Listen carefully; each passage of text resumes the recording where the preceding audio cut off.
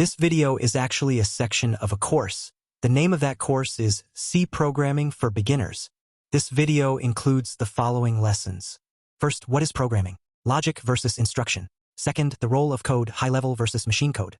Third, the C language, history, importance, and why learn C. Fourth, option 1, environment setup, macOS Monterey version 12.7.6. Fourth, option 2, environment setup, Windows 11 version unknown.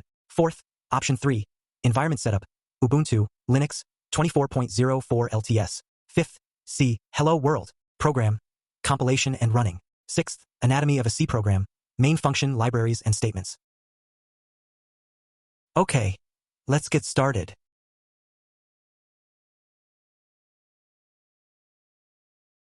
If you think programming is about solving complex mathematical equations, your idea is mistaken. Programming is fundamentally about logic and clarity, not high-level calculation. So, if it's not math, why do our programs often fail? The answer lies in one key concept: detailed instruction. In this video, we will define programming, and I will show you exactly how to translate your everyday logical thinking into computer-understandable instructions. Welcome to the very first lesson of the course, C Programming for Beginners. What exactly is programming? Simply put, it is the process of writing a set of instructions for the computer to perform a specific task. Your main goal is to translate your logic or your problem-solving approach into instructions or the specific steps for the machine. We'll use a real-world scenario to highlight this difference, helping you grasp this foundational concept. Imagine giving an order to a coffee robot. Your logic might be, make me a great cup of coffee. If you say that, the robot fails. It needs instructions. Step 1, add 10 grams of coffee. Step 2, heat water to 90 degrees Celsius. Step 3, pour 150 milliliters of water over the grounds. Programming is the act of converting that vague logic into a sequential and unambiguous instruction set. The computer is the most honest executor in the world. It will never assume or correct your logical mistake. If you instruct it to add 10 grams of sugar and 100 grams of salt to the coffee, it will do exactly that. In code, this means if you write x equals 5, y equals x plus 1, the machine executes those two commands. It will not automatically change plus to just because you intended a smaller result. The programmer's job is to ensure that the human logic matches the computer's instructions 100%. To summarize, programming is translating logic into detailed instructions. The only skill you need is to break down problems into sequential steps. But there's a problem. Human language is different from computer language, binary zeros and ones. So, how do we get these instructions understood by the machine?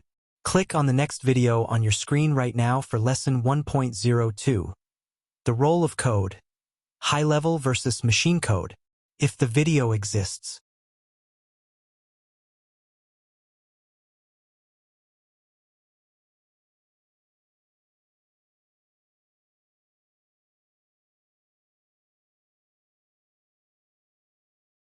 In our last lesson, we learned that programming is giving instructions. But the computer doesn't understand English or any human language. It only understands one thing. It only understands binary code. So how do we, the coders, actually communicate with the CPU? How does high-level code get translated into machine code? In this video, you will grasp the key role of code in solving this complex communication problem. Welcome back to lesson 1.02. Today, we dive into the role of code. To command the machine successfully, you must understand the two levels of language every programmer deals with. Those two levels are high-level code and machine code. Understanding this distinction is key to knowing why C is called a middle-level language and why it remains so powerful. Let's start with the lowest level, machine code. This is the only language the CPU processor executes directly. It's just a sequence of zeros and ones, representing electrical signals. Off, on. If you had to write your entire application using just zeros and ones, you would spend months on one small feature. That's why humans needed a more readable language. Conversely, high-level code is the language designed to be closer to our natural language. For example, in C, you can write int result equals a plus b. High-level code is easy to read and write, but the computer cannot execute it directly. So, how do we bridge this gap? The role of the programming language is broken down into two parts.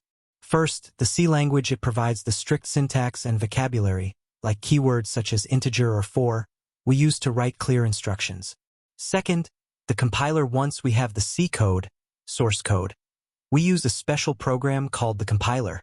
The compiler's job is to take that C code and translate every single instruction into machine code, the zeros and ones, that the CPU can execute. The C language is called middle level because it allows us to write high-level code but still gives us excellent control over the machine code, which helps programs run extremely fast. To summarize, code is the bridge, and the compiler is the translator. But why, among countless languages, should C be the one we learn first? To understand the historical reasons why C became the foundation for almost every modern technology, from operating systems to games, click on the next video on your screen to watch Lesson 1.03. The C language, history, importance, and why learn C, if the video exists.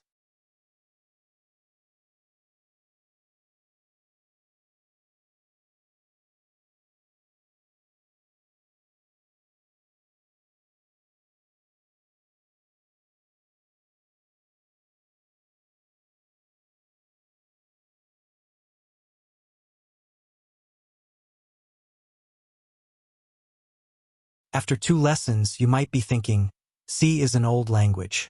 Does it even matter anymore? Why not just learn popular languages like Python or JavaScript? Here's the truth. Almost every piece of electronics you use, from the Windows kernel, the iPhone's operating system, to the game engines you admire, all are built on the foundation of C or C++. C isn't obsolete. It's the bedrock of the digital world. In this video, I'll show you why C is the first language you must learn. Welcome back to Lesson 1.03. If you want to become a serious programmer, you need to understand the legacy of C. This is where everything started.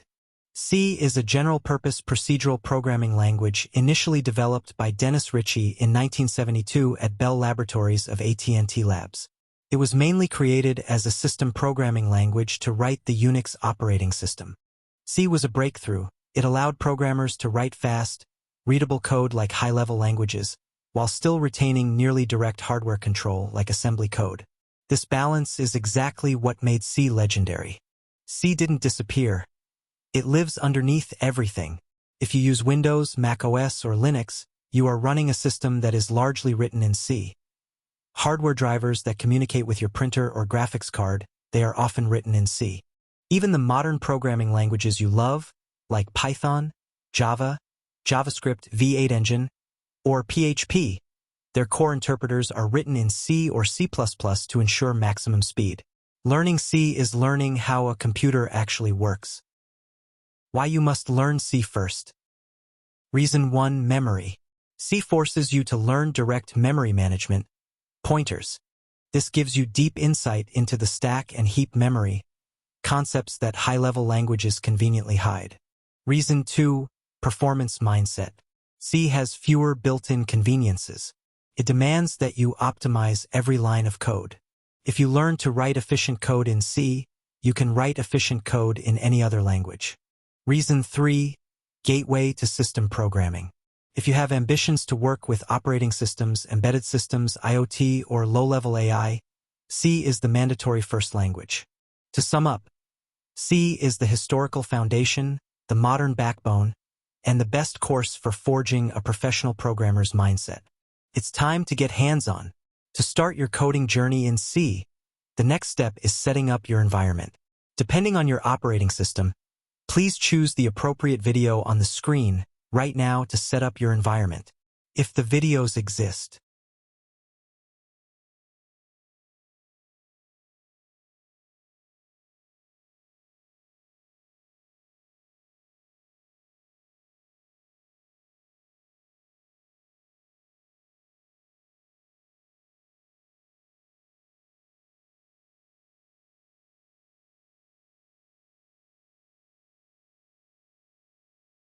In this video, I will teach you how to set up an environment to be able to program on macOS Monterey version 12.7.6. This video will have 3 parts, but if you want to be different from most people, you can just follow the first part, and then you can leave this video. I think so. We go to the first part, installing the compiler. More precisely, downloading and installing. I will install the command line developer tools, also known as Xcode command line tools. The version that I am using is 14.2.0.1.1668646533. This version includes Clang. Clang is a compiler front end for the programming languages C. If you learned the lesson 1.02, the role of code, high-level versus machine code, you knew what a compiler is, right? So, how to download and install Xcode command line tools? You can follow this page. First, you need to open this. Second, you type this command.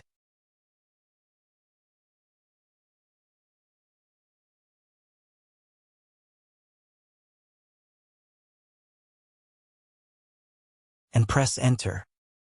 I installed it, but if you have not installed it yet, then. Third, you see a thing like this. And you click install and you see a license agreement below has an agree button. I am not responsible for you clicking the agree button. Click agree.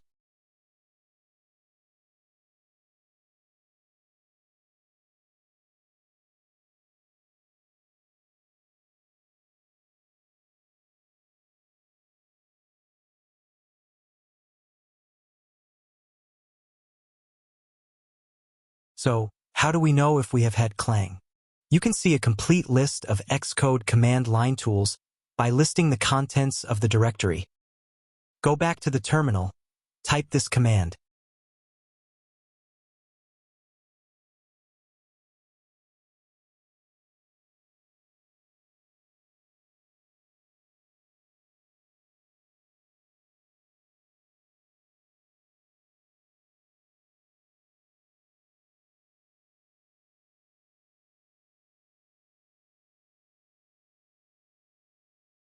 Or you may type this command.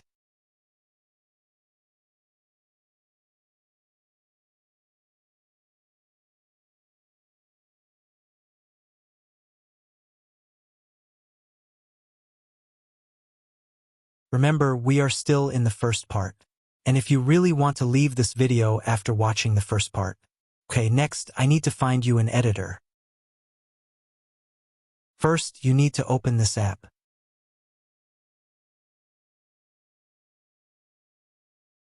Next, you save.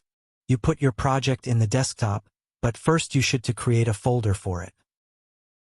You name the folder My Project.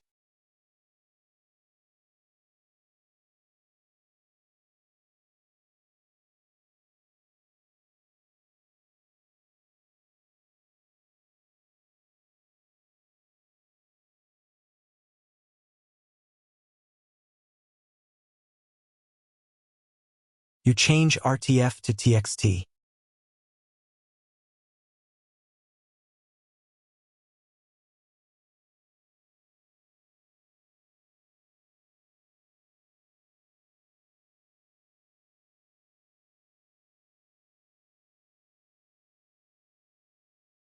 You type your C code here.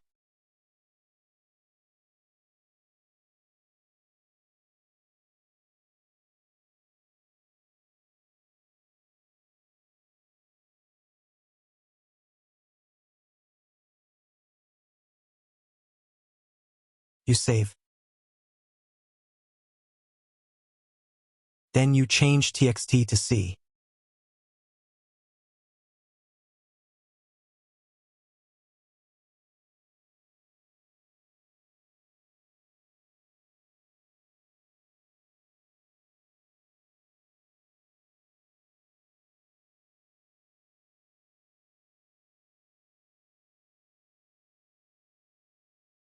We go to the My Project folder.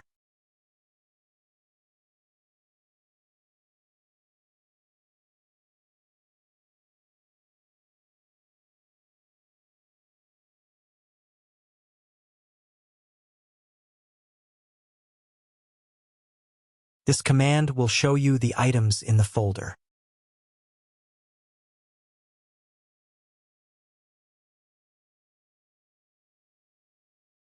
You type this command. This command compiles main.c and creates an executable file named main.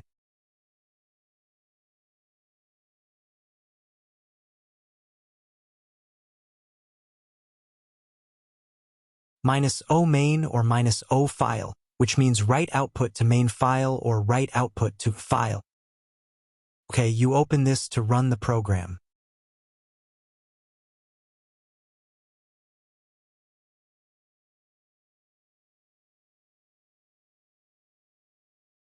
Or you may run the program with this command.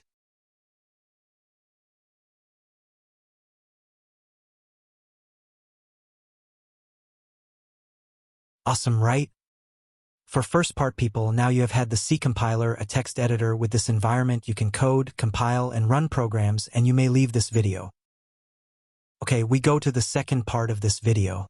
Downloading and installing a source code editor, specifically Visual Studio Code, also known as VS Code. First, downloading, you go to this page. If you click this button, the file you will get is the universal version. But if you want more specific, you may click this button here.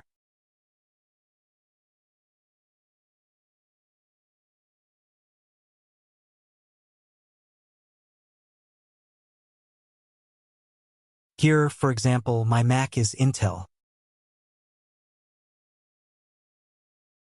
so I may install this.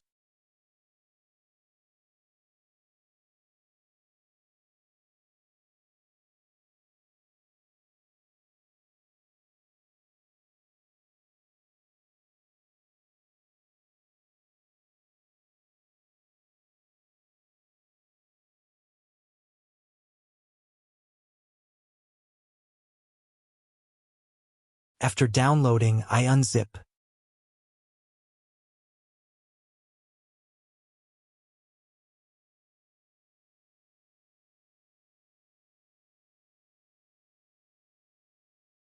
You may move this file to the Applications folder.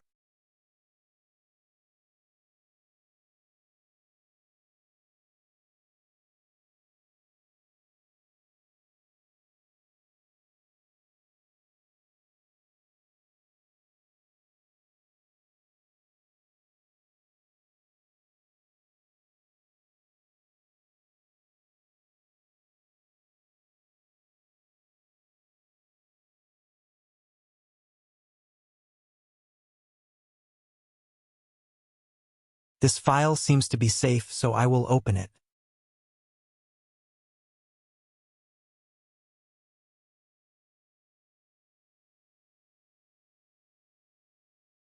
We go to the third part, installing some extensions for VS Code.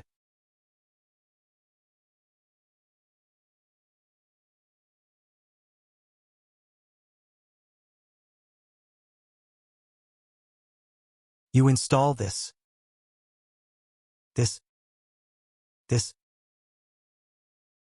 But if you don't want to install them one by one, you can install this pack. This pack includes those 3 extensions.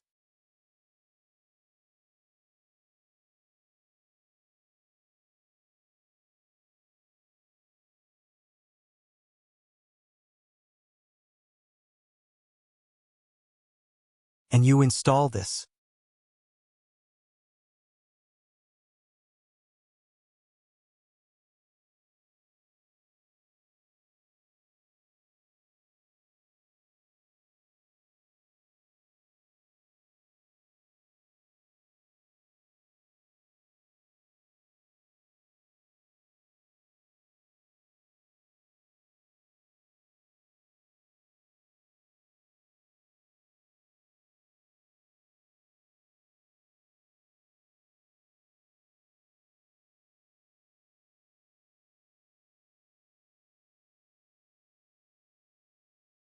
You decide this yourself.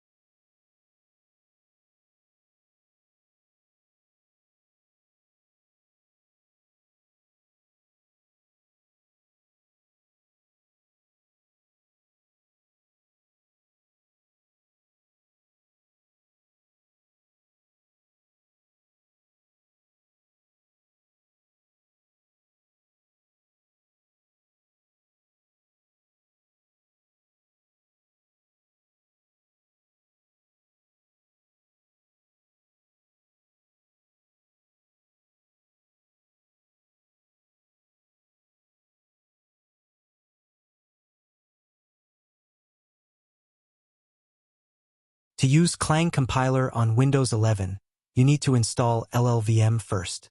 You need to open PowerShell, but you don't know where it is. The easiest way to find PowerShell on Windows 11 is to type PowerShell into the search bar. Here, there are 4 options, so you click this one. Maybe it will work. In PowerShell, you type this command. Then you press Enter. After installing successfully, you can check the version of Clang by using this command. If it shows you a version of Clang similar to this is actually successful. On Windows 11, maybe you can write C code by using Notepad. Like this. Step 1. You write code in a new file, unsaved. Step 2. After writing, you click Save as like this. Step 3. You name it, and you add .c extension to it. You should name it main.c. And below, make sure you choose the All Files option. If you save the file in a folder named Test with the folder path like this, before compiling, you need to move to this folder. In PowerShell, you type cd space path to your directory. After moving, you type this command to compile, and type this command to run. If you want to write code on VS Code, you can see this video 1.4. Option 1. Environment Setup, macOS Monterey version 12.7.6, for reference.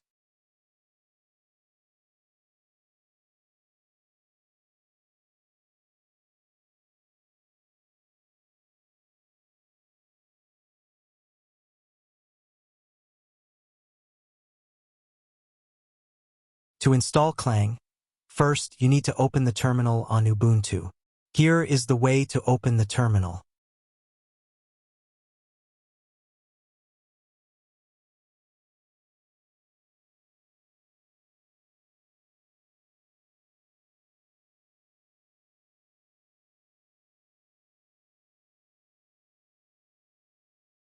Follow the following steps to install Clang on Ubuntu. Step 1. Update your package list. You type this command in the terminal, then press Enter. Step 2. Install the Clang package. Next, you type this command. After installing, you can check the version of Clang. You type this command. Maybe your output will show a version similar to this, so it means installing was successful. You can write C code by using Gedit. You can launch Gedit with a new, blank document directly from the terminal with the following command.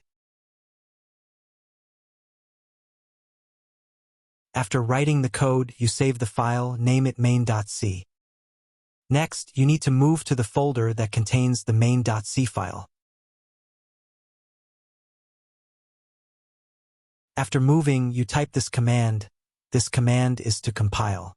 After compiling, use this command to run the file named main.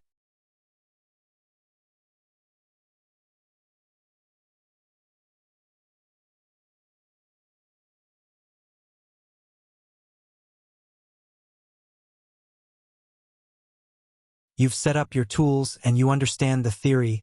Our high-level code needs to be translated into machine code. The moment you type your code, it's just plain text. It doesn't do anything. How do we make that text leap to life and become an actual running program? That's the missing link. If you didn't run any C program during the environment setup lesson, this is the most exciting lesson.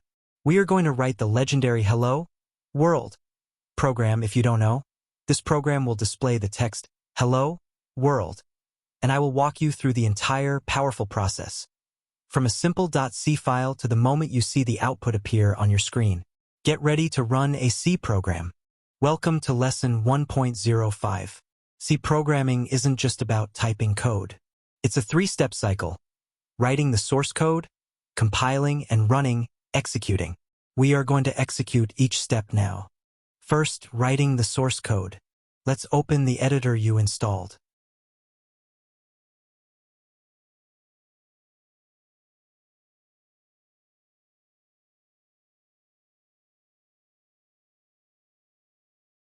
We will type the classic Hello World program. Don't worry if you don't understand every line yet. The next lesson will explain it in detail.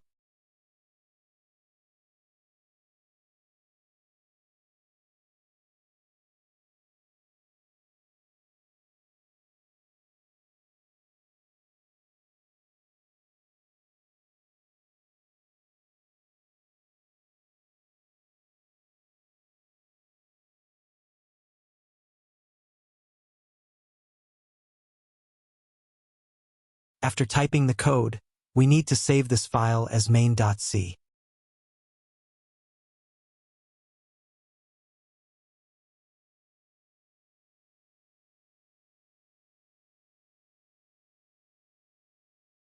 We should create a folder to contain the file.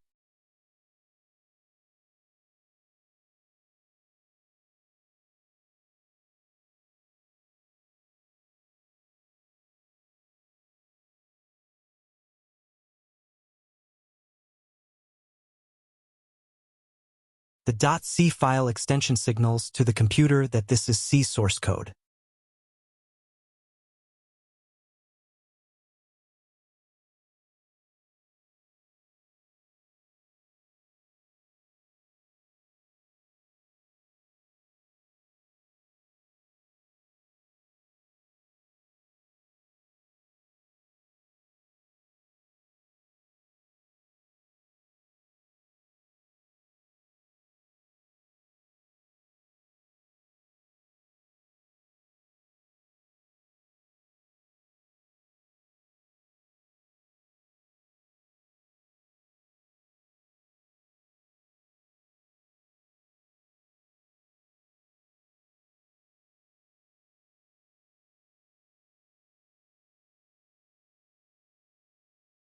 Second, compiling. Now, we need the computer to understand our high-level code. Recall lesson 1.02. The compiler acts as the translator. We will use the compiler named Clang.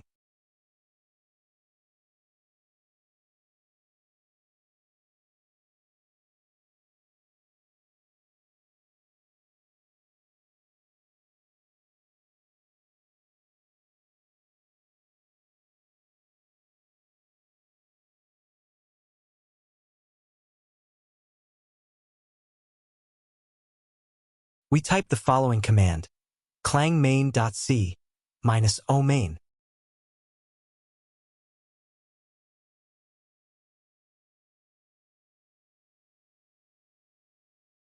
What does this command mean?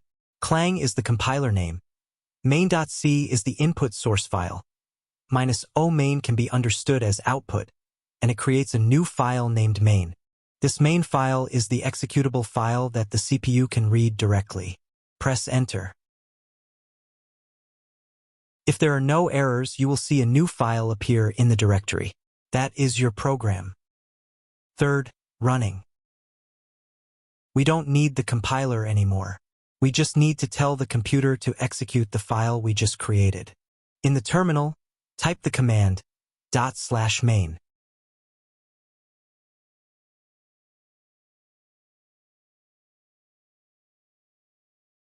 Congratulations!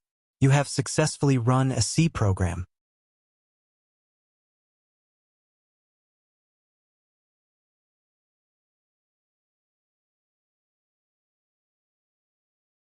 Recap: you transformed your logic into commands, code, used the compiler to translate those commands into machine code, and finally, the computer executed that machine code. You now know how to do it.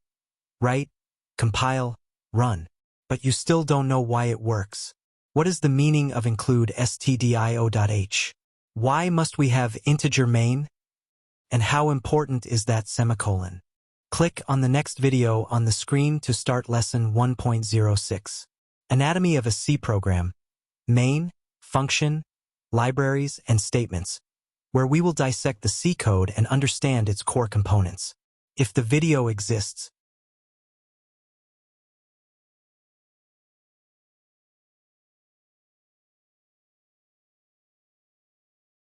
in the last lesson, we successfully ran a C program. You now know how to do it.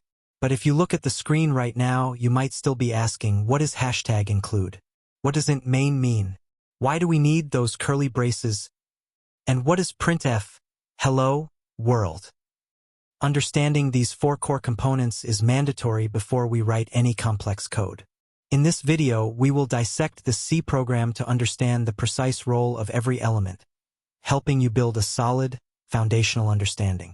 Welcome to lesson 1.06. To be able to write any C program, from simple to complex, you need to master these 4 components. Let's analyze every line of the Hello World program together. Component 1. Libraries, #include, stdio.h. The first component, the library. #include, stdio.h, is a preprocessor directive.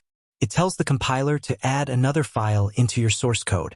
A compiler converts a C program into an executable. There are 4 phases for a C program to become an executable. The compiling we know has actually 4 phases, and preprocessing is the first phase. The file stdio.h stands for Standard Input Output Header. It contains the signatures for essential functions like printf, which we use to print to the screen. In other words, without this line, the computer wouldn't know what printf is. Component 2. The main function main. This is the most critical component. The main function. Whenever you run a C program, the operating system always starts by finding and executing the main function. It is the starting point of your program. The keyword integer before main means this function will return an integer value back to the operating system. Component 3. The code block. The code block, defined by the pair of curly braces opening brace and closing brace. This block is like a room that holds all the instructions you want the main function to execute. Component 4. Statements and semicolon. This line, printf, hello, world, is a statement. It is a complete, specific command to the computer. Print this text to the screen. And here is one of the causes of errors. The semicolon, winky face. In C, the semicolon is used to terminate a statement. It is exactly like the period that ends a sentence in English. You cannot forget it. This is the final statement in the main function. Return 0 means return the value 0. This value signals to the operating system that the program has finished successfully, without errors. In summary, these 4 components form the skeleton of every C program. If you understand this structure clearly, you are ready to move into section 2. We have the skeleton. Now we need data to manipulate. Click on the next video to start section 2, Fundamental Concepts, with lesson 2.01, Variables. Concept of variables, declaration, and initialization, the most basic concept in every programming language. If the video exists,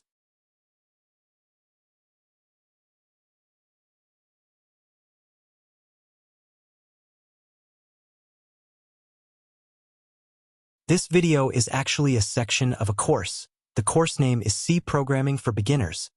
This video includes the following lessons. First, variables, concept of variables, declaration, and initialization. Second, variables, basic data types, integer, float, double, char. Third, constants, using the const keyword and hashtag define. Fourth, operators, arithmetic operators, plus, minus, times, over, mod. Fifth, operators, assignment operators, equal, plus equal, minus equal, etc. Sixth, operators, comparison relational operators, less than, greater than, equal to, not equal to, etc. Seventh, operators, logical operators, and or not. Eighth, basic data, input, output, the printf function, formatted output. Ninth, basic data, input, output, the scanf function, user input. 10th, exercises to practice programming thinking skills, no answers. 11th, solving exercises. Don't see this video if you've not tried to solve. Okay, let's get started.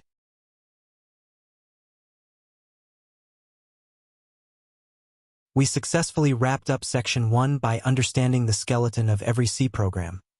The main function, libraries, and statements. But right now, our program is just a structure that performs one simple task. Printing hello, world. It can't do anything useful like calculating your taxes or storing your game score. The missing element is data. And in programming, the fundamental tool for handling data is the variable. This lesson marks the start of section 2, Fundamental Concepts. We will dedicate this video to mastering the definition, declaration, and initialization of variables. The first step in giving your C program the ability to handle information. Welcome to lesson 2.01. This is where the real programming begins. We are going to explore the basic building block of data management, the variable. By the end of this video, you will confidently know how to create a variable in C using 3 simple concepts. concept, declaration, and initialization. First, concept of a variable. What exactly is a variable? Think of a variable as a named storage location in the computer's memory. It's a reserved box or slot where you can store a piece of information, such as a number or a character. The key word is variable, meaning its value can change throughout the execution of your program. If you track a user's score in a game, that score will constantly vary, hence a variable. Second, declaration. Declaration has a strict syntax. First, you must specify the data type, and then you specify the variable name, followed by a semicolon. For example, integer age. Integer is the type of data you plan to store. When a variable is declared, the compiler is told that the variable with the given name and type exists in the program, but no memory is allocated to it yet. Memory is allocated when the variable is defined. When the variable is defined, which also means when the variable is initialized. Third, initialization, the first assignment. The next step is initialization. This is the act of giving a variable its initial value, its very first piece of data. You can do this in two ways. Way number one, separate assignment. You declare the variable first, and then assign a value later. Like this, integer age, followed by age equals 25. The equal sign is the assignment operator. It takes the value on the right and puts it into the variable on the left. Way number two, combined declaration and initialization. This is the most common practice. You define the type, name, and initial value all on one line. Integer score equals 100. Now you know how to create a variable. However, we have only used the placeholder type int so far. C is very strict about the type of data a variable stores, whether it's a whole number, a decimal number, or a single letter. Click on the next video to continue with Lesson 2.02. Variables. Basic data types. Integer, float/double, character. We will dive deep into the fundamental data types you need to know to store any kind of data successfully.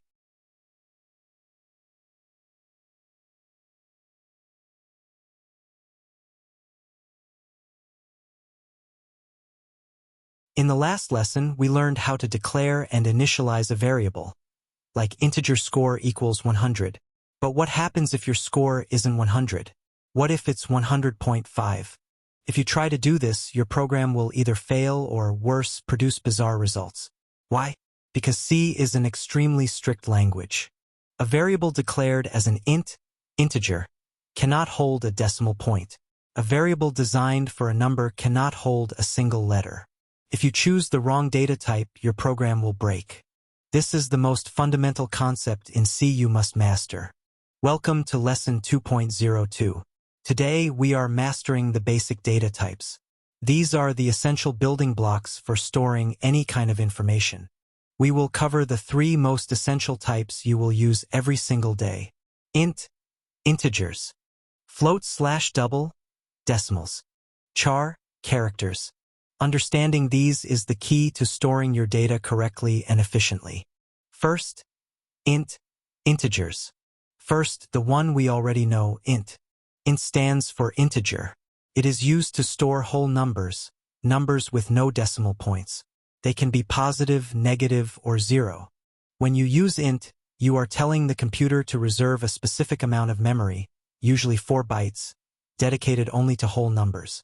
Second, float and double, floating point numbers. But what about numbers with decimals like 19.99 or 3.14159?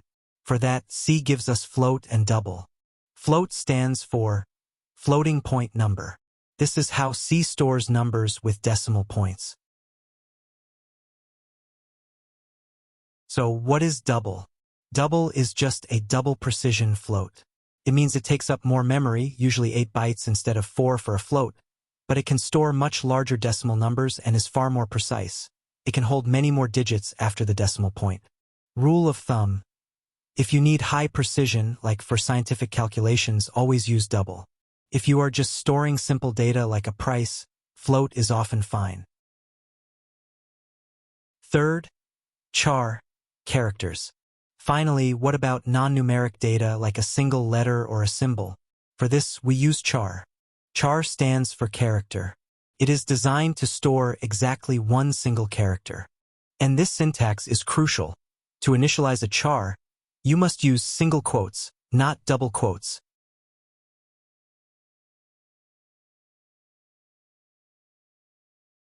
Fourth, the size of operator, how memory differs.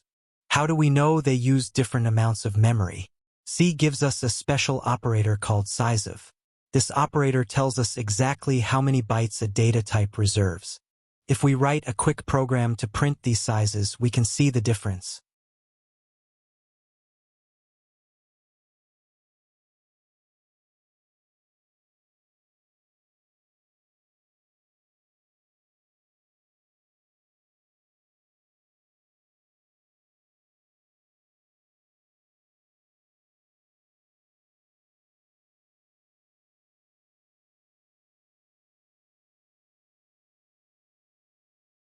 This confirms that double is twice the size of float, and int takes many times the memory of a char. To summarize, int for whole numbers, float and double for decimals, and char for single characters. These variables are powerful because their values can change. But what if you have a value that you never want to change? For example, the value of pi, 3.14159, or the number of days in a week. If you store that in a variable, you might accidentally change it, which would break your program. For that, we need constants. Click on the next video to watch lesson 2.03, Constants, using the const keyword and hashtag define.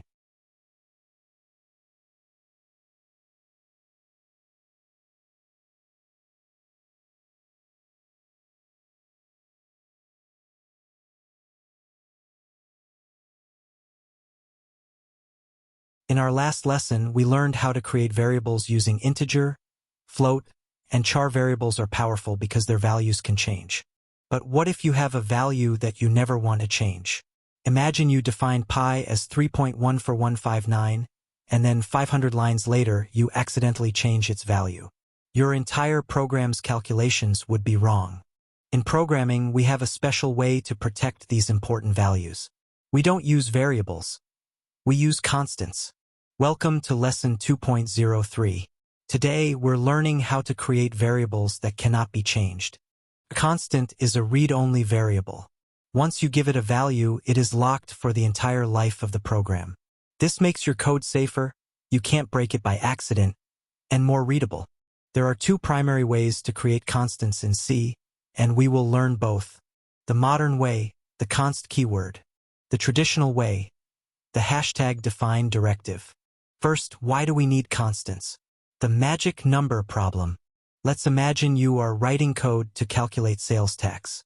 You might write, final price equals original price times 1.07. What is 1.07? It's a magic number. If you see this code 6 months later, you might not remember what it is. And if the sales tax changes, you have to hunt through your entire program to find and replace every 1.07. A much better way is to use a constant. Const float sales tax equals 1.07. Final price equals original price times sales tax. Now, your code is readable, and if the tax rate changes, you only have to change it in one place. Second, method 1. The const keyword, modern and preferred. This is the best and most modern way to create a constant. The syntax is simple. Just add the keyword const right before the data type when you declare a variable.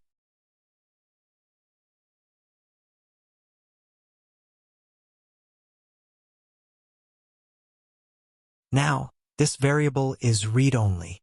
What happens if you try to change it?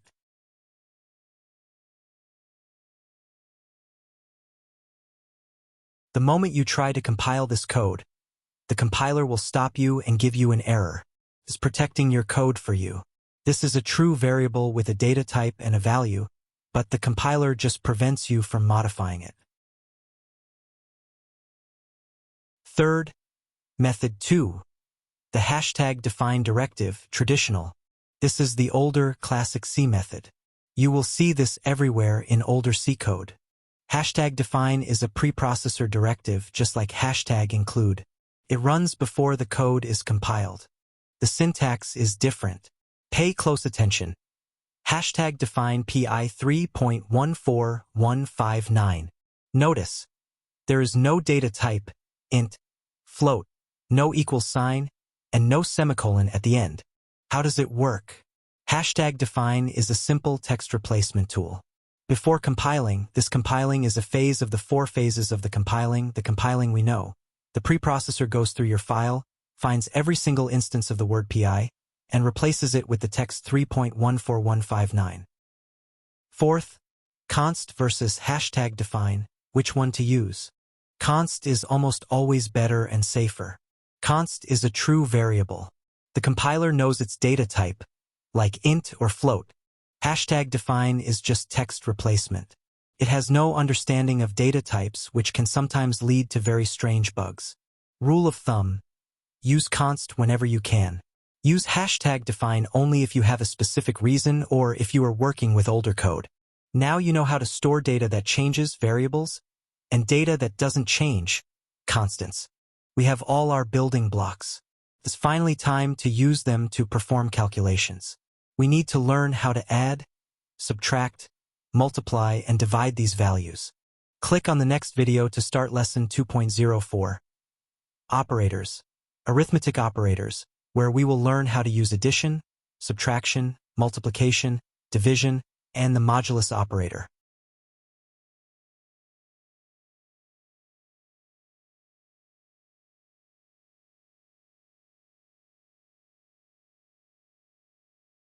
So far, we have learned how to store data in variables like x and y, and constants.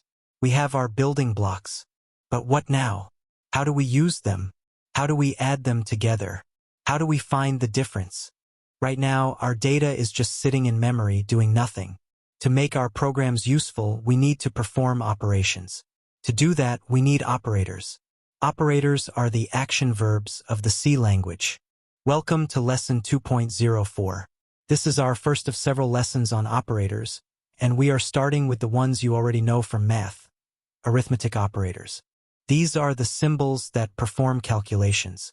We will cover the 5 essential arithmetic operators: plus sign, addition; minus sign, subtraction; asterisk, multiplication; slash, division; percent sign, modulus, or remainder.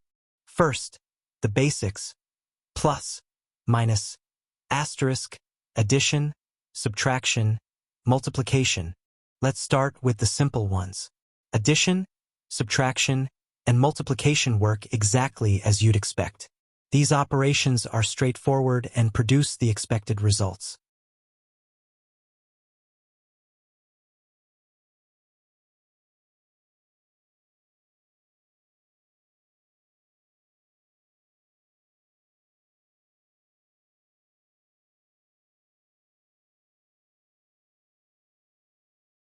Second, the trap, division, /, and integer division.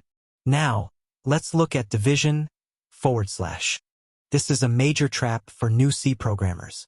If you divide 2 floating point numbers, float or double, it works normally. Float result equals 10.0/4.0. The result here is 2.5. But what happens if you divide 2 integers?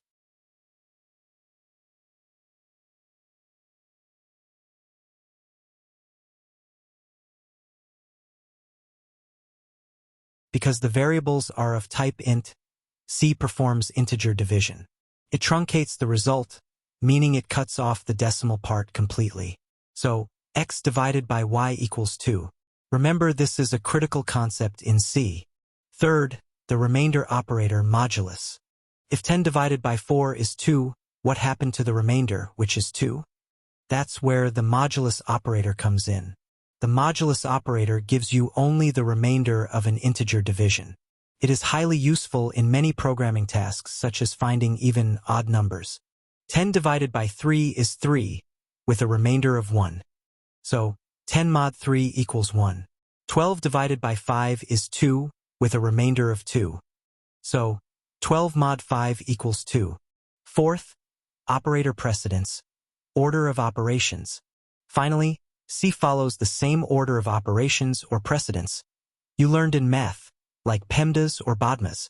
The operators asterisk, slash, and percent sign have higher precedence, are calculated first, then plus and minus. Look at this example. Int result equals 5 plus 2 times 3. The program will do 2 times 3 first, which is 6. Then it adds 5. The result is 11. If you want to do the addition first, you must use parentheses to force the order. Int result equals 5 plus 2 times 3. Now the result is 7 times 3, which is 21. Today, we learned how to calculate new values using arithmetic operators.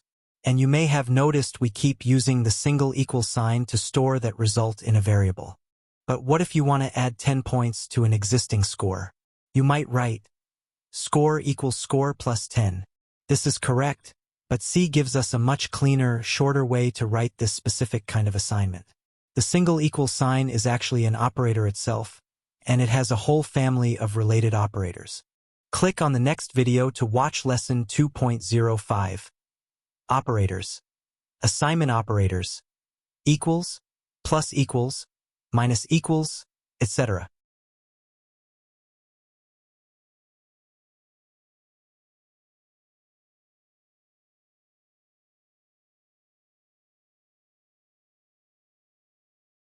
In the last lesson, we successfully performed calculations using arithmetic operators like addition and division. But every time we calculated a result, we used this symbol to store it, the equals sign. You might think the equals sign means equals like in math, but in C programming, the single equal sign has a totally different meaning and function. It's an operator itself. Welcome to lesson 2.05. Today, we are mastering the assignment operators. The single equal sign is the fundamental assignment operator, but C gives us a whole family of operators that make your code cleaner, shorter, and faster to write. We will cover equals, simple assignment, compound assignment operators, plus equals, minus equals, times equals, over equals, mod equal. Mastering these shortcuts is a sign of clean, professional C code. First, the simple assignment operator. The single equal sign is the most fundamental operator you use every day. But remember, it does not mean is equal to. The assignment operator means take the value on the right-hand side and store it into the variable on the left-hand side. In this statement, the value 100 is assigned to the variable named score. The rule is strict. The right side is calculated first, and the result is then stored in the single variable on the left side. You can only assign a value to one variable at a time using equal sign. Second, the need for compound assignment. Imagine you have a score and a player earns 10 bonus points. How would you write that using the arithmetic operators from the previous lesson?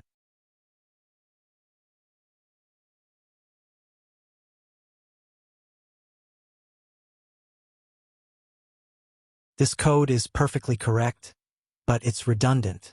You are typing the variable name, score, twice. Since this pattern is so common, adding to itself, subtracting from itself, C provides shortcuts called compound assignment operators. Third, compound assignment operators. Compound assignment operators combine an arithmetic operator with the assignment operator. They allow you to perform an operation and assign the result back to the original variable, all in one quick step. Let's look at the basic examples.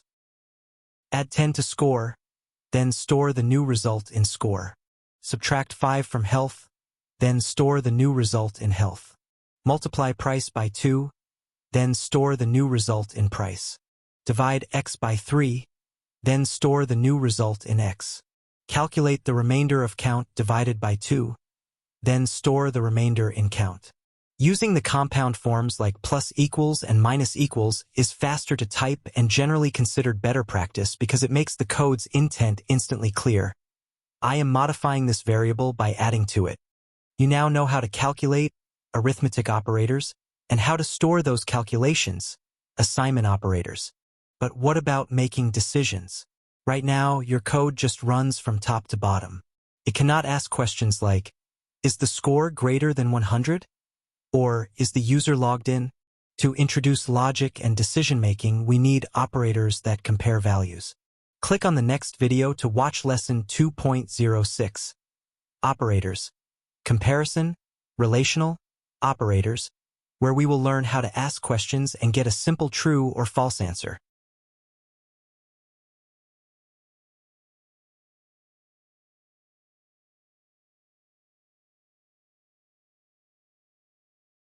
So far, our C code can calculate using arithmetic operators like plus sign and store data using assignment operators like equal sign, but our program still runs like a recipe.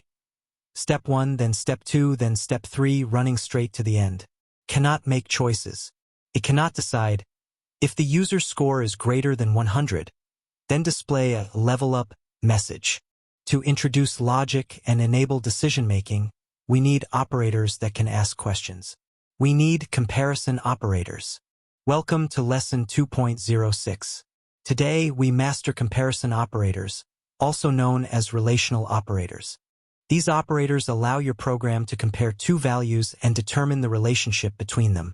The result of every comparison operator is always a simple, binary answer: true, 1, or false, 0. We will cover the four most essential comparison operators: less than, greater than, is equal to, is not equal to, first, less than, and greater than. These operators are exactly what you remember from basic math. They check if one value is smaller or larger than another. Let's declare integer a equals 10 and integer b equals 20. Example 1. Less than integer result 1 equals a is less than b. Is 10 less than 20? Yes. In C, the result stored in result 1 will be 1, true. Example 2. Greater than integer result 2 equals b is greater than 30. Is 20 greater than 30? No. The result stored in result 2 will be 0, false. The related operators less than or equal to and greater than or equal to are simply combinations of the basic operators. Second, the critical trap is equal to. This is arguably the most common mistake for new C programmers. To check if two values are equal, we must use two equal signs. This is the comparison operator. Example: integer result 3 equals 10 is equal to 10. Is 10 equal to 10? Yes. Result is 1, true. What happens if you use the wrong one? If you accidentally write if score equals 100, instead of if score is equal to 100, the compiler will not give you an error. Instead, the assignment operator will assign the value 100 to score. In C, any non-zero value is treated as true, so your condition will always evaluate to true, creating a bug that is incredibly difficult to track down. Rule: always use double equals for comparison. Third is not equal to. The opposite of equality is inequality, denoted by the exclamation mark followed by the equal sign. Integer result 4 equals 5 is not equal to 10. Is 5 not equal to 10? Yes. Result is 1, true. Integer result 5 equals 10 is not equal to 10. Is 10 not equal to 10? No. Result is 0, false. Fourth, the output true is 1, false is 0. In C, the results of these comparisons are stored as simple integers. True is always represented by the integer value 1. False is always represented by the integer value 0. In conditional statements, any non-zero value is treated as true. But for comparison operators, the standard true result is 1. You now know how to ask simple questions. Is A greater than B? Or is C equal to D? But what if you need to ask a compound question? Like, is the score greater than 100 and is the game still running? To combine or negate multiple simple questions into complex logic, we need the final set of operators, logical operators. Click on the next video to watch Lesson 2.07. Operators, logical operators, where we will learn how to use and not to build complex decision structures.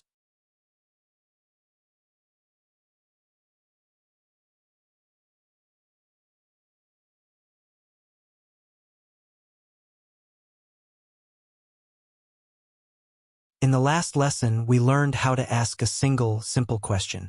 We can check if score is greater than 100 and get a result. 1, true, or 0, false. But in the real world, logic is rarely that simple. We don't just ask one question. We ask compound questions like, to open this door, does the player have the key and is the power on? To win the game, has the player defeated the boss or collected 1,000 coins? How do we combine these separate true, false answers into one final decision? For that, we need logical operators. Welcome to Lesson 2.07. Today, we are mastering the final set of operators which allow us to build complex, intelligent logic. Logical operators do not operate on numbers like 10 or 5. Instead, they operate on the results of comparisons. They work directly with the true 1 and false 0 values. We will cover the 3 essential logical operators: logical and logical or logical not. First, logical and the strict operator. The AND operator is the strict one. It checks if all conditions are true. If even one condition is false, the entire expression becomes false. Think of it as, I need this to be true and that to be true too. True and true equals true.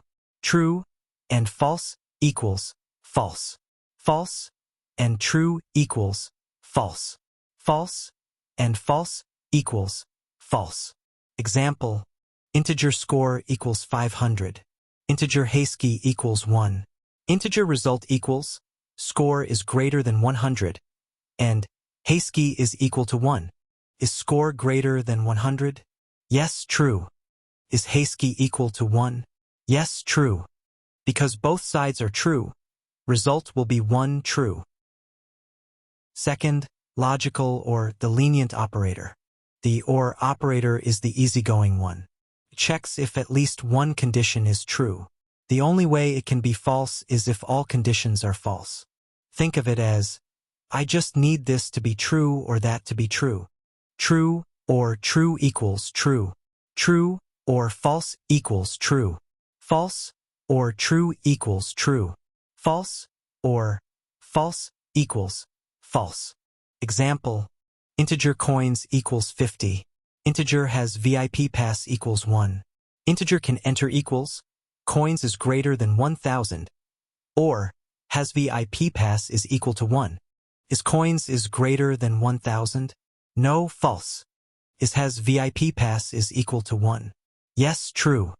Because at least one side is true, can enter will be 1 true. Third, logical not, the inverter. The not operator is the simplest. It doesn't combine two things. It just flips or inverts a single value. Turns true into false and false into true. Not true equals false. Not false equals true. Example. This is extremely useful for checking if something is not true. Integer is game over equals 0. Integer can player move equals not is game over. Is game over is 0, false.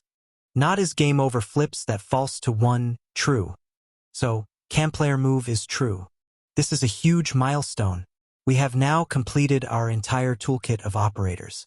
We can calculate new data, store that data, ask simple questions, and combine those questions. We have all this logic, but our program is still silent. We can't see the results of our calculations. We can't see the final true, false output. How do we make the program communicate with us and show us the value stored in a variable? We used printf, hello, world. But how do we make it print a variable like score? Click on the next video to finally learn how to output our data in Lesson 2.08. Basic data input, output, the printf function, formatted output.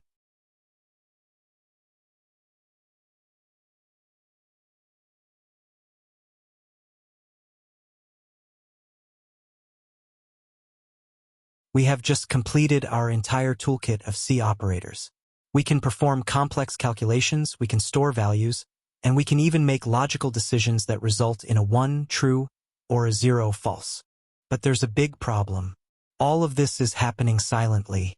If you run your program, you see Nothing. Your program calculates the result, but it never shows you the answer. How do we make the program communicate with us? How do we print the value of the result variable to the screen? Welcome to Lesson 2.08. Today we begin one of the most important topics, input, output, or I/O. We will start with output. You already know the printf function from Hello, World, but that just printed a static piece of text. Today we unlock the real power of printf formatted output. This means learning how to print the contents of our variables by using special placeholders called format specifiers.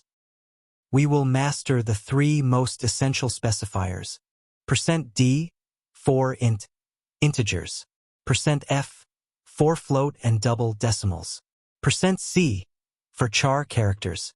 First, the problem: how to print a variable. Let's say we have this variable, integer score equals 100. If you write printf score, the program will just print the word score. It won't print the value 100. To print the value inside the variable, we need to tell printf two things: where to put the value, what type of value it is. We do this with a format specifier. Second, the core format specifiers. Number 1, %d for integers. The specifier for an int is %d, which stands for decimal, a base 10 integer. You put %d inside the quotes where you want the number to appear. Then, after the quotes, you add a comma and the name of the variable. Integer score equals 100. Printf, your score is %d score. Output will be, your score is 100.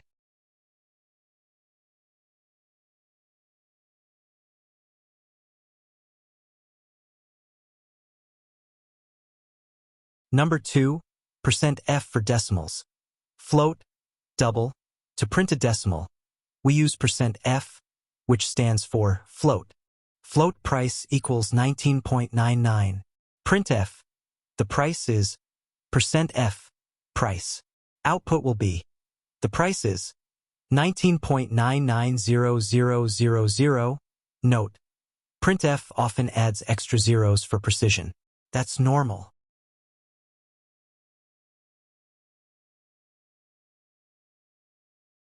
Number 3, %c for characters, char. To print a single character, we use %c for character.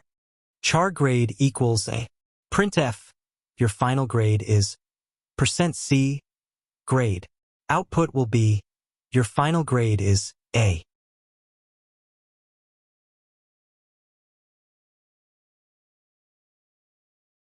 Third, combining and the newline character. You can use as many specifiers as you want in a single printf statement, as long as you list the variables in the correct order after the comma. Integer score equals 100. Char grade equals a. Printf, your score is %d and your grade is %c, score, grade. Output will be, your score is 100 and your grade is a.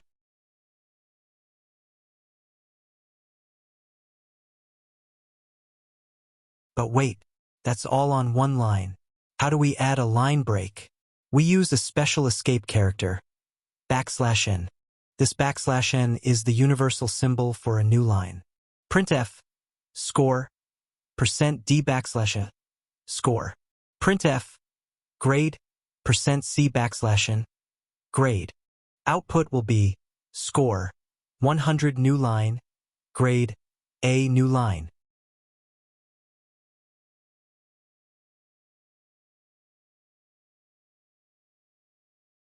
We have now mastered output. Our program can finally talk to us and show us the results of its hard work. But programming is a two-way street. We can talk, but we can't listen. How do we ask the user, what is your age? And then let them type a number, and then store their answer in an integer variable. This is input. And for that, we need the other essential I/O function, scanf. Click on the next video to watch Lesson 2.09. Basic data input, output, the scanf, function, user input.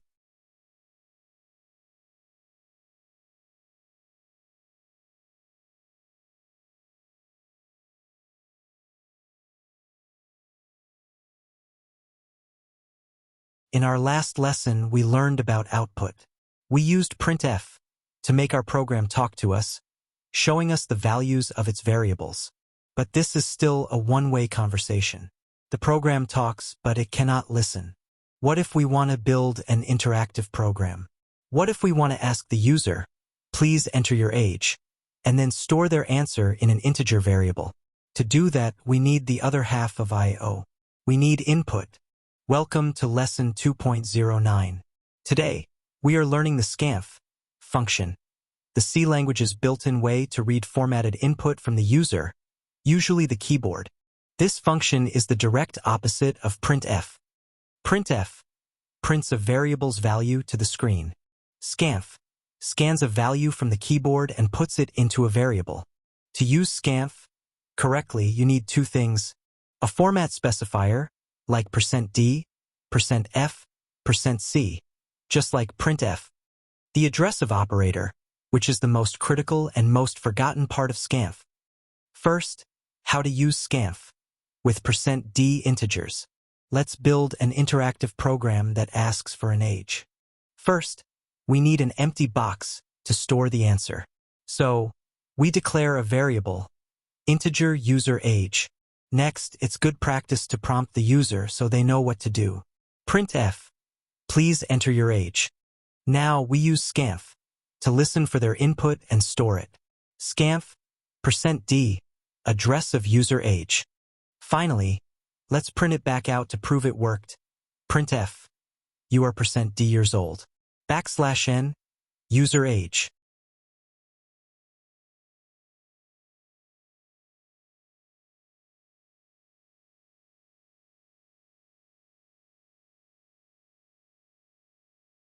Second, the most important part, the addressive operator. What is that ampersand? And why is it there? This is the single biggest point of confusion for scanf. Here's the difference. Printf, user age, only needs the value of the variable to display on the screen. Scanf needs to change the variable. It needs to know the memory address of the user age variable so it can go to that address and drop in the new value. The addressive operator means get the address of. So, scanf, %d, address of user age, is telling the program, listen for an integer, and store it at the memory address of the user age variable. If you forget the ampersand, your program will crash. This is the number one mistake. Third, using scanf with %f and %c. The logic is the same for other data types.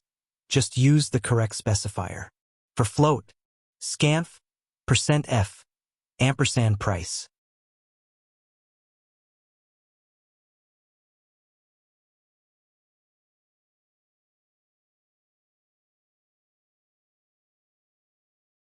For char, scanf, space %c, ampersand grade. Note the space.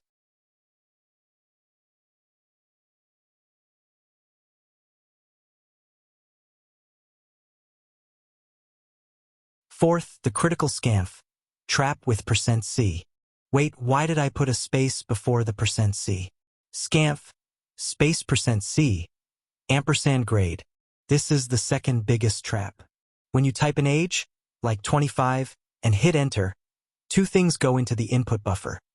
The number 25 and the new line character, \n, from the enter key. The scanf, %d, reads the 25, but leaves the \n behind. If your next command is scanf, %c, it will immediately read that leftover \n as the character and won't even wait for you to type a grade.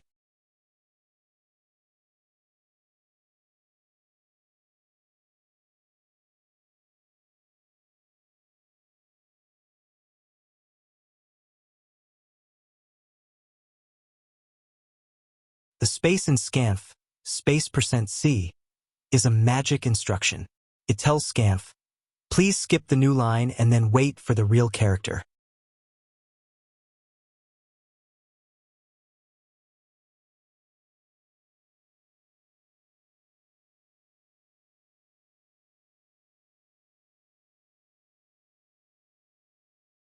Rule: always put a leading space before %c when using scanf.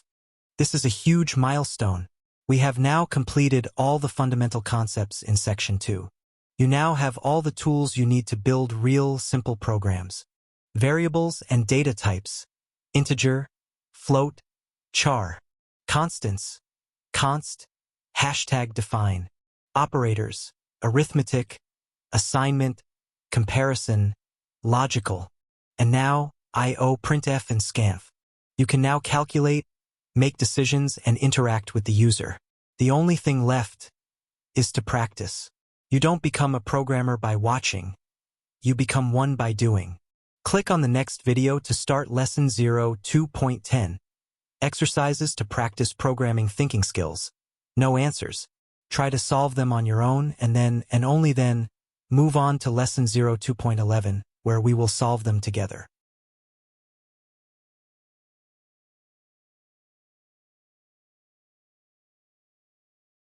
We have just completed Section 2, Fundamental Concepts.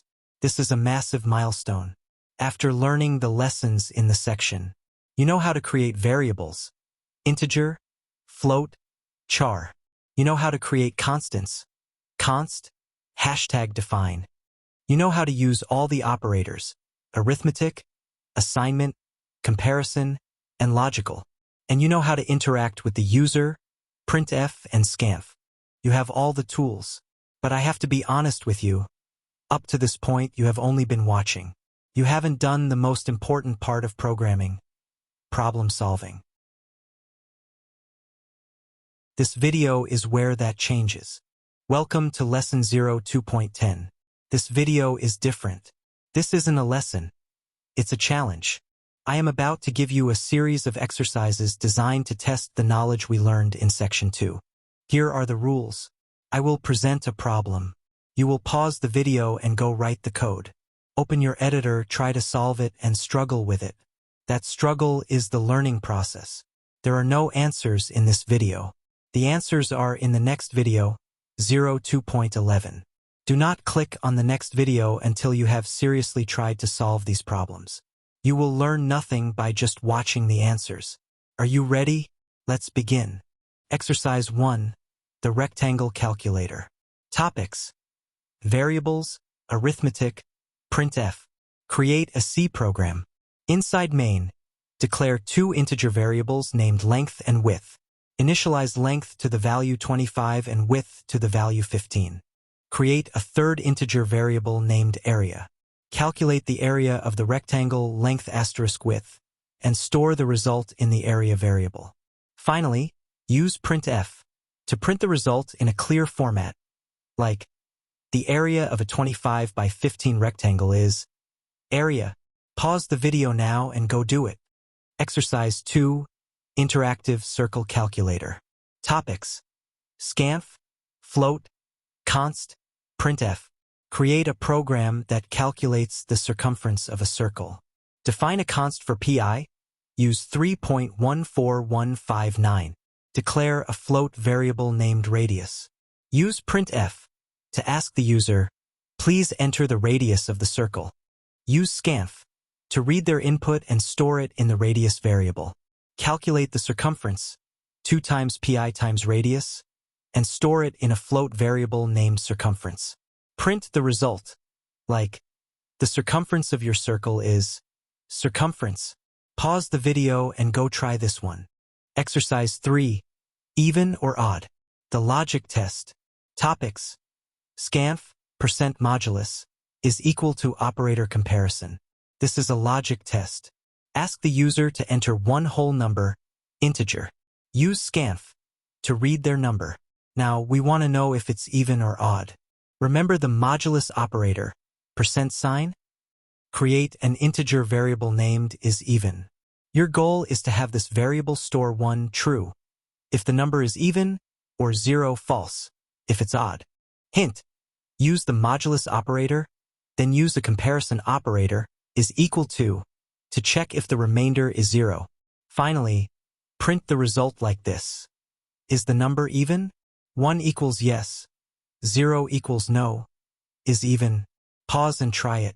This one tests your operator knowledge. Exercise 4. Temperature converter. Topics: scanf, float, arithmetic, integer versus float division. Create a program that converts Celsius to Fahrenheit. Ask the user to enter a temperature in Celsius. This should be a float.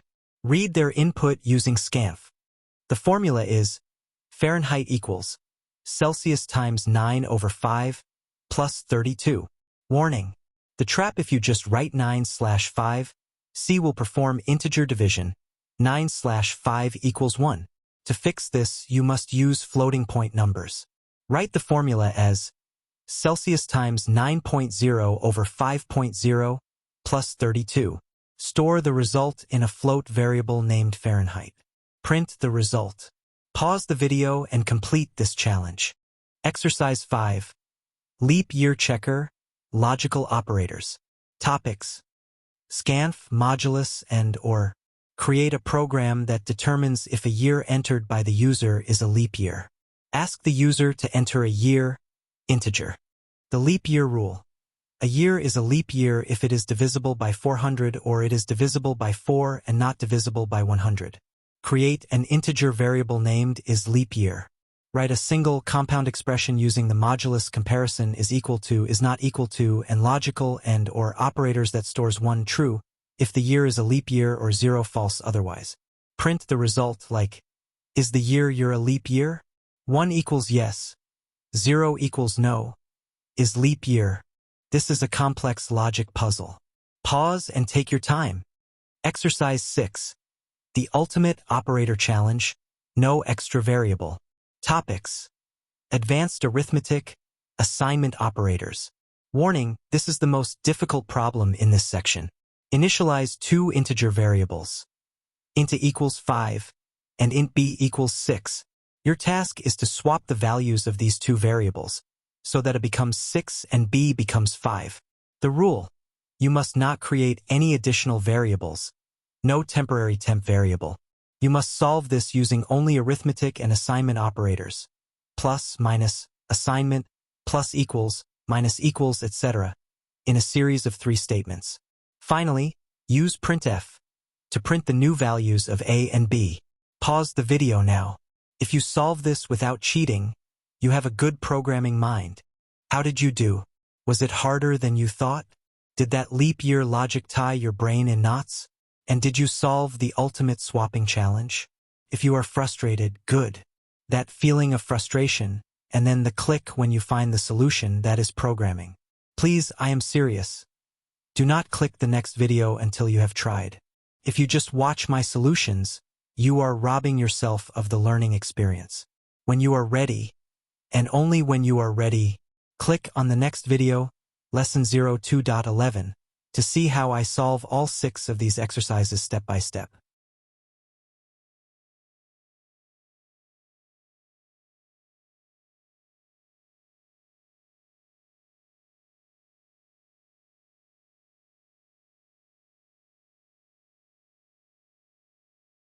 Welcome to the solution video for Section 2 exercises.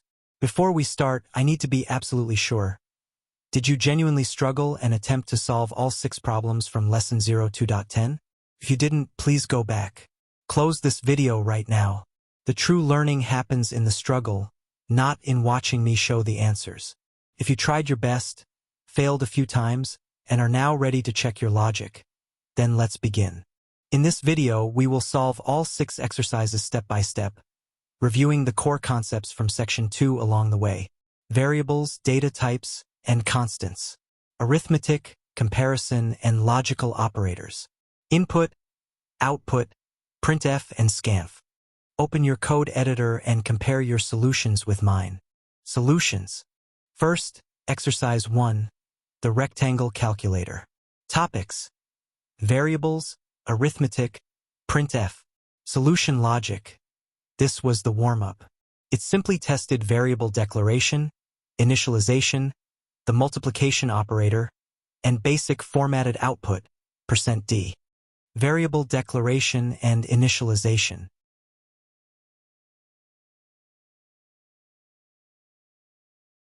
Use arithmetic operator multiplication and assign the result.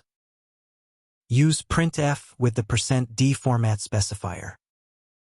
Key takeaway: always declare the variable type, integer, before its name, and remember the order of variables in the printf list must match the order of the %d specifiers.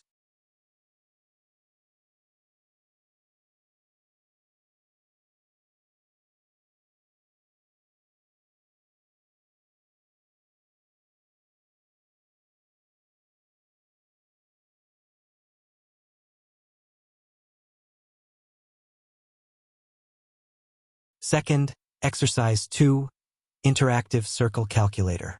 Topics: scanf, float, const, printf.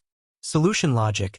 This tested 3 concepts: defining a constant, const, using the correct data type for decimals, float, and getting user input with scanf. Declare a constant using const. Prompt the user. Use scanf with the %f format specifier and the addressive operator. Calculate the circumference, 2 times pi times radius. Output result using %f. Key takeaway: don't forget the ampersand before radius in scanf.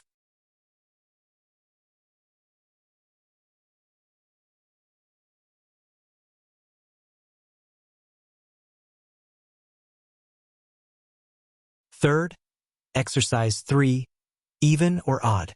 The logic test. Topics: scanf %sign modulus is equal to comparison. Solution logic. This tested your ability to use the modulus operator and combine its result with a comparison operator is equal to. Core logic. Number mod 2 gives the remainder 0 or 1. The comparison operator is equal to checks if that remainder is 0. If it is, the whole expression evaluates to 1 true. Key takeaway: the modulus operator is the programmer's trick for determining divisibility and parity.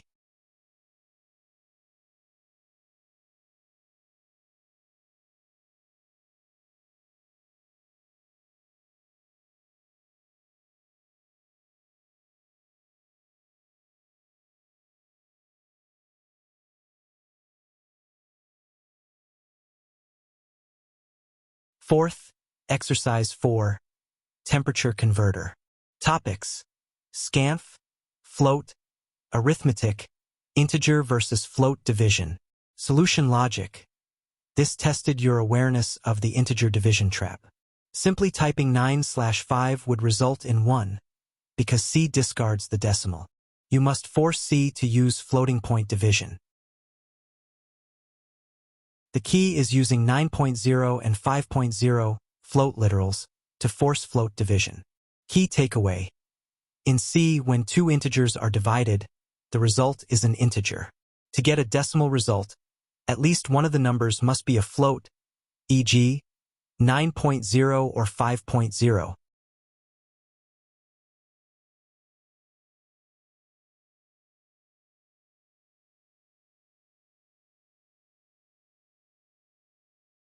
Fifth, Exercise 5, Leap Year Checker, Logical Operators.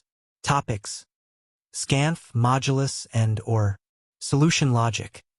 This was the most challenging logic puzzle, requiring the correct nesting of logical and illogical or to implement the complex rule.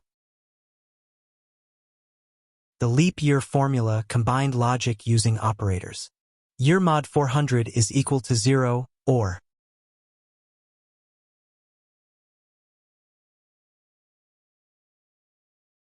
Year mod 4 is equal to 0, and year mod 100 is not equal to 0. Key takeaway: parentheses are crucial for ensuring the and condition is evaluated correctly before the outer or condition. Sixth, Exercise 6, The Ultimate Operator Challenge, No Extra Variable. Topics: advanced arithmetic, assignment operators. Solution logic. This required creative use of assignment and arithmetic to temporarily store the sum and then subtract to isolate the values. The three-step swap. First, store the sum of a and b into a. A is now 11. Second, subtract b from the new a to get the original a, 5. B is now 5. Third, subtract the new b, which is 5, from the total sum a, which is 11, to get the original b, 6. A is now 6. Key takeaway. This mathematical trick shows how powerful and sometimes cryptic using only operators can be. In real-world coding, you would usually use a temporary variable for clarity, but this exercise proves your understanding of memory manipulation.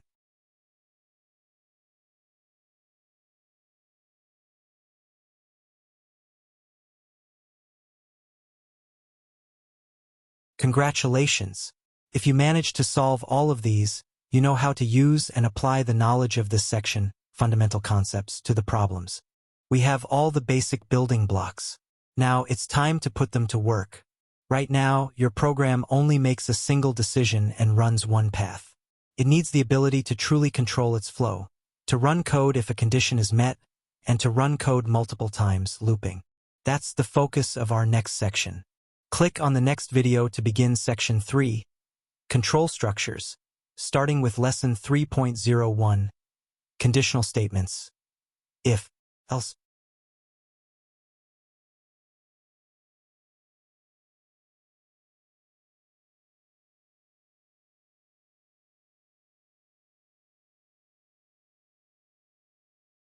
This video is actually a section of a course.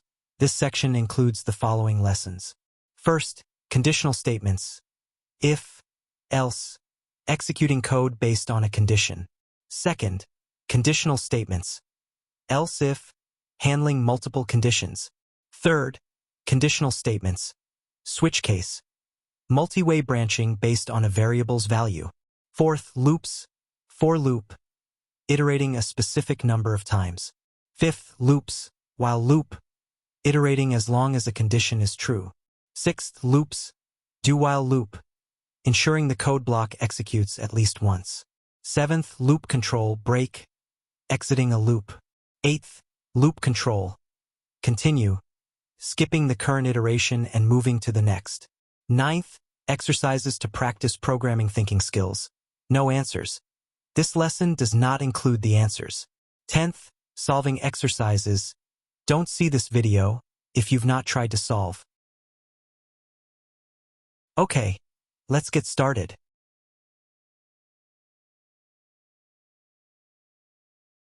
Welcome to Section 3, Control Structures.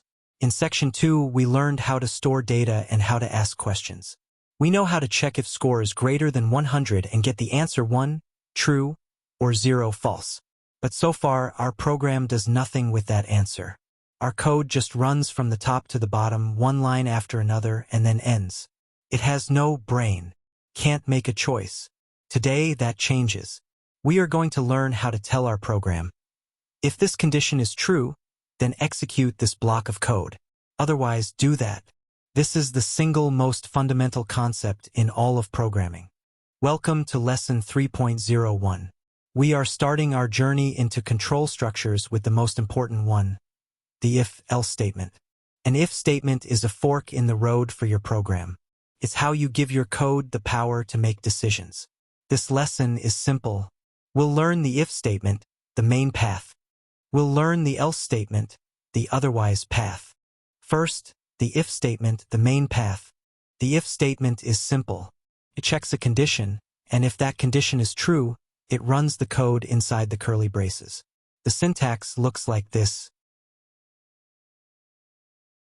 The condition is any expression from Section 2 that gives a true, 1, or false, 0 result. Let's use an example. Checking if a user is old enough to vote. The code in the curly braces. This code only runs if the condition, age is greater than or equal to 18, is true. Output will be, you approach the voting booth. You are allowed to vote. You have left the voting booth. Because age is 20, 20 is greater than or equal to 18 is true, 1. so the code block runs. But what if the age is 15? If 15 is greater than equal to 18 is false, 0.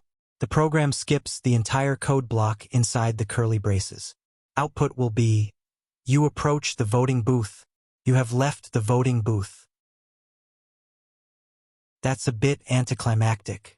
We need a way to handle the false case. Second, the else statement, the otherwise path. The else statement is the safety net. Catches any case that the if statement didn't. You can't have an else without an if. The syntax looks like this. Let's fix our voting program. Let's try the false case. This block runs if the condition is true. This block runs if the condition is false. Output will be, you approach the voting booth. You are too young to vote. You have left the voting booth. This is a perfect either or choice. The program must run one of these two blocks, but it can never run both. Third, the single line trap. One last thing. C allows you to write an if statement without curly braces. If and only if you have one statement to execute.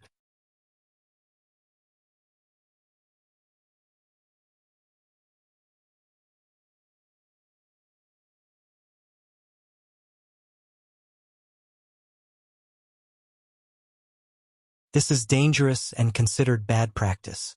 My advice, always use the curly braces. It makes your code safe and easy to read. You now have the power to make a two-way decision. If this, else that. But what if you have more than two choices?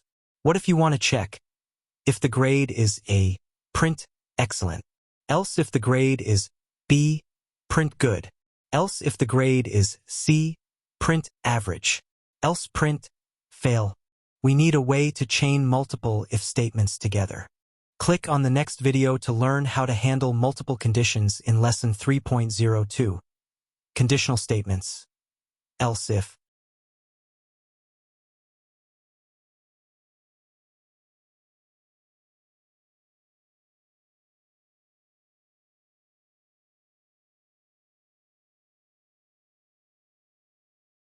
In the last lesson, we gave our program the power to make a decision. If a condition is true, else, otherwise, do something else. That's a simple two-way choice. But the real world rarely offers just two options. Imagine a grading system. A student gets 90 to 100, grade A. A student gets 80 to 89, grade B. A student gets 70 to 79, grade C. A student gets less than 70, fail. This is 4 different outcomes. How do we structure our code to check all these possibilities efficiently? If we use a simple if followed by a simple else, we can only handle 2. We need a way to check a second condition only if the first one failed. Welcome to Lesson 3.02. Today, we are learning the else if statement. The else if is the intermediate choice. It links the first if and the final else, allowing us to create a chain of possibilities. It creates a single sequential structure where only one outcome can ever be executed. This lesson will focus on the structure of the if-else chain, the critical importance of order in your conditions. First, the if-else chain. The else-if statement is a checkpoint. It says, the first condition failed, so let me check this next condition. The full decision chain looks like this.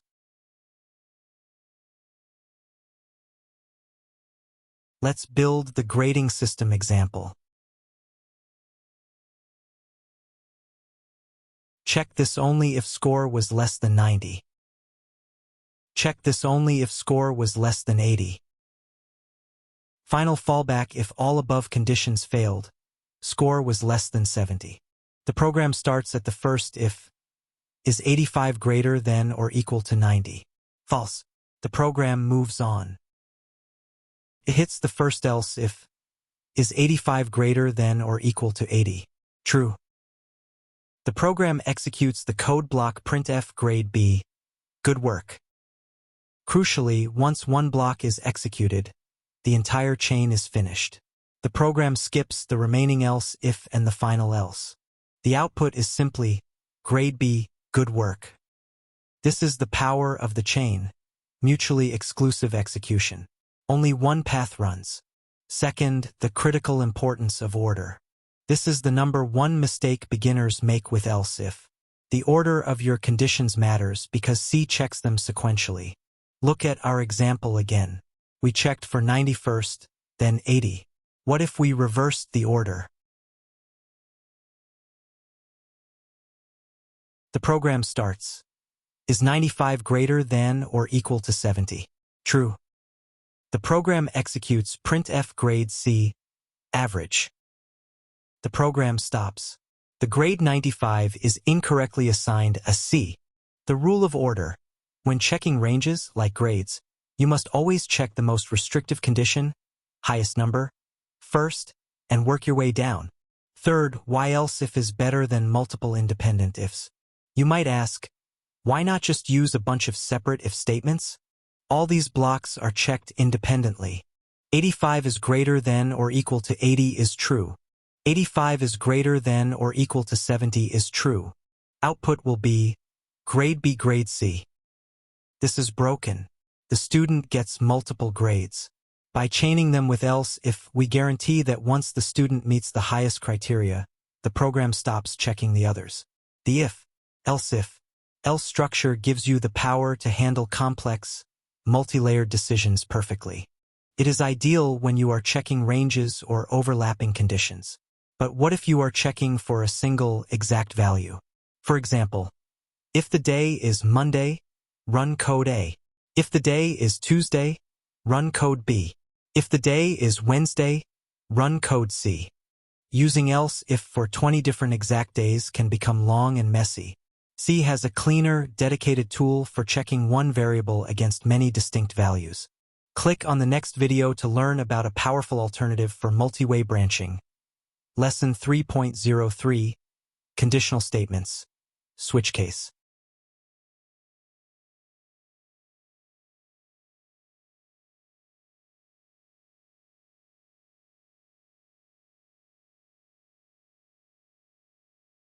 In the last lesson, we successfully used the if-else chain to handle multiple outcomes like a grading scale.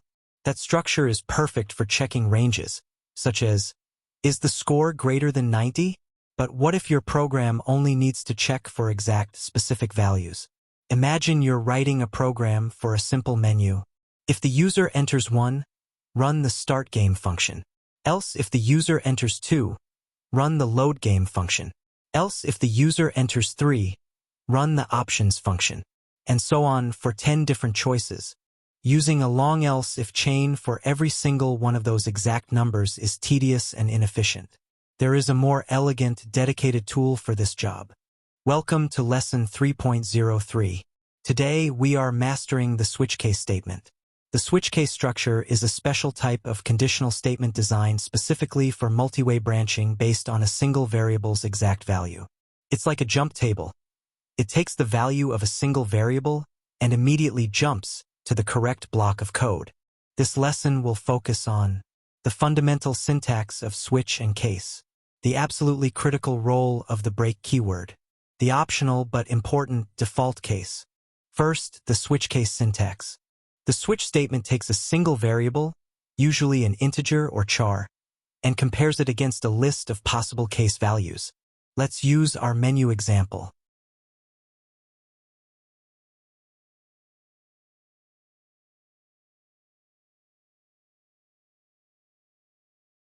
Second, the critical importance of break.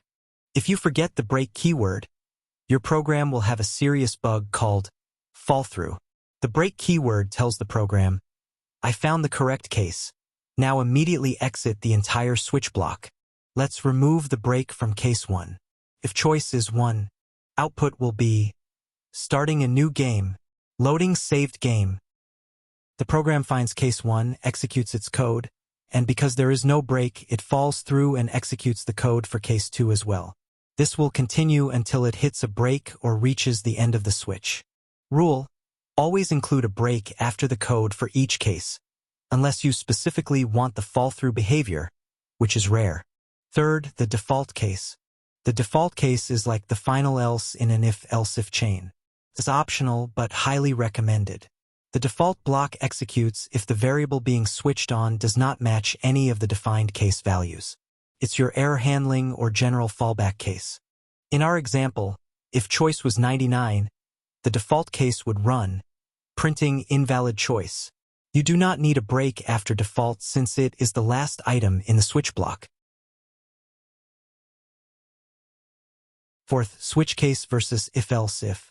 When should you use which? About if-else if chain. Use case. Ideal for checking ranges or complex conditions, e.g., score is greater than 90, age is greater than 18, and a citizen is equal to 1. Flexibility. Highly flexible. Conditions can be complex expressions. Readability. Good for few conditions, but messy for many. About switch case statement. Use case. Ideal for checking one variable against many exact values, e.g., day is equal to 1, menu is equal to a. Flexibility. Limited. Can only check against constants, fixed values, not variables or ranges. Readability. Excellent for many exact values. Rule of thumb. If you need to check if a value is greater than something, or if you need to combine conditions with an operator or operator, use if-else if. If you just need to check if a variable equals A, B, or C, use switch case. You now have two powerful tools for making decisions: if-else if for ranges and complex logic, and switch case for multi-way exact value branching. You can make your program jump to the right piece of code. But what if you need your program to perform an action repeatedly? For example, print hello exactly 100 times, or keep asking for a password until the user gets it right. To do that, we need loops. Click on the next video to start learning the first looping mechanism. Lesson 3.04. Loops. For loop, which is used for iterating a specific number of times.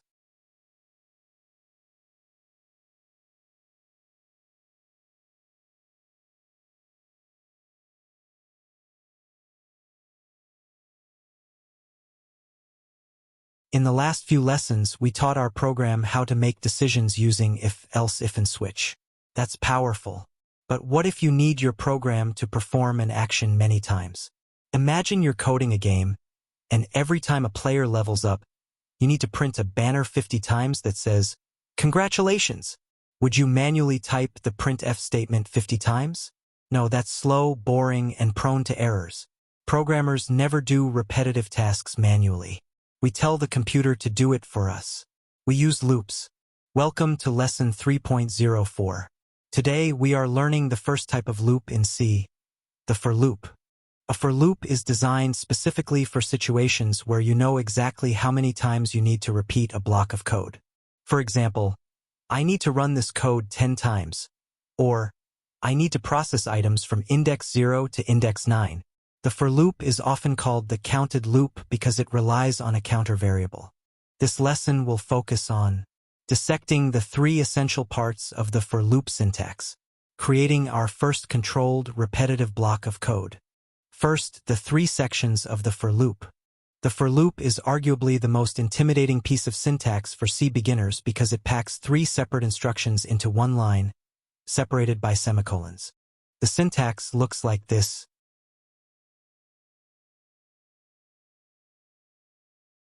Let's break down the classic example, looping 10 times. Part 1. Initialization, integer I equals 0. This section runs only once at the very beginning of the loop. We use it to create and initialize the control variable, the counter.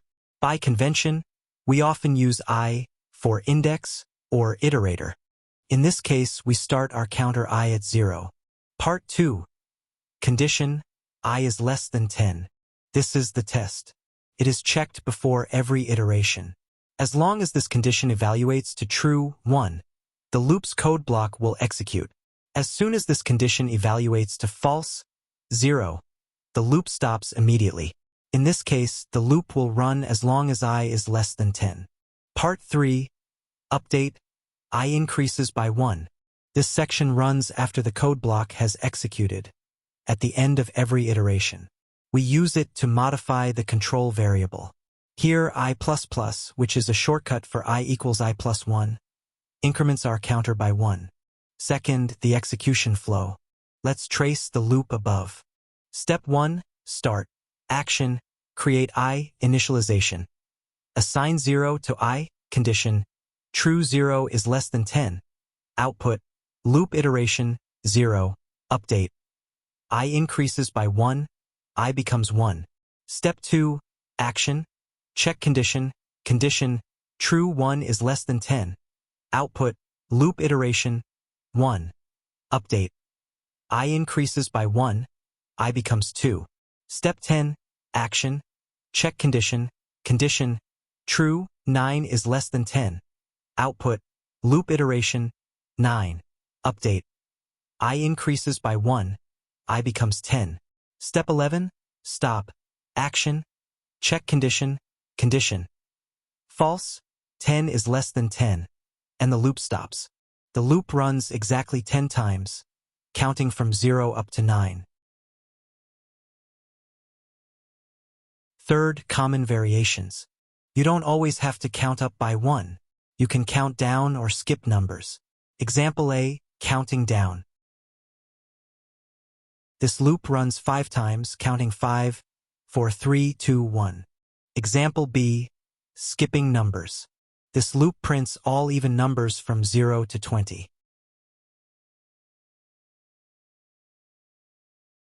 Key takeaway. The power of the for loop is that you have total control over the start, the stop condition, and the step size all on a single line. The for loop is your best friend when you know the exact count needed, e.g., looping through all 10 items in a list, or running a simulation 1,000 times. But what about situations where you don't know how many times the loop should run? For example, keep asking the user for a password until they get it right. Keep reading data from a file until you reach the end. In these cases, the loop needs to run as long as a condition remains true, not based on a specific count. Click on the next video to learn the second essential looping mechanism. Lesson 3.05. Loops. While loop, the condition-controlled loop.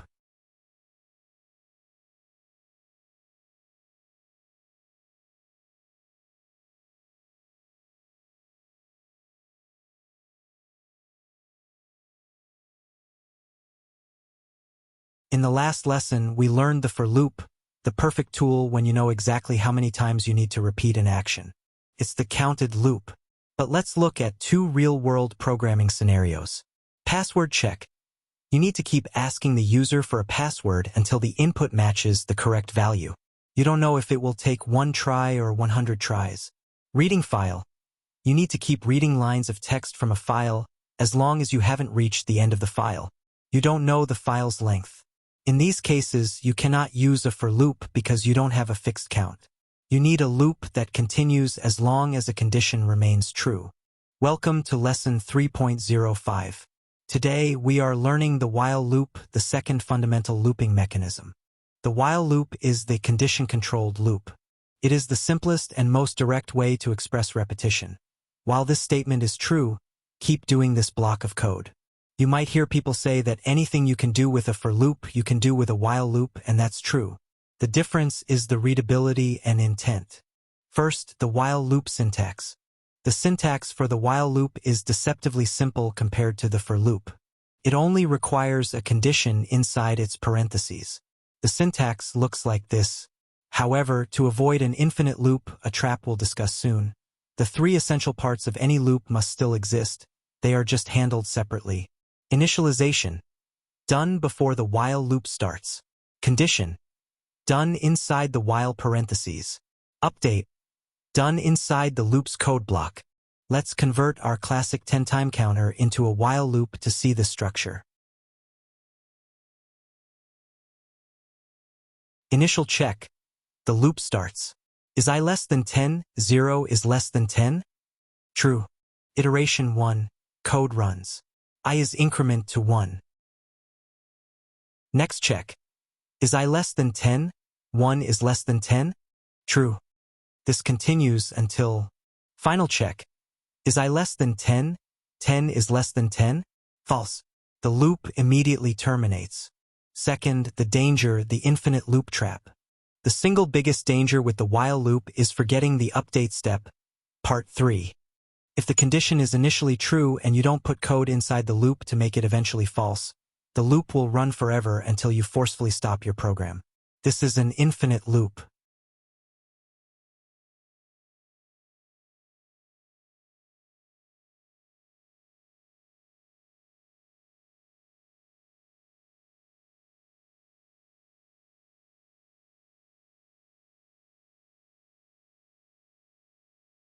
The key to a safe while loop is ensuring that the code block guarantees that the condition will eventually become false. Third, real-world use. Sentinel-controlled loop. Password example. The while loop shines in situations where the loop is controlled by user actions or external factors, often called a sentinel-controlled loop. Let's look at the password check scenario. In this case, the condition is guess is not equal to secret underscore code. The update is scanf %d, ampersand guess inside the loop, which asks the user for a new guess. The loop keeps running until the new guess satisfies the condition. Fourth, for versus while choosing the right tool. For loop, when to use. When you know the exact number of iterations needed. Example, printing a grid of 10 by 10, iterating over an array of fixed size. While loop, when to use. When you loop as long as a condition is true, count is unknown. Example, waiting for user input, reading a file line by line, waiting for a server response. You now have a powerful, flexible tool in the while loop. It checks the condition before running the code block.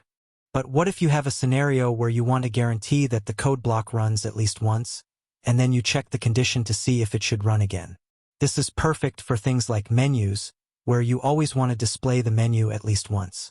Click on the next video to learn about the slight, but important variation. Lesson 3.06. Loops. Do while loop, the do this first, then check loop.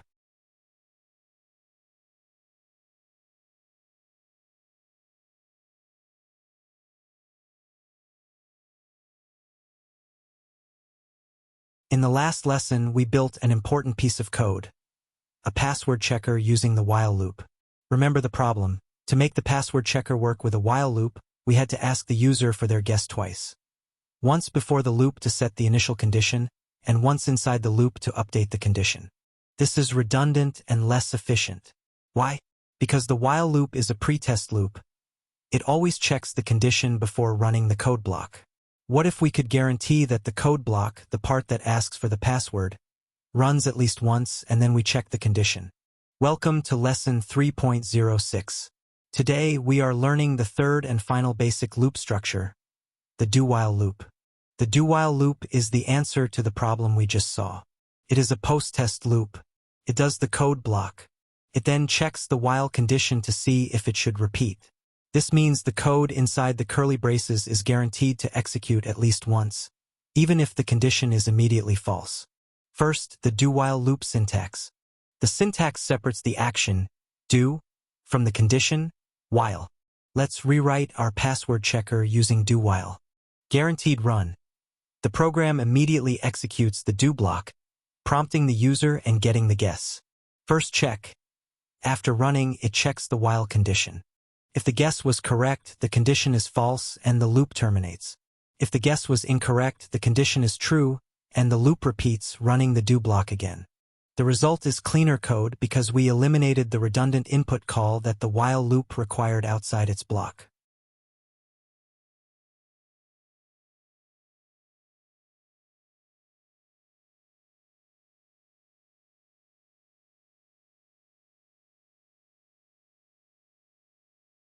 Second, the unique advantage, execution guarantee. Let's look at the key difference between while and do-while. Scenario A, while loop, pretest. Output, nothing. The code block never runs. Scenario B, do-while loop, post-test. Output, this prints once. Then the condition is checked. Key takeaway.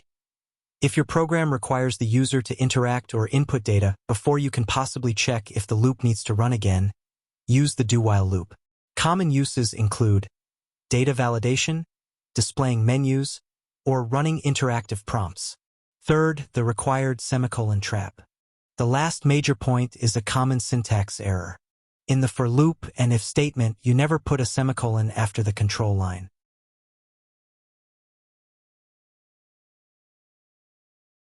However, the do-while loop requires a semicolon after the while condition because it is the actual end of the control structure statement. Forgetting this semicolon will result in a compiler error. You now know all three fundamental loop types. For definite iteration, you know the count. While for indefinite iteration, based on a condition, checked first. Do while for indefinite iteration, based on a condition, checked last, guaranteed one execution. These loops let you repeat code. But what if you are 500 iterations deep into a for loop and suddenly a critical error occurs, like a file disappears, and you need to immediately stop the loop? Or what if you just want to skip one bad piece of data and continue to the next iteration?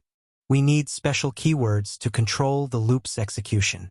Click on the next video to learn the powerful loop control statements, starting with lesson 3.07. Loop control, break, which allows you to exit a loop at any time.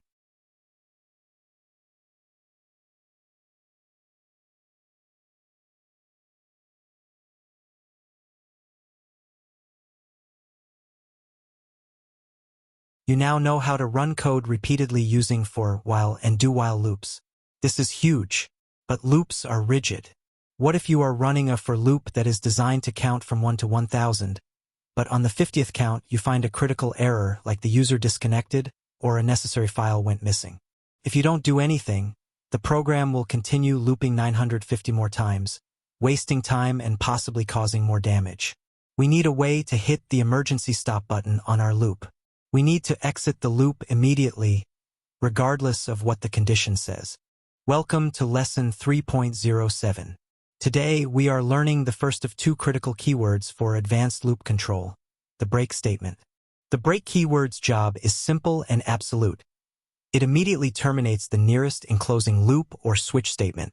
As soon as the program encounters break, it completely stops the loop and jumps to the very next line of code after the loop structure. This lesson will focus on using break to exit a counted loop early, using break to solve problems in infinite loops. First, using break in a for loop, early exit. The most common use of break is to exit a loop early when a specific, unplanned event occurs. Let's imagine a loop that searches a database, simulated here by checking numbers.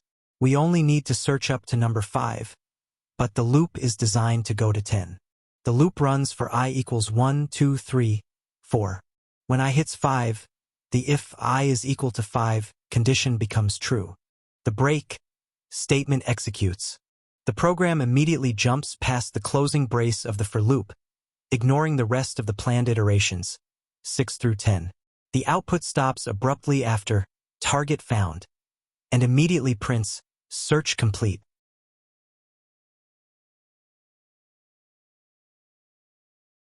Second, using break to control an infinite loop, sentinel control. We learned that the while loop is condition controlled. A sophisticated way to use loops is to create a loop that is technically infinite, and then use a conditional break statement to control the exit. This is very common when you are reading user input and don't know when the user will signal they are finished, the sentinel value. We can create an infinite while loop by simply making the condition always true, while 1. The loop starts while 1. The user enters a number. If the number is 5, the if number is equal to 0 is false, the break is skipped, and the loop continues. If the user enters 0, the if becomes true, the break executes, and the program jumps out to the final printf. This structure is highly flexible and gives you precise control over exactly when the loop terminates. Third, review the switch and break connection. Remember back in lesson 3.03, we introduced break in the context of the switch case statement. The function of break is identical, to immediately exit the enclosing structure. Whether that structure is a for, while, do while, or switch, the keyword's job is to stop execution and jump to the line immediately following that structure. The break keyword is powerful because it lets you prematurely stop a loop. But what if you don't want to stop the entire loop? What if you're processing 100 pieces of data, you hit one corrupt piece of data, and you just want to skip that one bad piece and move immediately to the next item? Using break would stop the whole process. We need a way to skip just the current iteration and immediately go back to the top of the loop. Click on the next video to learn the second loop control keyword. Lesson 3.08. Loop control. Continue, which allows you to skip to the next iteration.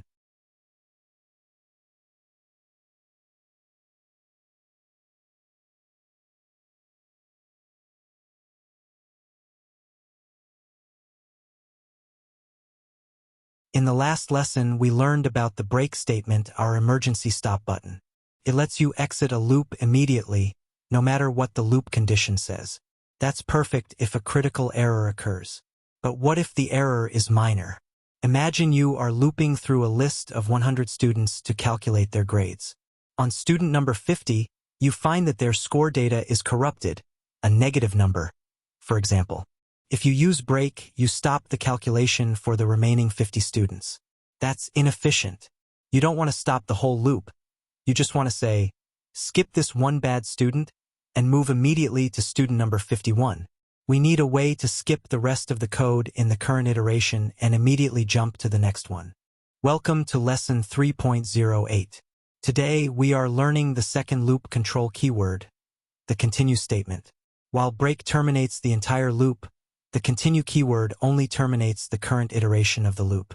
When the program encounters continue, it immediately skips all remaining code in the loop block. For a for loop, it jumps straight to the update section, I++. For a while or do-while loop, it jumps straight to the condition check.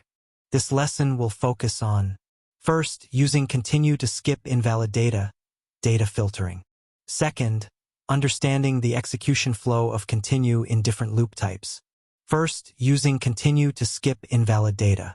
The main use of continue is to filter out unwanted or invalid data and save processing time by avoiding unnecessary operations.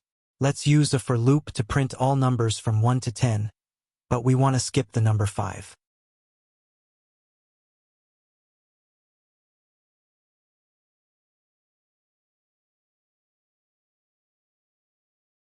The loop runs for I equals 1, 2, 3, 4. Everything is normal. When I hits 5, the if I is equal to 5 condition is true. The continue statement executes. The program immediately skips the printf processing item, %d new line, I line below it. It jumps straight to the update section, I++, setting I to 6. The loop resumes normally for I equals 6, 7, 8, 9, 10. The output clearly shows that processing item 5 is missing. Second, the trap placement in while and do-while loops. The placement of continue inside a while or do-while loop is extremely dangerous if you forget one thing: the update step. Remember that while and do-while loops require you to manually put the counter update, I++, inside the loop block. I is 1, 2, prints normally. I hits 3, continue executes. The program skips the I++ line. It jumps back to the while, I is less than or equal to 5, condition check. Since I is still 3, the condition is true. It runs the loop again, hits continue again, and skips the I++ again. The value of I is permanently stuck at 3. This is an infinite loop.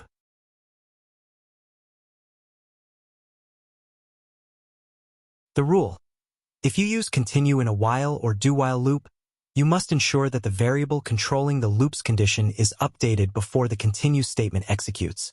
A safer design for the while loop would require restructuring the logic or wrapping the code that might be skipped in an if block, ensuring I++ runs every time. Third, summary. Break versus continue. Break, function. Exit the loop entirely.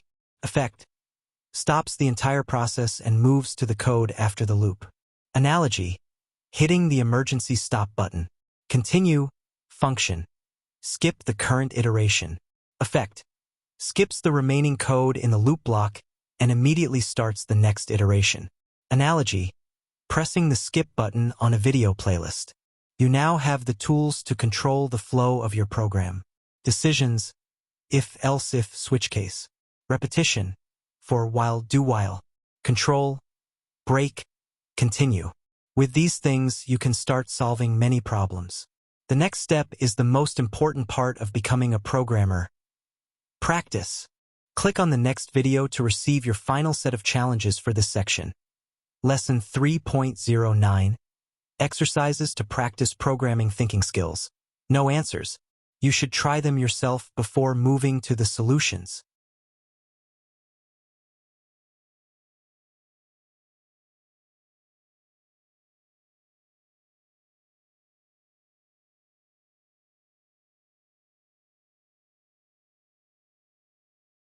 Conditional Statements.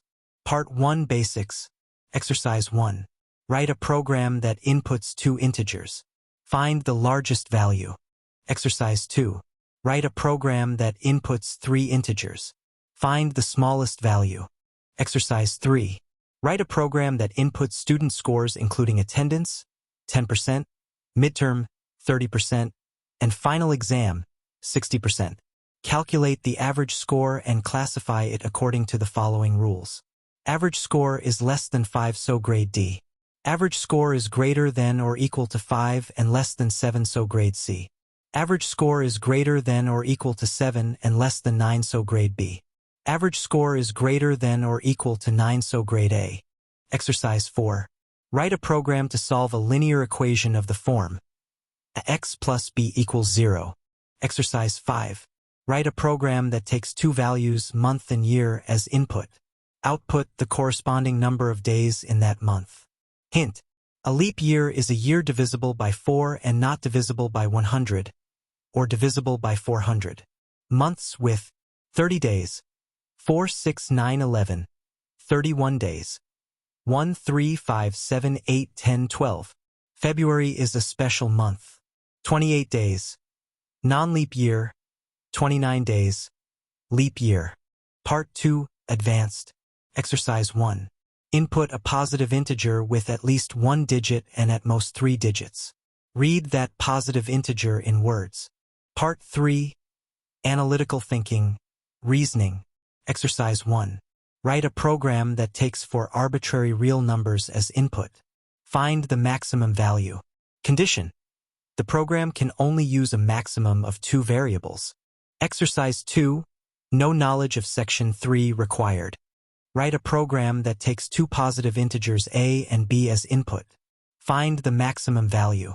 Conditional statements are not allowed. Exercise 3. No knowledge of section 3 required. Write a program that takes 2 variables, month and year, as input. Output the number of days in that month. Conditional statements and branching structures are not allowed. Loop. Part 1 Basics. Exercise 1. Input a positive integer n. Calculate the sum s, n, according to the following formula. Exercise 2. Input a positive integer n. Calculate the product s, n, according to the following formula. Exercise 3. Input a positive integer n. Calculate the sum s, n. Exercise 4. Input a positive integer n. Output all even values in the range from 1 to n. Exercise 5. Input a positive integer n. List all the divisors of the positive integer n. Exercise 6. Input a positive integer n. Calculate the sum of the divisors of the positive integer n. Part 2, Advanced. Exercise 1. Input a positive integer n. Output the digits of the positive integer n. Hint: use the modulo operator and integer division by 10. Exercise 2. Input a positive integer n. N is greater than 0. Output the even digits of the positive integer n. Hint: use the modulo operator and integer division by 10. Exercise 3. Input a positive integer n. Calculate the sum s, n. Exercise 4. Input a positive integer n. Calculate the sum s, n. Part 3, Logical Reasoning. Exercise 1. The sock problem. You have n pairs of socks. Every day you wear one pair and then throw it away. Every M days your mother buys you a new pair of socks. How many days will it take until you run out of socks to wear? Exercise 2. Input a positive integer n with a maximum of 10 digits. Write a program to read that number n in words.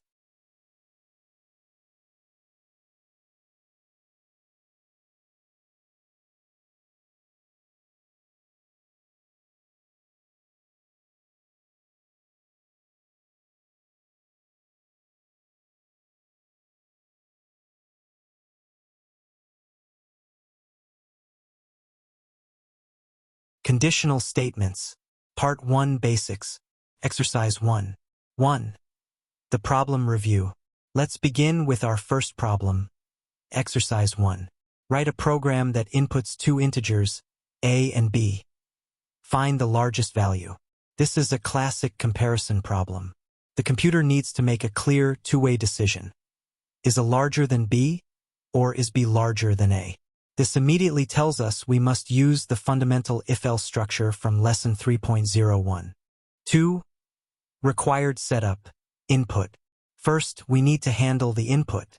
We need two integer variables, a and b, and we need to use scanf to get the values from the user. 3. The core logic if-else. We are looking for the largest value. The most straightforward way to solve this is to ask, is a greater than or equal to b?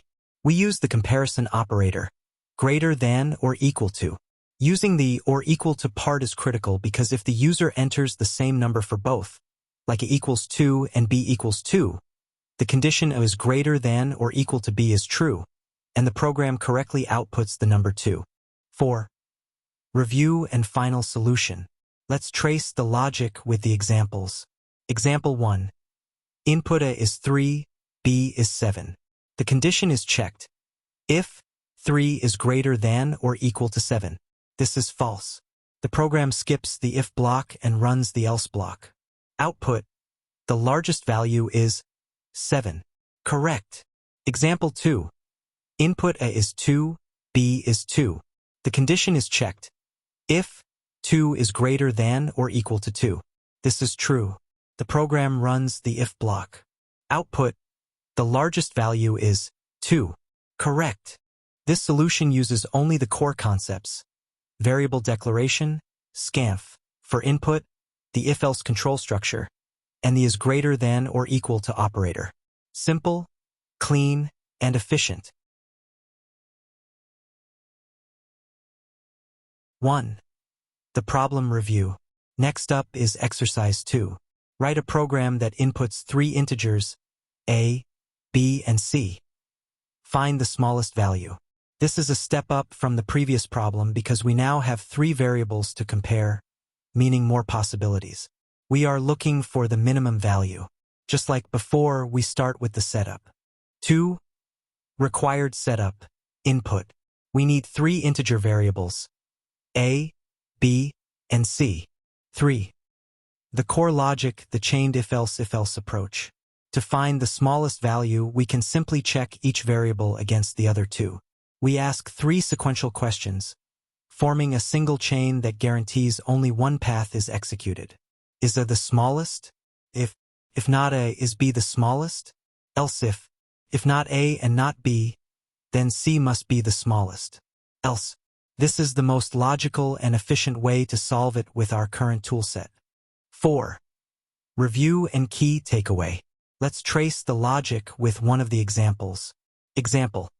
Input a is 4, b is 5, c is 2. The condition if a is less than or equal to b and a is less than or equal to c is checked. 4 is less than or equal to 5 and 4 is less than or equal to 2. This evaluates to true and false, which is false. The program skips to the else if block. The condition else if b is less than or equal to c is checked. 5 is less than or equal to 2. This is false. The program skips to the final else block. Output. The smallest value is 2. Correct. The key takeaway here is the power of the logical and operator. By combining a is less than or equal to b and a is less than or equal to c, we can check multiple conditions simultaneously to isolate the true minimum in a single, elegant control flow structure. 1. The problem review. Our third exercise is a practical application of C programming. Write a program that inputs student scores, attendance 10%, midterm 30%, final exam 60%. Calculate the average score and classify it according to the defined rules. This problem requires 2 stages. First, arithmetic for the weighted average, and second, control structures to determine the final grade. 2. Setup and the data type rule. Because we are dealing with percentages, the final average score will certainly be a decimal number. Therefore, we must use the float data type for all our scores and the final average score. 3. The classification logic order is critical. We have 4 possible outcomes: grades A, B, C, D. So the if-else chain is perfect. Remember the rule from lesson 3.02. Always check the most restrictive condition first. Grade A, score 9 and above, is the most restrictive, so we start there. 4. Review and final code. Let's trace one of the tricky examples. Attendance is 8, midterm is 7, final exam is 9. The calculation is 8 times 0.1 plus 7 times 0.3 plus 9 times 0.6 equals 0.8 plus 2.1 plus 5.4 equals 8.3. Average score is 8.3. If 8.3 is greater than or equal to 9, false. Else if 8.3 is greater than or equal to 7, true. The program stops here and outputs final grade, grade B, correct. The structure works perfectly because the if-else chain ensures that only the highest matching grade is ever selected, giving us a clean and correct solution. Exercise 4. 1. The problem review. Our final challenge in this section is exercise 4. Write a program to solve a linear equation of the form ax plus b equals 0. This problem is primarily about conditional logic, not just calculation. The program must analyze the coefficients a and b before it attempts to calculate the solution. This is a perfect case for the if-else structure. 2. Setup and data types. Since the result of division, the solution for x, will almost certainly be a decimal number, we must use the float data type for the coefficients a and b, and the solution x. 3. The core logic if-else chain. We must check the edge cases first. The most problematic cases are when a equals 0. Case A. Infinitely many solutions. A equals 0 and b equals 0. If both a and b are 0, the equation becomes 0x plus 0 equals 0. Any value of x satisfies this, so we have infinite solutions. We check this first because it is the most restrictive and complex exception. Case B. No solution. A equals 0 and b is not 0. If a is 0 but b is any other number like 2, the equation is 0x plus 2 equals 0, or 2 equals 0. This is a contradiction, meaning there is no value of x that can solve it. We use else if to check this case next. Case C. Unique solution. A is not 0. If neither of the 0 cases for a were true, A must be a non-zero number. This guarantees a single, unique solution. We use the final else block for this, and solve for xx equals minus b over a. 4. Review and final code. Let's trace the logic with the examples. Example 1. A is 1, b is 2. If 1 is equal to 0 and 2 is equal to 0? False. Else if 1 is equal to 0. False. Runs the else block x equals minus 2 over 1. So x is minus 2.00. Correct. Example 3. A is 0, b is 0. If 0 is equal to 0 and 0 is equal to 0? True. Output. Infinitely many solutions. Correct. The key to solving algebraic problems like this is using logical and to capture the special case where both A and B are 0, and structuring the if-else chain to deal with the exceptions before the general case. Exercise 5. 1. The problem review. This is exercise 5. Write a program that takes two values, month and year, as input and outputs the corresponding number of days in that month. This is a multi-layered logic problem. We have a general rule for most months, and a special nested rule for February that depends on the year being a leap year. This is a great exercise for structuring complex if-else statements. 2. Required setup. Input. Since months and years are always whole numbers, we'll use the integer data type for both. 3. The core logic, the leap year check. We can't determine the days in February without first checking if the year is a leap year. This is a complex condition that uses logical and illogical, or a year is a leap year if it is divisible by 4 and not divisible by 100, or it is divisible by 400. We'll use a Boolean-like integer variable isLeap to store the result of this complex check. 4. The core logic, the month check. Since the month can be one of 12 distinct values, a switch case structure is the cleanest way to handle the logic. 5. Key takeaway. This problem demonstrates the power of combining structures. We used a complex set of logical operators to create a single Boolean variable, isLeap. We then used a switch case for efficient multi-way branching, and inside one of the cases, case 2, we used a simple if-else to resolve the final number of days. 1. Introduction. This is a logic problem in our series, reading a number from 1 to 999 in words.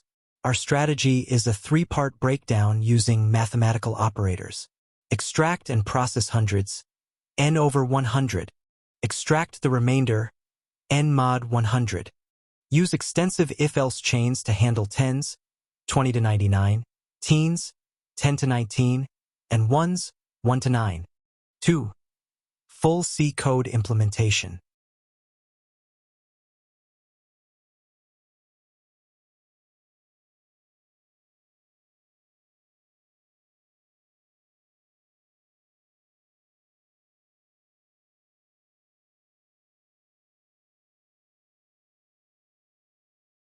Three.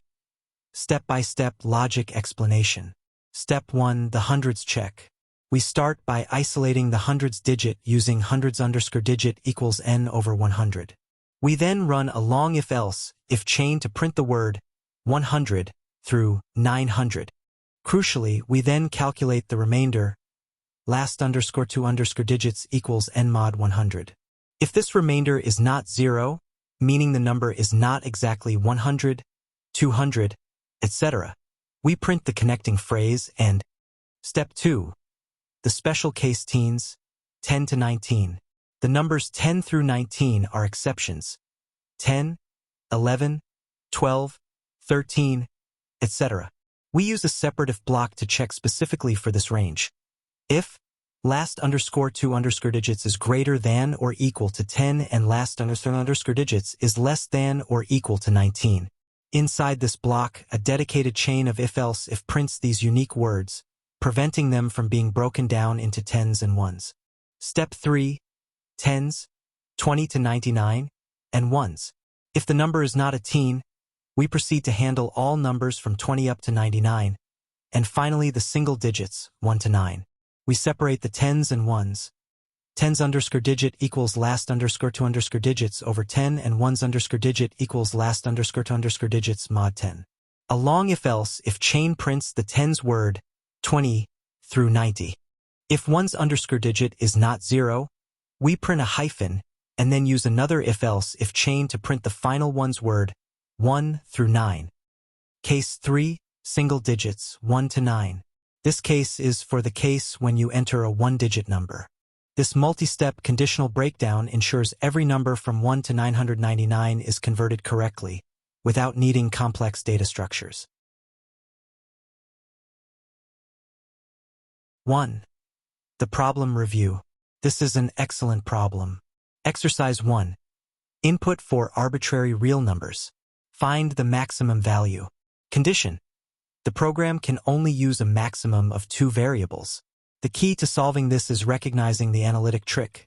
We don't need 4 variables to store the inputs if we process them sequentially and only need to keep track of the current maximum. 2. The analytical trick and variable setup. We are limited to 2 variables. Here is how we will use them. Number. This variable will be reused to hold each of the 4 inputs one after another. A, B, C, D. Max_value. This variable will store the largest number found so far as we check the inputs sequentially. Since the inputs are real numbers, we must use the double data type, lesson 2.02. 3. Step-by-step logic implementation. Step 1. Initialize the maximum, input A.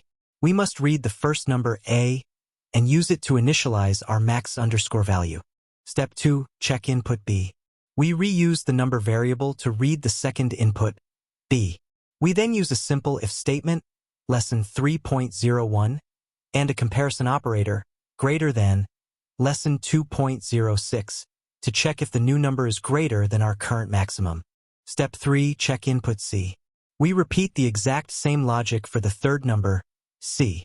The number variable is overwritten again. Step 4. Check input D and output. Finally, we repeat the logic for the fourth number, D. After this final check, the max_value must contain the absolute maximum of all 4 inputs. 4. Conclusion and key takeaway. This solution uses only the 2 required variables, number and max_value.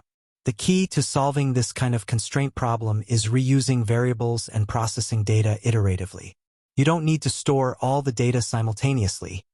You just need to keep track of the most important result found so far. This kind of logical thinking is what separates good coders from great coders. Exercise 2. 1. The problem review. This is the ultimate test of your Section 2 knowledge. Exercise 2. Input 2 positive integers A and B. Find the maximum value. Rule. Conditional statements. If, else, switch are not allowed. 2. The analytical trick. Using 1 and 0. The core concept is this. In C, a comparison operator, like is greater than or equal to, always returns either 1, true, or 0, false. We can exploit this property by using the result of a comparison as a multiplier. Any number multiplied by 1 is itself. Any number multiplied by 0 is 0. This means we can design an expression where the non-maximum number is guaranteed to be multiplied by 0 and the maximum number is guaranteed to be multiplied by 1. 3. Step-by-step logic implementation. We need 4 integer variables, A, B, and 2 temporary variables, max_A and max_B, to hold the result of the multiplication, plus the final max. 4. Logic trace. Let's trace how the program makes the choice without using any if statements. In every scenario, the logic works. The value we do not want is cancelled out by being multiplied by 0, and the correct maximum value remains multiplied by 1. 5. Conclusion and key takeaway. This incredible mathematical shortcut proves that in C, you can often replace complex control flow structures with creative use of operators. While in professional code, we almost always prefer the readability of the if-else statement. 1. The problem review and core difficulty. This problem asks us to find the number of days in a given month and year, but with a huge constraint. No conditional statements, if, else, switch are allowed. Normally, this requires 3 branches, 31 days. January, March, May, July, August, October, December. 30 days. April, June, September, November. 28, 29 days. February. Leap year check required. Since we cannot use if, we must use arithmetic and the power of the logical operators and or and comparison operators, greater than equal to, lesson 2.06 and 2.07. which result in 1 true or 0 false, to build a formula. 2. The solution strategy. We will use a combination of three variables to represent the three possible results, 31, 30, or 28, 29, and multiply them by a Boolean expression that evaluates to 1 only when that result is the correct one. The final answer will be the sum of these three calculated parts, where only one of the parentheses yields a non-zero value. 3. Step-by-step logic implementation. We start by setting up the input for month and year. Step A. Calculating days in February, 28 or 29. We need the leap year logic, lesson 2.10. Exercise 5. A year is a leap year if year mod 4 is equal to 0 and year mod 100 is not equal to 0, or year mod 400 is equal to 0. We can use this logic to directly calculate whether February has 29 days, result 1, or 28 days, result 0. Step B. The 31-day rule, odd, even trick. Most 31-day months, excluding August, are odd-numbered 1, 3, 5, 7, 9, 11, or August 8, and December 12. We use the modulus operator to check if the month is odd or even. Odd months, 1, 3, 5, 7 month mod 2 is not equal to 0 is true 1. Even months, 4, 6, 9, 11 month mod 2 is not equal to 0 is false, 0. We combine this with the month number to get a clean Boolean result. Step C, the final formula. Now we combine all the logic into one final non-conditional expression. 4. Complete code and key takeaway. This solution uses the power of C's Boolean evaluation, true equals 1, false equals 0, to selectively activate the correct number of days without relying on any if statements. Loop, Part 1 Basics. Exercise 1. 1. The problem review and the necessity of looping. We are starting our new section. Loops. The first problem is exercise 1. Input a positive integer n. Calculate the sum s, n, where s, n, equals 1 plus 2 plus 3 and continues up to n. A program needs a loop to efficiently repeat an action many times. This structure prevents us from writing code manually for every single number, especially if n is large. 2. Setup and key variables. We need 3 variables for any summation loop. N, the integer input, the final limit. Sum, the accumulator variable which starts at 0. We use long for safety. I, the iterator or counter variable which starts at 1. 3. The core logic, the while loop. We use the while loop, ensuring we include the 3 essential components. 4. Logic trace, example, n equals 5. Let's trace the loop for the input n equals 5. Start, sum is 0, I is 1. I equals 1. 1 is less than or equal to 5, true. Sum becomes 1. I becomes 2. I equals 2. 2 is less than or equal to 5, true. Sum becomes 3. I becomes 3. I equals 3.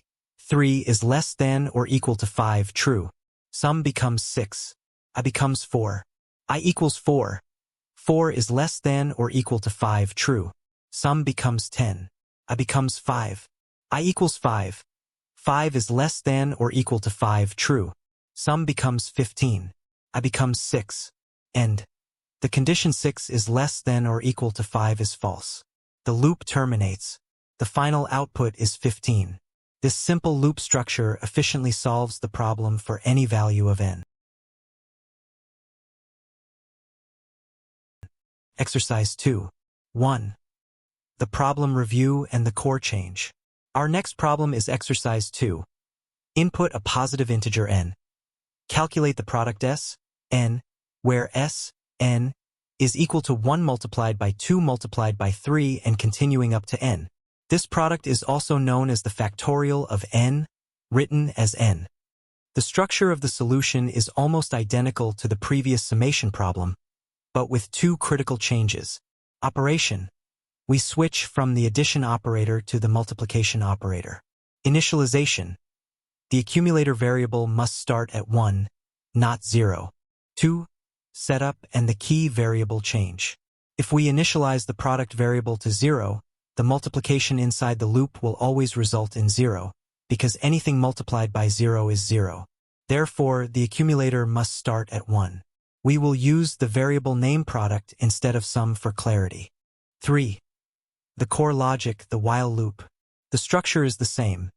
Initialize I to 1, loop while I is less than or equal to n, and update I by incrementing it by 1. The only change is the operation within the loop body. 4. Logic trace, example. N equals 5.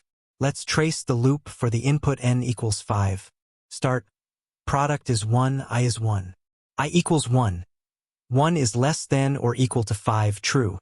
Product becomes 1 times 1 equals 1. I becomes 2. I equals 2. 2 is less than or equal to 5, true. Product becomes 1 times 2 equals 2. I becomes 3. I equals 3. 3 is less than or equal to 5, true.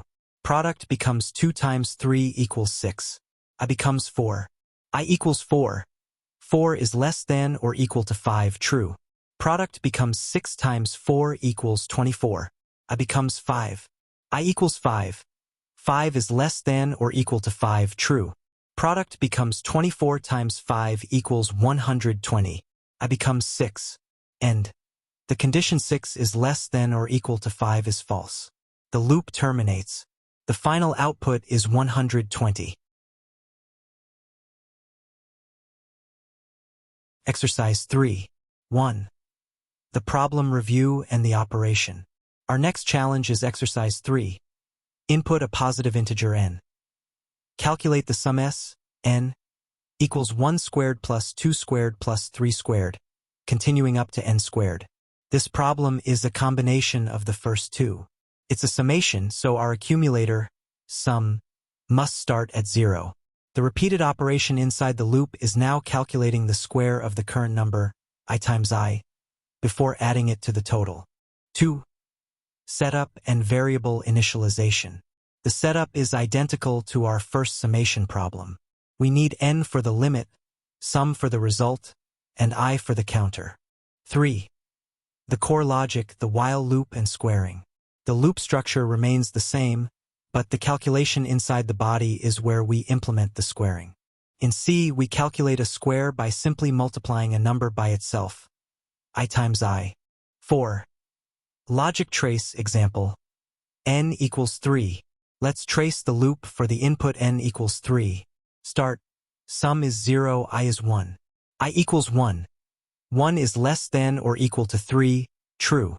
Sum plus equal 1 times 1 equals 1. I becomes 2. I equals 2. 2 is less than or equal to 3, true. Sum plus equa, 2 times 2, equals 4. Sum is now 1 plus 4 equals 5. I becomes 3. I equals 3. 3 is less than or equal to 3, true.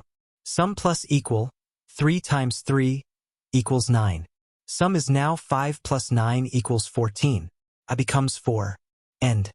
The condition 4 is less than or equal to 3 is false. The loop terminates. The final output is 14. Exercise 4. 1. The problem review and the modulo trick.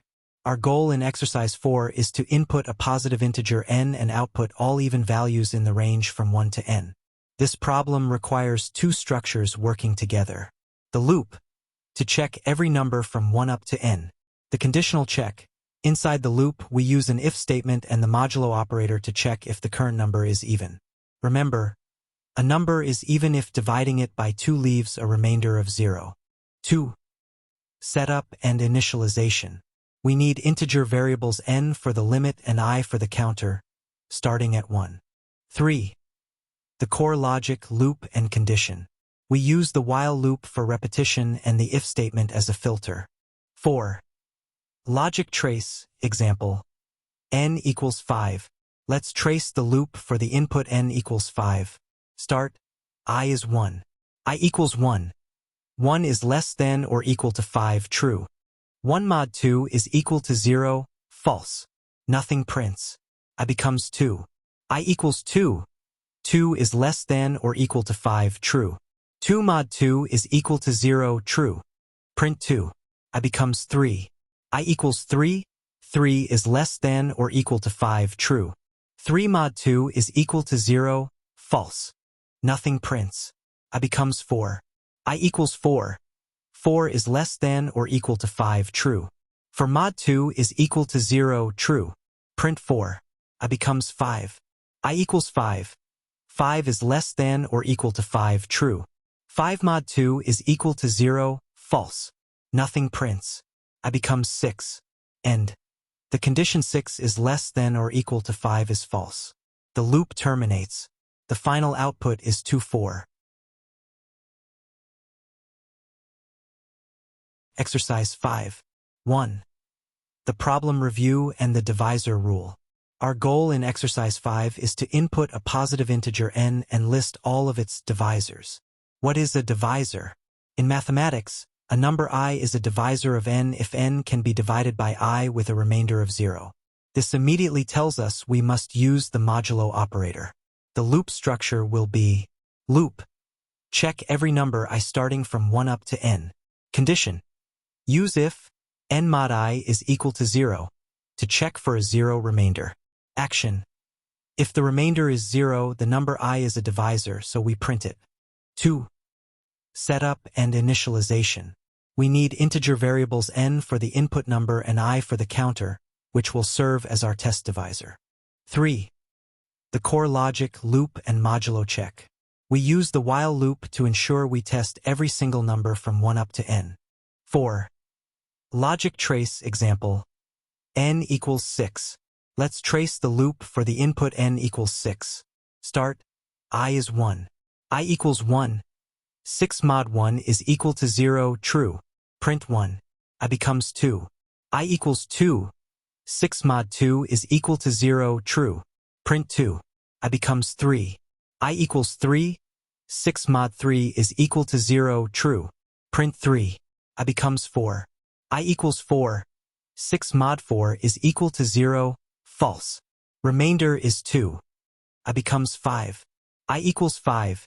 6 mod 5 is equal to 0, false. Remainder is 1.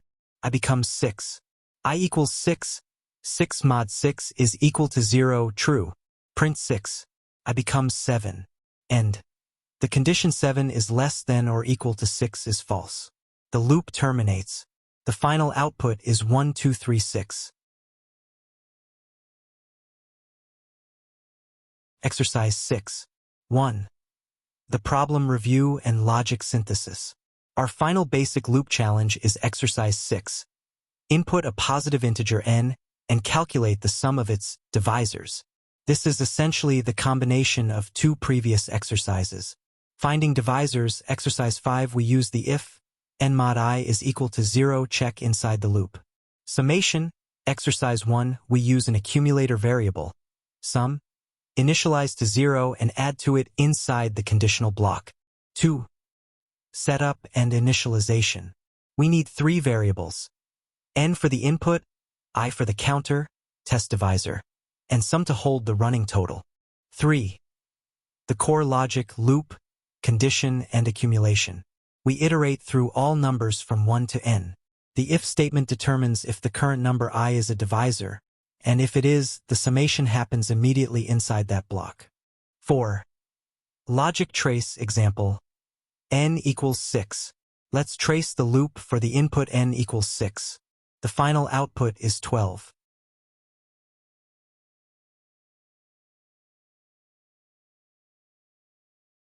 Part 2, Advanced. Exercise 1. 1. The problem review and the decomposition trick. Our challenge in exercise 1 is to input a positive integer n and output all of its digits in reverse order. For example, 123 becomes 3, 2, 1. The hint is the key.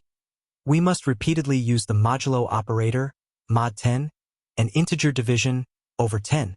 This two-step process allows us to peel off the digits one by one. 2. Setup and the loop condition. We need two variables. N for the input number, which we will modify, and digit to store the result of the modulo operation.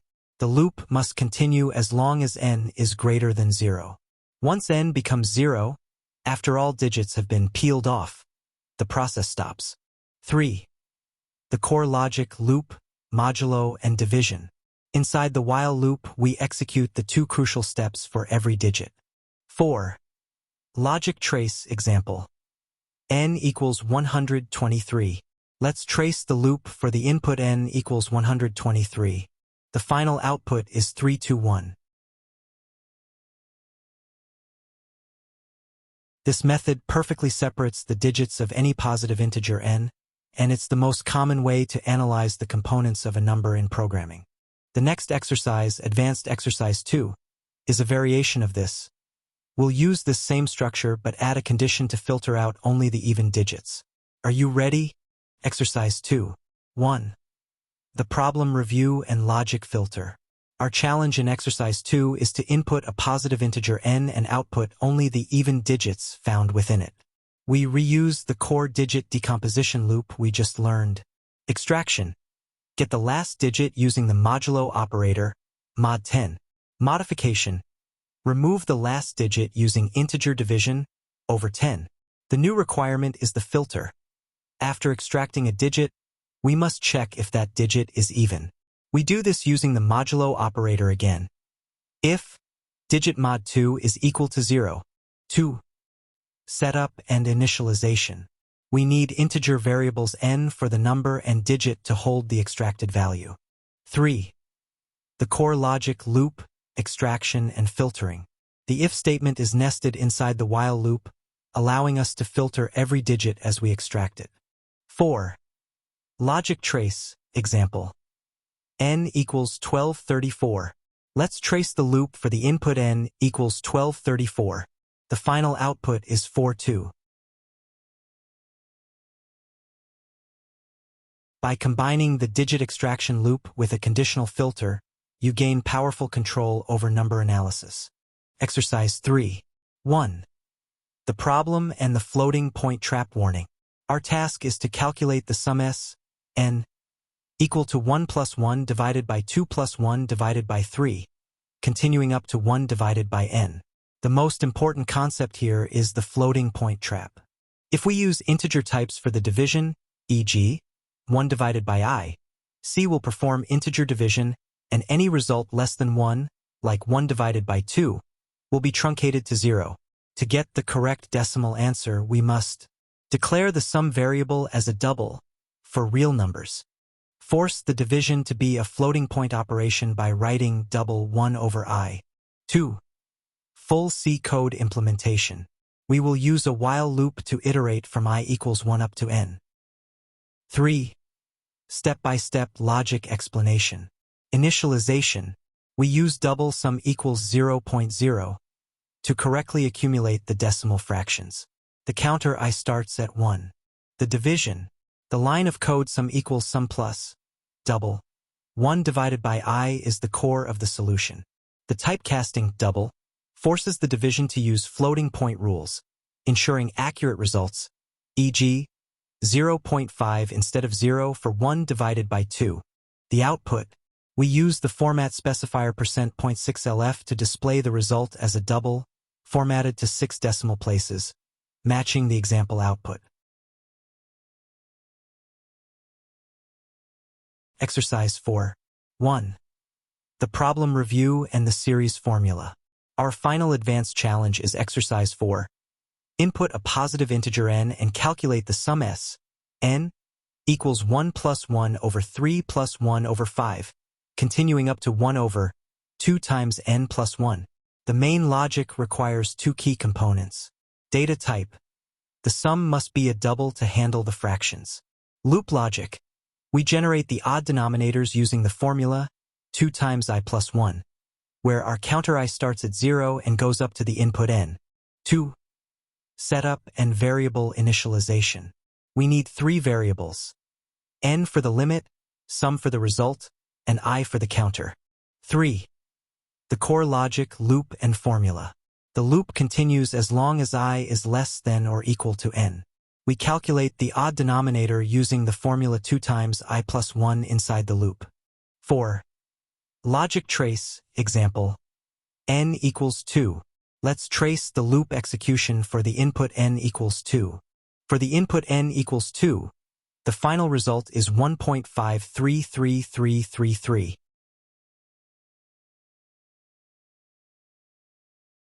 Exercise 1. 1. The problem review and the simulation approach. The sock problem asks, given n pairs of socks and a new pair arriving every m days, how many days until the stock runs out? We cannot solve this directly with a simple arithmetic formula because the stock change is dynamic. Every day we lose one pair, but periodically we gain one pair. The correct way to solve this is to simulate the process using a while loop that iterates through the days. The loop will continue as long as the sock stock n is greater than 0. 2. Setup and key variables. We need 3 integer variables. N, the current number of sock pairs, the stock. M, the period after which a new pair arrives. Days, the counter for the total time elapsed, initialized to 0. 3. The core logic, the simulation loop. Inside the loop, we simulate the events of a single day. 4. Logic trace, example, n equals 2, m equals 2. Let's trace the loop for the input n equals 2, m equals 2. The loop stops on day 3 when the stock finally hits 0. The output is 3. Exercise 2. 1. The strategy, the left-to-right loop. The correct way to solve this with a loop is to process the number from left to right. We will use a long variable called scale_divisor, which will represent 1 billion, then 1 million, then 1000. A while loop will divide this scale_divisor by 1000 in each iteration, moving us from the billions block to the millions block, and so on. 2. Full C code implementation.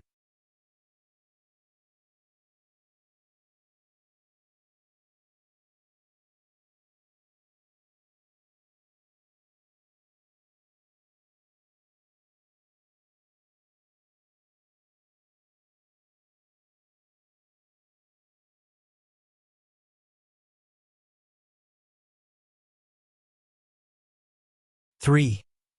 Logic explanation. Trace the loop for n equals 2,147,483,647. Find scale.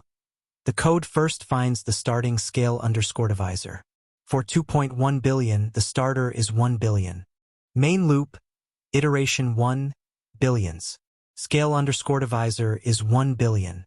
Current underscore block equals n over 1 billion. Result is 2. The 3-digit logic runs on 2. It prints 2. The scale logic runs. It prints billion. N becomes the remainder, 147,483,647. Scale_divisor becomes 1 million.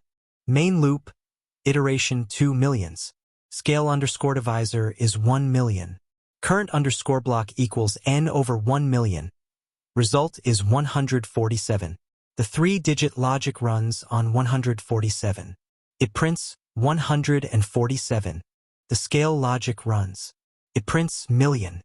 N becomes the remainder, 483,647. Scale_divisor becomes 1000. Main loop, iterations 3 and 4. The loop repeats this exact process for thousands, 483, and the last block, 647.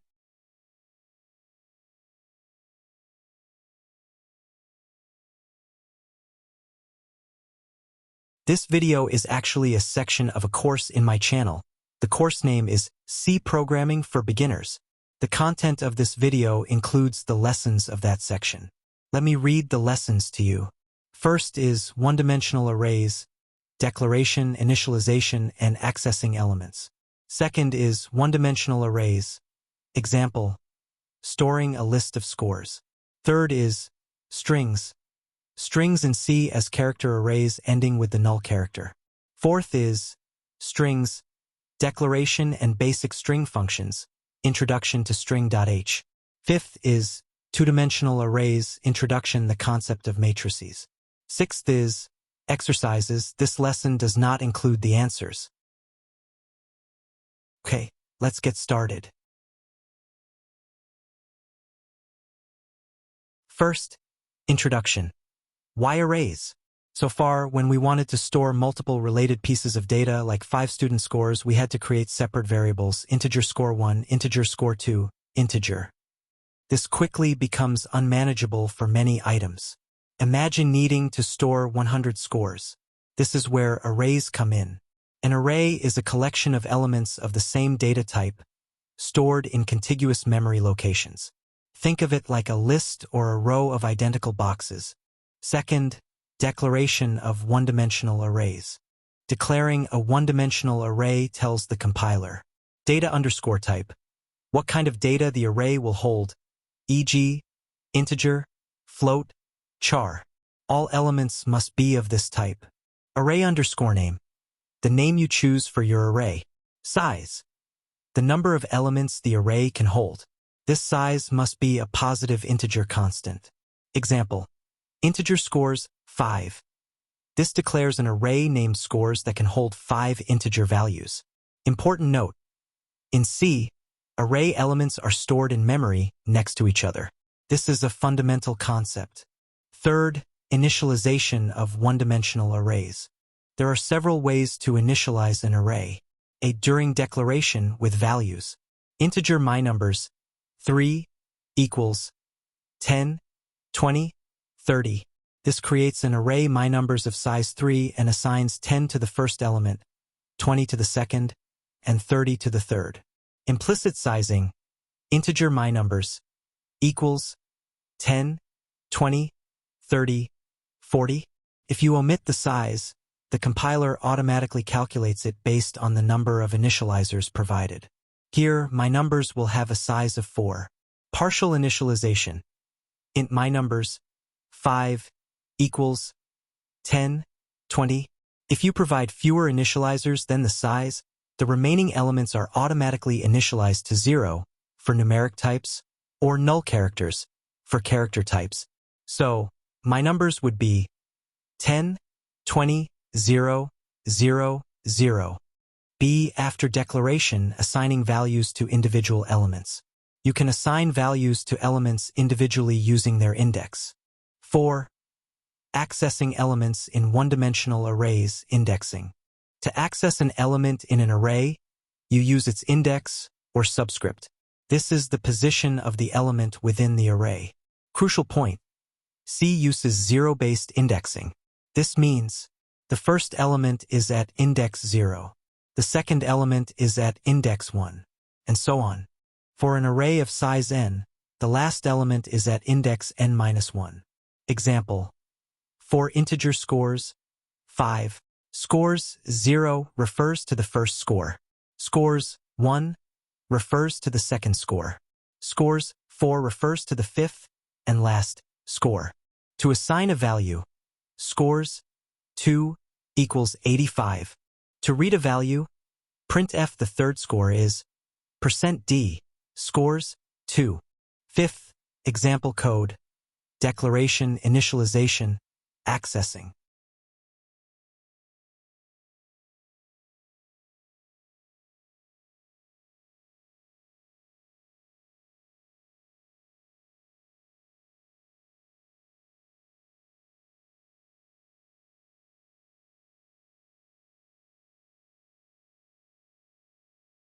Sixth, conclusion and next steps. Arrays are fundamental. They allow us to manage collections of data efficiently. Remember, they store multiple values of the same type. They use zero-based indexing to access elements. The size must be a constant during declaration. In our next lesson, for point 02, one-dimensional arrays. Example, storing a list of scores.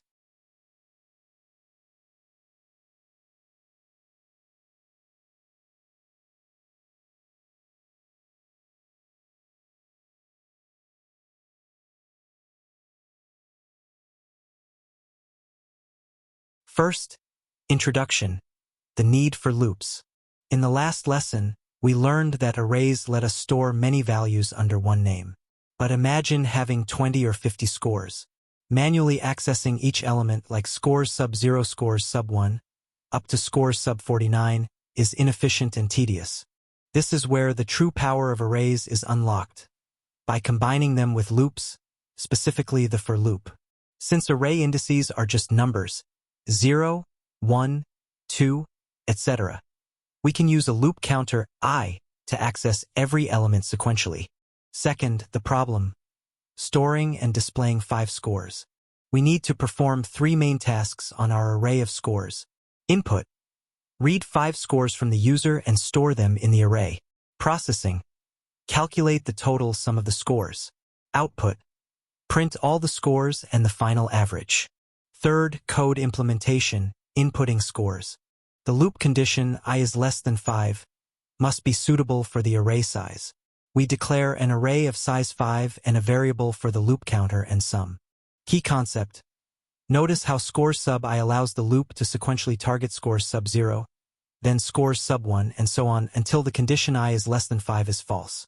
Fourth, code implementation, processing, and output. Now we'll calculate the sum and the average. Since we are dealing with integers for the sum, we should use a float for the average to ensure accuracy. Fifth, full code summary and execution walkthrough.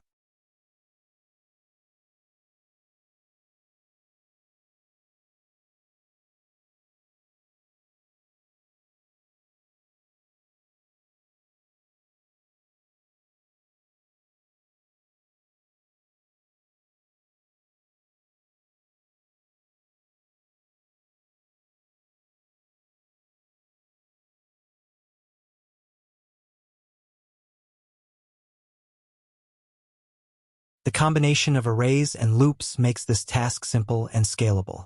If we needed 50 scores, we would only change the array declaration, scores sub 50, and the loop condition I is less than 50.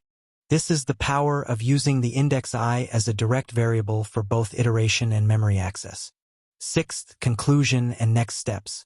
We've successfully used a one-dimensional array to store and process a list of data efficiently, proving that arrays and loops are inseparable in C programming. Next up, we'll explore a very special type of array: strings. Our next lesson is 4.03. Strings. Strings in C as character arrays ending with the null character, \0.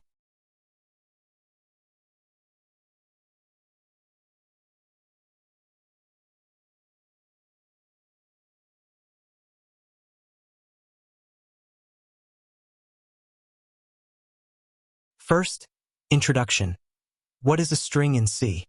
In most modern programming languages, a string is a fundamental data type used to handle text. However, in C, there is no dedicated string data type. Instead, C handles text using the data structures we just learned: arrays. A string in C is simply a one-dimensional array of characters, char, that is terminated by a special character, the null character, \0. Second, the null terminator, \0, the strings rule. The most critical thing to understand about C strings is the null terminator, \0. The null character is a byte with a value of 0. It marks the end of the string.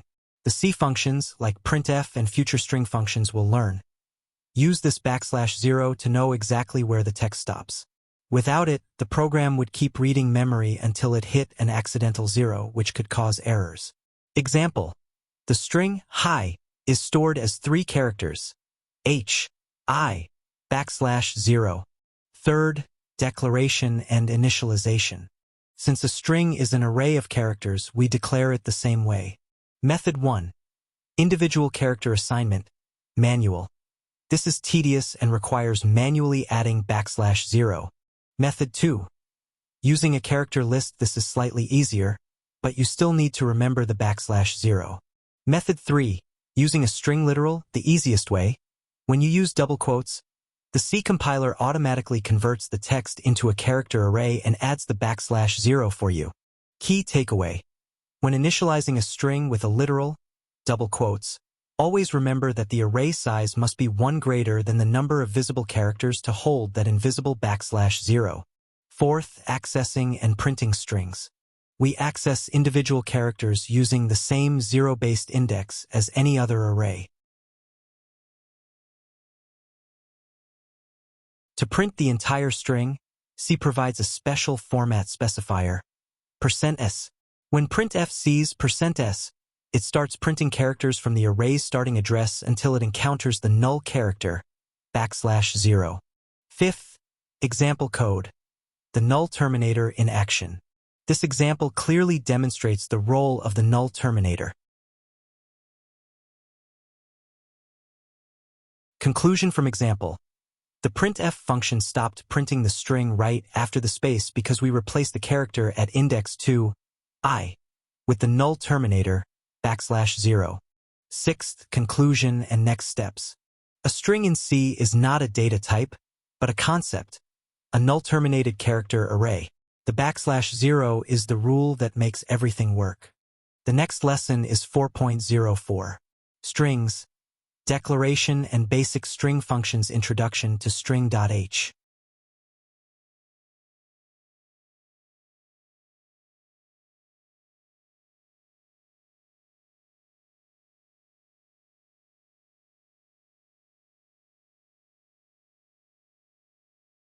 First, introduction, beyond manual manipulation.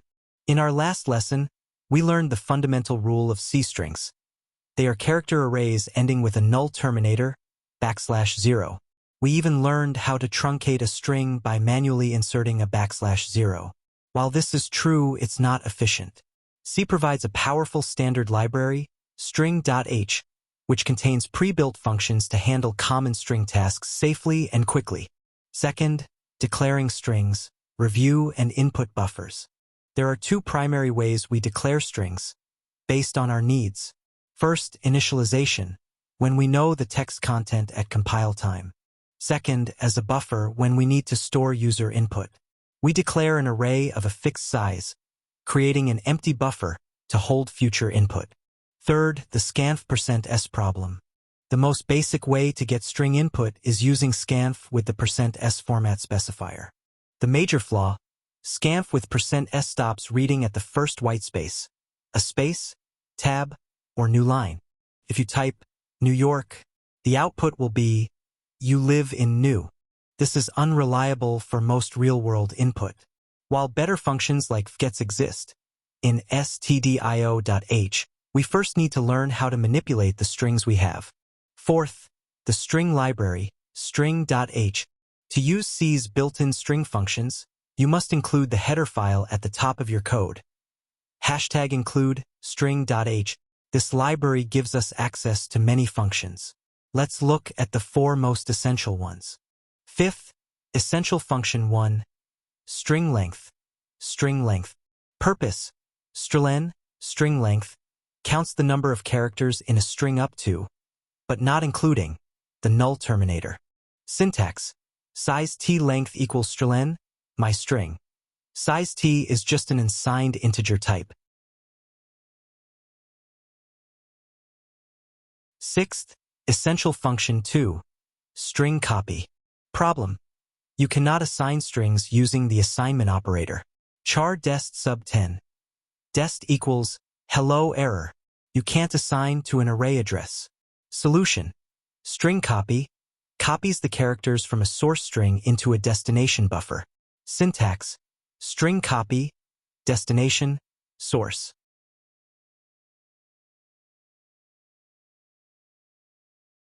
Seventh, essential function 3, string concatenate.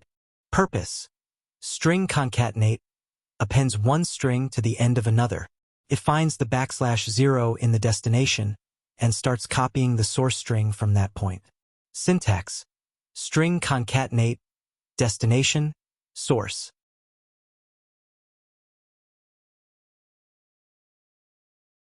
Eighth, essential function 4, string compare. Problem, you cannot compare strings using the equal to operator. If string 1 is equal to string 2, error. This compares memory addresses, not content. Solution. String compare compares the content of two strings alphabetically. Syntax. Integer result equals string compare, string 1, string 2. Return value. Result is equal to 0 if the strings are identical. Result is less than 0 if string 1 comes before string 2 alphabetically. Result is greater than 0 if string 1 comes after string 2 alphabetically. For beginners, just remember, if string compare returns 0, they are equal.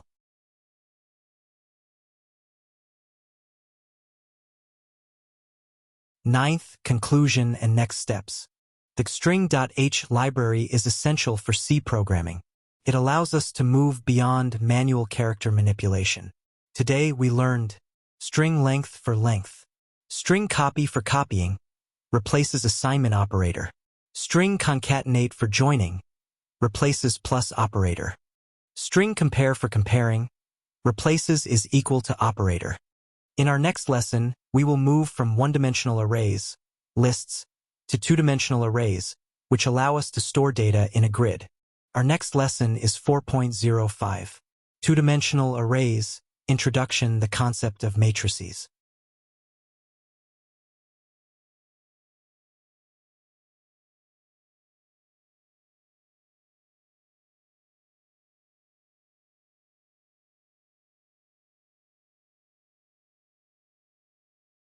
First, introduction, from lists to grids. So far, we have learned one-dimensional, 1D, arrays. These are perfect for storing simple lists. A list of scores, a list of ages, or a list of characters, a string. But what if we need to store data that isn't a simple list? What if we need a grid, a table, or a matrix? Think about a tic-tac-toe board, a chessboard, or a spreadsheet with rows and columns. To store this kind of data, we need two-dimensional 2D arrays. Second, what is a 2D array? A 2D array is simply an array of arrays. A 1D array is a row of elements. A 2D array is a collection of those rows, stacked on top of each other to form a grid. It has two dimensions, rows and columns. Third, declaration of 2D arrays. To declare a 2D array, you must provide two sizes in two sets of square brackets. Data type array name, number of rows, number of columns. Example, this code declares a 2D array named matrix. It has 3 rows. It has 4 columns. The total number of elements it can hold is 3 times 4 equals 12 integers. Fourth, accessing elements, double indexing. Since 1D arrays use one index, array sub I. A 2D array requires 2 indices to access an element. Array name sub-row index sub-column index. Just like 1D arrays, 2D arrays are zero-based for both rows and columns. Rows. The first row is index 0. The last row, in an array with 3 rows, is index 2. Columns. The first column is index 0. The last column, in an array with 4 columns, is index 3. Example. Using our integer matrix sub-3 sub-4, matrix sub-0 sub-0 equals the element at the top left corner, row 0, col 0. Matrix sub-1 sub-2 equals the element at the second row, third column. Matrix sub-2 sub-3 equals the element at the bottom right corner, row 2, col 3. Fifth, initialization of 2D arrays. You can initialize a 2D array when you declare it using nested curly braces. Each inner set of braces represents one row. Example, a 3 by 2 matrix, 3 rows, 2 columns. MyGrid sub-0 sub-0 is 10. MyGrid sub-1 sub-1 is 40. MyGrid sub-2 sub-0 is 50. Sixth, full code example. Let's see it in action. Expected output. Element at sub-1 sub-2 is 23. Element at sub-0 sub-0 is now 99.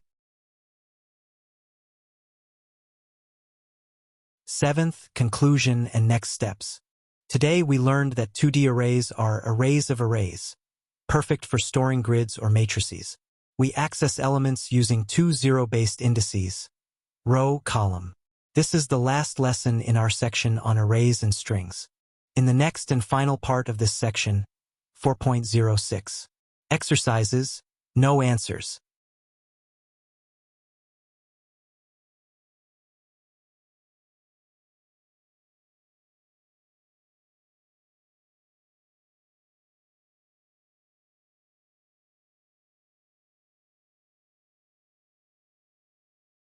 Array 1.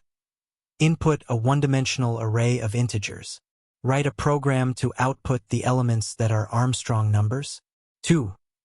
Input a one-dimensional array of integers. Write a program to calculate the sum of the palindromic numbers. 3. Input a one-dimensional array of integers. Write a program to print out the superprime numbers in the array. 4. Input a one-dimensional array of integers. Write a program to find the smallest element in the array. 5.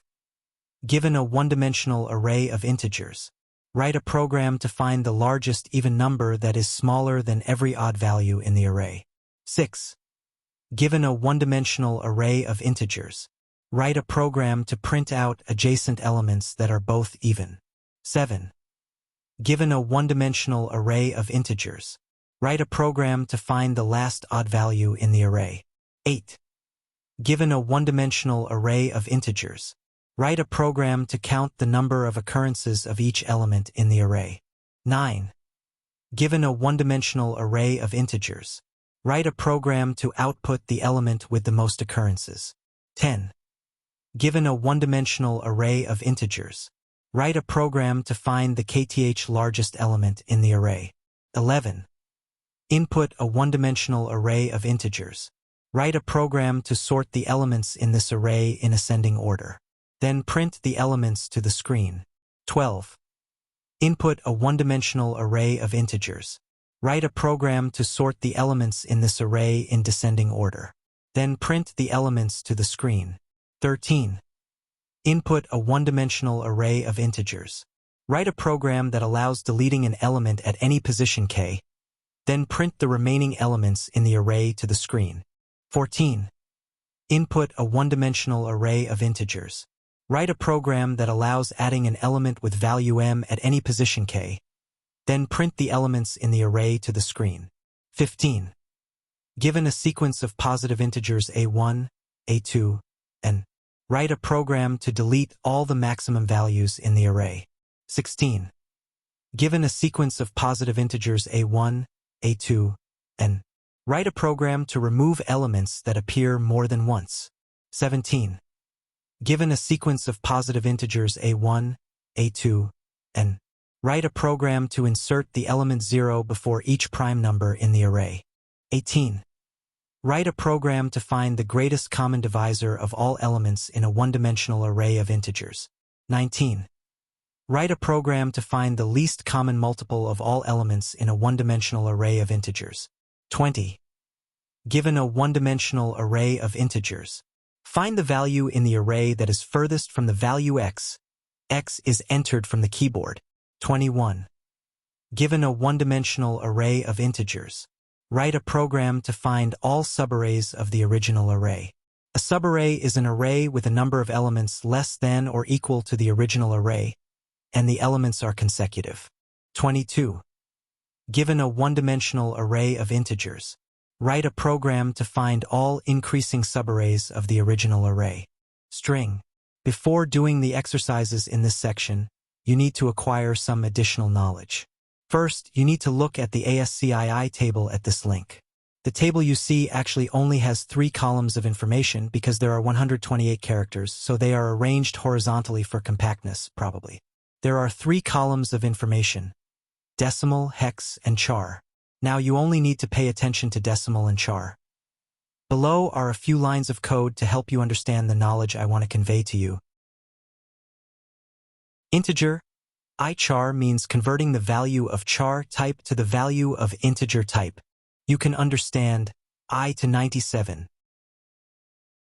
I decimal equals 97. 97 in ASCII table is I. 97 minus 32 equals 65. Capital I decimal equals 65. 65 in ASCII table is I. Char Capital I decimal means converting 65 to I. 1. Initialize a string. Write a program to print all characters in the string in uppercase. 2. Initialize a string. Write a program to print all characters in the string in lowercase. 3. Initialize a string. Count the number of words in the string. 4. Initialize a string. Count the frequency of each character in the string. 5. Initialize a string. Normalize the string according to the following requirements. No leading whitespace characters. No trailing whitespace characters. Each word is separated by only one whitespace character. Capitalize the first character of each word. 6. Initialize a string. Write a program to convert a number string to an integer word representation. 7. Initialize a string. Write a program to sort the characters in the string in descending order according to their ASCII values. 8. Extend a string to a palindrome. Given a string S consisting only of uppercase and lowercase Latin characters, capital A, capital Z, and a Z, find the minimum number of characters to add to the end of the string to make it a palindrome. 9. Initialize a string. Write a program to output the characters present in the string. Note: do not use the string.h library. 10. Initialize a string. Write a program to reverse the original string. Note: do not use the string.h library. 11. Initialize a string. Write a program to convert a string of digits into an integer. 12. Initialize an integer. Write a program to convert an integer into a string of digits. 13. Initialize a date string in the format day, month, year. Write a program to check how many days are in the month mm. 14. Initialize a date string in the format day, month, year, and initialize a variable containing the number of days. Write a program to calculate the resulting date after adding the number of days to the initial date. 15. Initialize two strings of digits x and y with a maximum length of 3. Write a program to add and subtract these two strings of digits.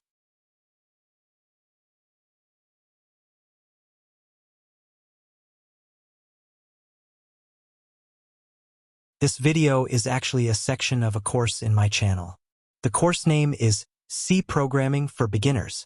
This video includes the lessons of the section. Let me read them to you. First is concept of functions, the importance of modularizing code. Second is defining and calling functions, syntax, parameters, and arguments. Third is return types, functions returning values versus void. Fourth is function prototypes, declaring functions. Fifth is local versus global variables, variable scope.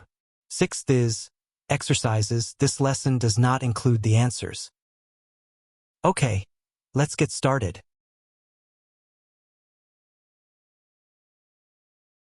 First, introduction, the problem of monolithic code. So far, most of the programs we've written consist of a single, continuous block of code inside the main function. This approach is called monolithic programming. Everything is in one big piece. While this works for small examples, imagine building a large-scale application. A game that needs to draw characters, calculate physics, and manage scores. A financial application that handles data validation, calculates interest, and generates reports.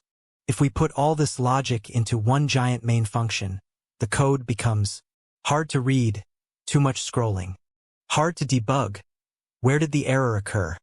Impossible to reuse.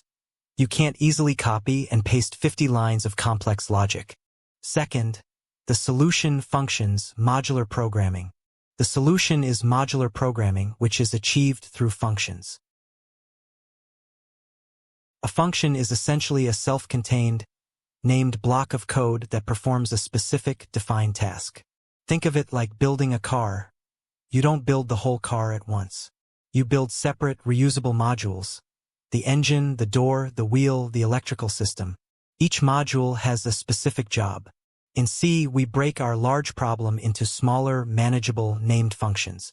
Every C program must have at least one function, main. Third, the 3 key benefits of functions.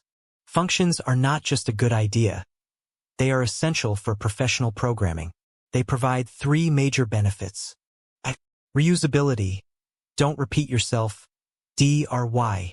If you have a task that needs to be performed multiple times in different places in your program, e.g., calculating the area of a circle, you only write the code once, inside a function named calculateArea. Before, you copy the calculation formula 3 times. With functions, you just call calculateArea 3 times. This saves typing and prevents errors. B. Maintainability and debugging. If an error occurs, you know exactly which function is responsible. Instead of searching through 500 lines of code, you only need to check the 20 lines inside the function generate report. Functions isolate problems, making the code much easier to fix and update later. C. Clarity and readability.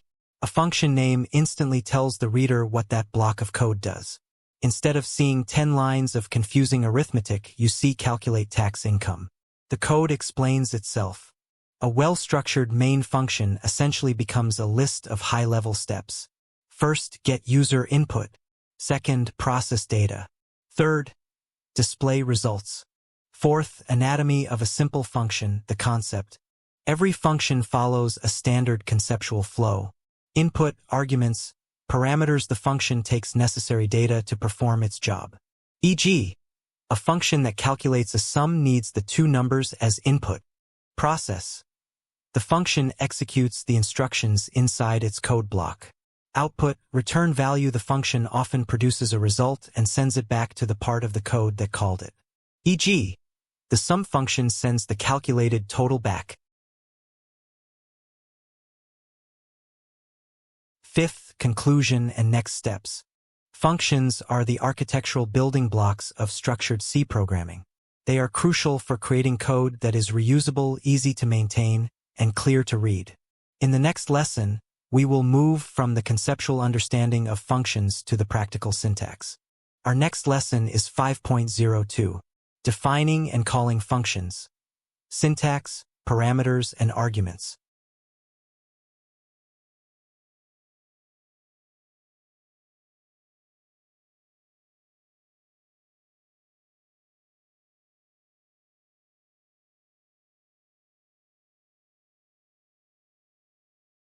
First, introduction, from concept to code.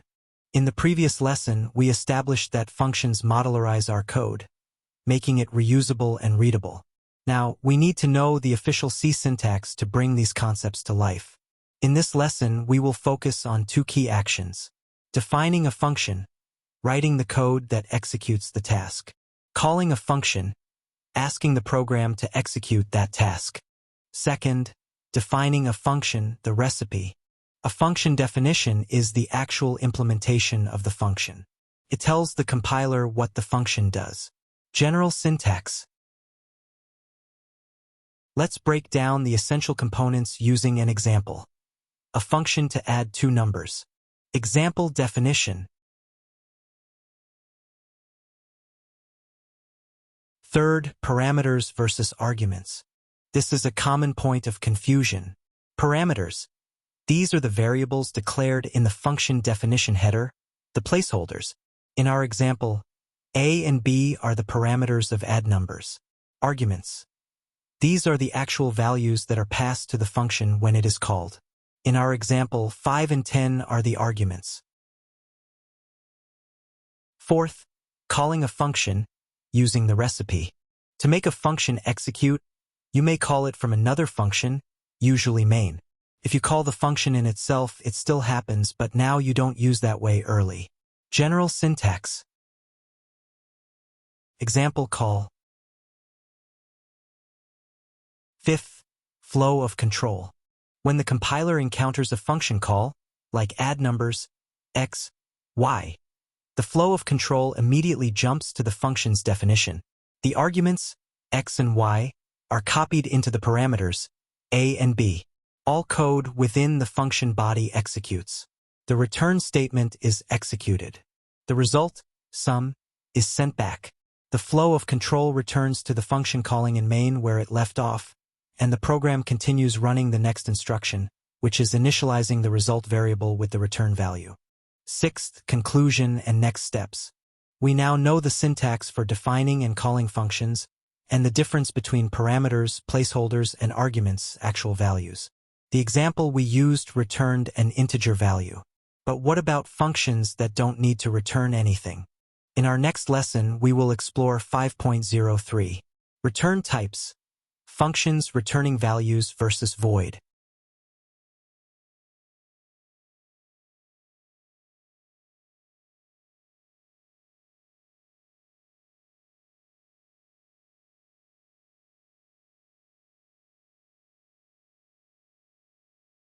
First, introduction. The function's output. In our last lesson, we saw a function that added two integers and returned an integer result. The return type tells the C compiler what kind of data the function will send back to the code that called it. Understanding the return type is crucial because it dictates how you use the function. Can you assign its result to a variable, or is its only purpose to perform an action? There are two main categories for return types. Number 1, returning a value, e.g. integer, float, char. The function calculates and gives back a piece of data. Number 2, void. The function performs an action but does not give back a piece of data. Second, category 1, functions returning a value, the calculator. When a function is defined with a specific data type, like integer, float, or char, it promises to produce and return a value of that type. Key features. Syntax. The return type must match the type of the value returned by the return statement. Purpose.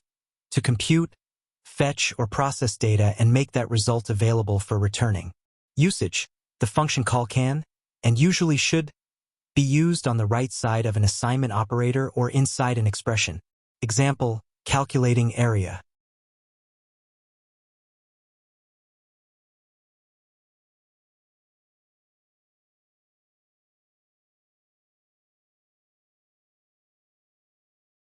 Third, category 2, void functions, the action performer.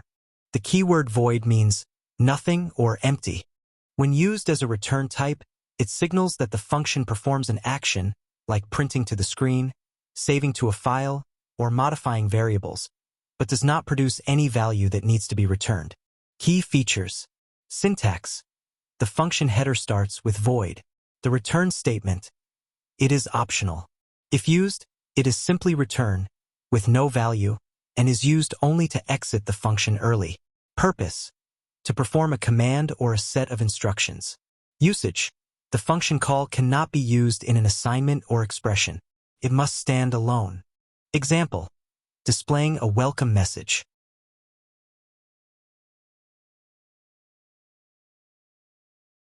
Fourth, summary table, value versus void. This is a comparison table between functions returning values versus void. Fifth, conclusion and next steps. The choice between a value return type and void depends entirely on the function's responsibility. If the function's job is to calculate something, it should return a value. If its job is to do something, it should probably be void. We now know how to define and call a function. But what if we define our function after the main function? The program always runs from top to bottom, so the compiler might not know what the function is before it's called. In our next lesson, we will solve this ordering problem by learning about 5.04. Function prototypes. Declaring functions.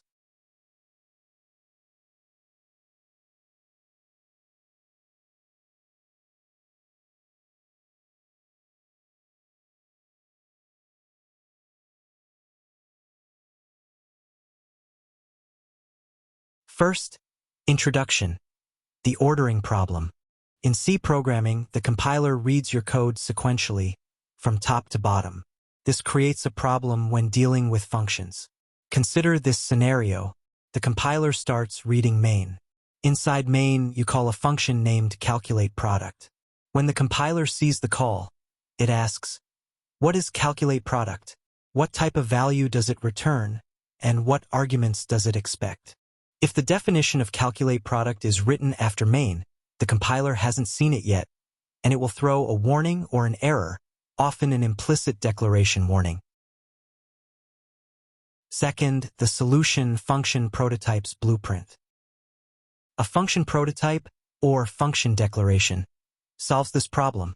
A prototype is a simple statement that tells the compiler, before it sees the function call, exactly what the function looks like. Think of it as a blueprint or a forward declaration. It provides only the function's signature and ends with a semicolon. Prototype syntax. Key components. Return type, the type of value the function returns. Integer, void, float, etc. Function name, the name of the function. Parameter types, the data types of the arguments it expects. The names of the parameters are optional here. Third, example. Fixing the ordering problem. Let's use a function that calculates the product of two numbers.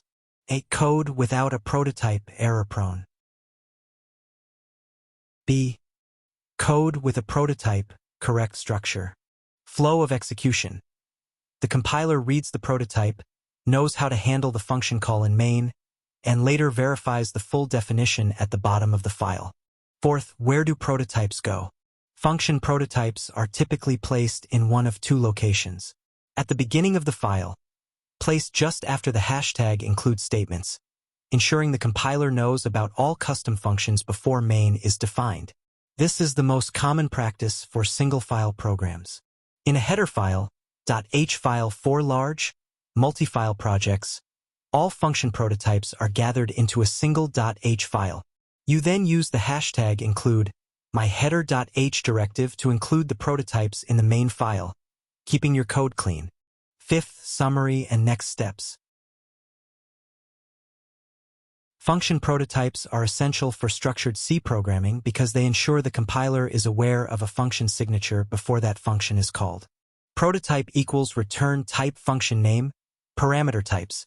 Definition equals the function with the body. Our next lesson 5.05. Local versus global variables, variable scope.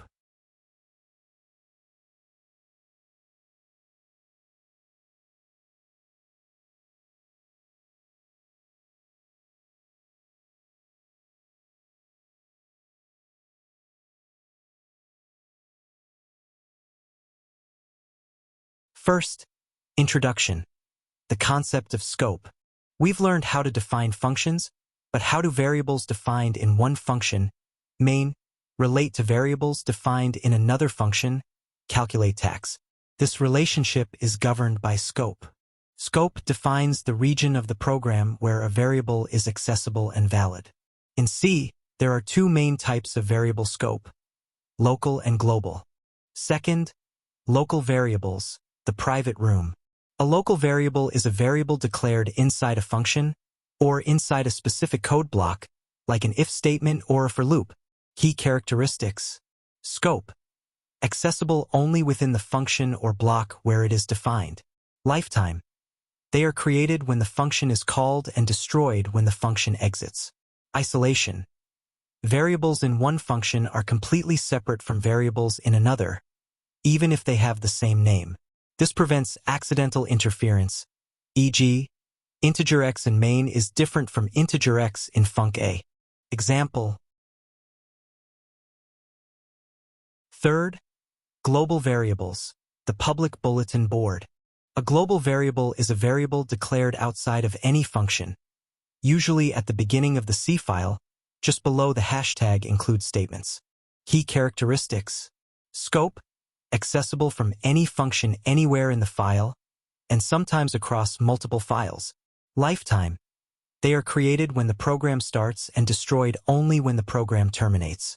Risk. Because any function can change a global variable, they can make debugging difficult. It's often hard to track which function is responsible for an unexpected change in the variable's value.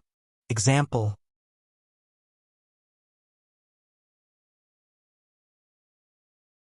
Fourth, best practice, minimize global variables. While global variables are sometimes necessary, especially for constants or very specific shared resources, but if you want your code to look clean, then minimize their use as much as possible. Global variables should be reserved primarily for fixed values, like constants that all functions need to know, often declared using the const keyword, const integer max users equals 50. Fifth, summary and next steps. Understanding scope is critical for modular programming. Local variables, private to the function, created and destroyed on each call. Preferred. Global variables, public to the entire file, exist for the program's lifetime. Use sparingly.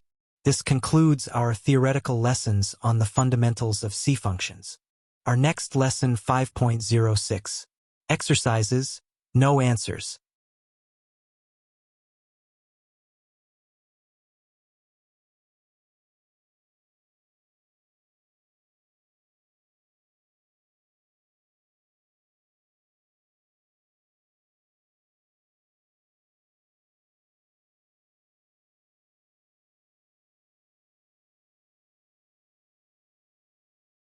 Part 1 Basics.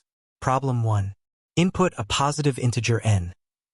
Calculate the sum s, n, using the following formula. Problem 2. Input a positive integer n. Calculate the product s, n, using the following formula. Problem 3.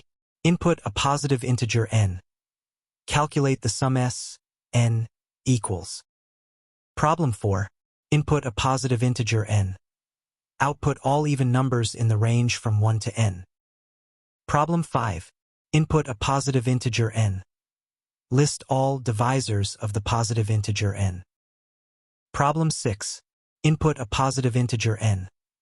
Calculate the sum of all divisors of the positive integer n.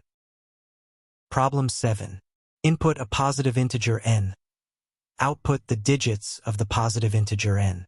Hint: use the modulo operator and integer division by 10. Problem 8. Input a positive integer n.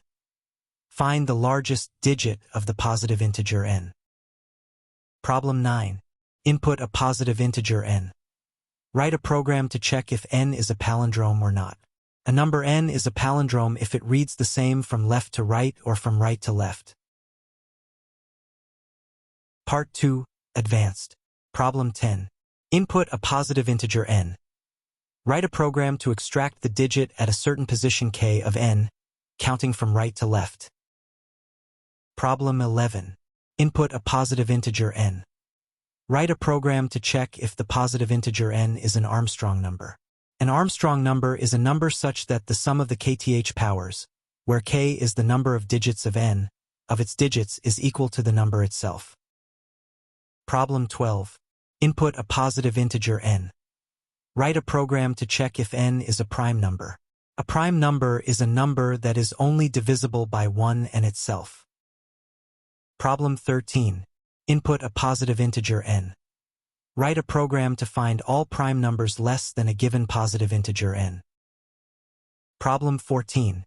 The Fibonacci sequence is a sequence of numbers where each number is the sum of the two preceding ones.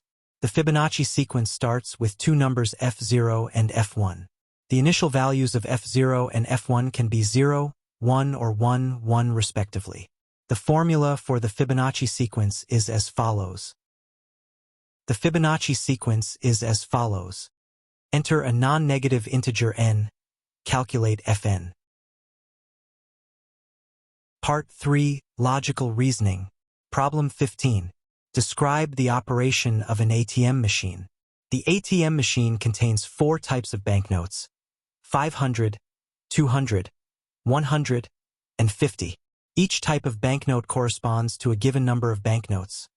Count 500, count 200, count 100, and count 50. Assume the ATM machine contains an initial default amount of money x. 1. Write a program to simulate the operation of an ATM machine with the function allowing the user to enter the amount of money to withdraw, n. 2. The user can choose to perform the withdrawal function until the machine runs out of money or end the program after completing the operation. Note: the number of banknotes withdrawn must be the minimum possible. 3. Enhance security for customers by initially providing them with a default password consisting of a maximum of 8 digits. Customers will only be allowed to access ATM functions after entering the correct password. Additional part. Problem 16. Write a program to solve a quadratic equation of the form.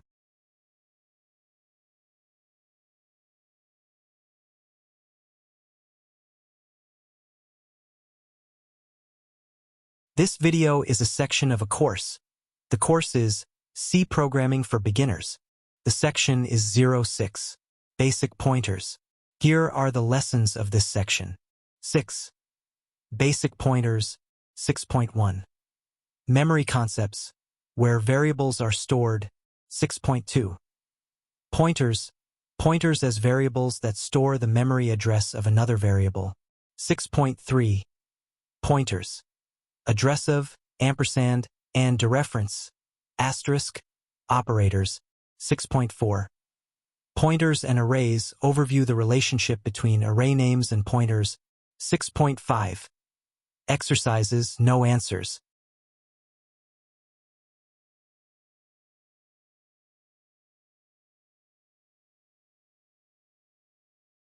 First, Introduction. Variables revisited. Throughout our course, we've used variables like integer age equals 30, without really thinking about what happens under the hood. We know that age holds the value 30. But where does this value actually live? The answer is, in your computer's random access memory, RAM. To fully understand pointers, we must first understand how this memory is organized. Second, memory. Think of your computer's memory, RAM, as a vast one-dimensional array of storage cells. Every single box, storage cell, has two fundamental properties: address and content. Address. A unique number that tells the computer exactly where the cell is located. This is usually represented as a large hexadecimal number, e.g., 0x7ff7, etc. Content. For the int data type, this memory box is one of the 4 parts of the data content of the variable. And for char data type, just need one memory box contains the complete variable value. Because int is 4 bytes, then we need 3 more boxes, and char is 1 byte. When you declare a variable in C, the compiler reserves a certain number of adjacent boxes, e.g., 4 bytes for an integer.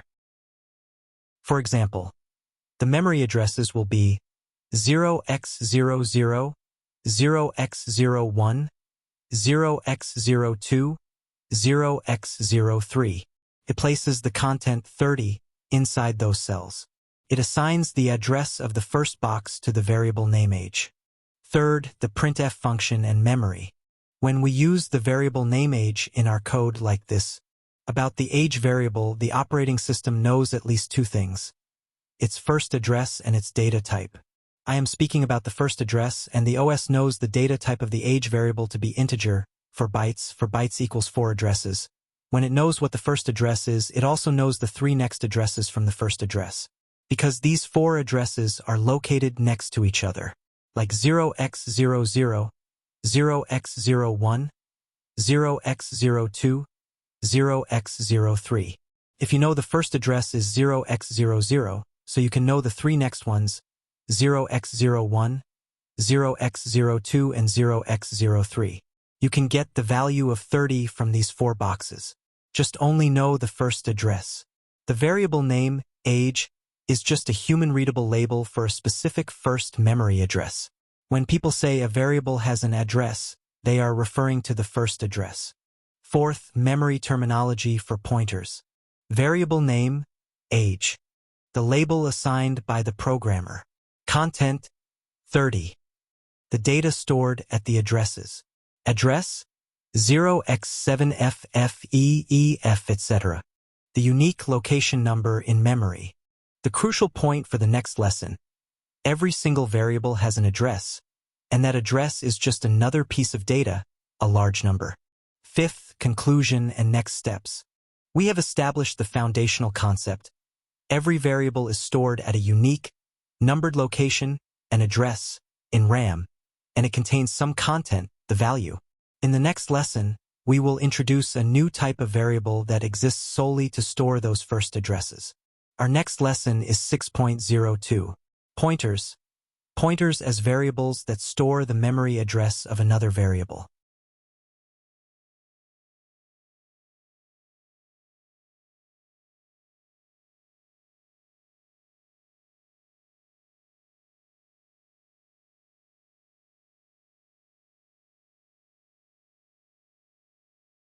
First, introduction. The address is just data. In the last lesson, we established that every variable, like integer age equals 30, has a unique memory address. That address is simply a large number, usually represented in hexadecimal. The key idea of this lesson is, if an address is just a number, we should be able to store it in a variable. Second, what is a pointer? A pointer is a special type of variable in C whose value can be the memory address of another variable. A regular integer variable stores an integer value, 30. A pointer variable stores an integer's address, 0x04. This is why pointers are sometimes called address variables. They point to where the data is stored in memory. Third, declaring a pointer the asterisk. Since a pointer is a variable, it needs to be declared. When declaring a pointer, you must use the asterisk operator. General syntax. Data type asterisk pointer name. The type is crucial. The data type in the declaration does not specify the pointer's own type. All pointers store memory addresses. Instead, it tells the compiler, this pointer points to a variable of this type. Integer asterisk PTR number. A pointer that points to an integer variable. Char asterisk PTR char. A pointer that points to a char variable. Float asterisk PTR price. A pointer that points to a float variable. This type information is vital because it tells the compiler how many bytes to read or write at the stored address, e.g., 4 bytes for an integer, 1 byte for a char. Fourth, code example. Declaring and initializing pointers. Let's look at how we declare and initialize a pointer in context. We will use the addressive operator ampersand for the first time, as it is mandatory for initializing pointers.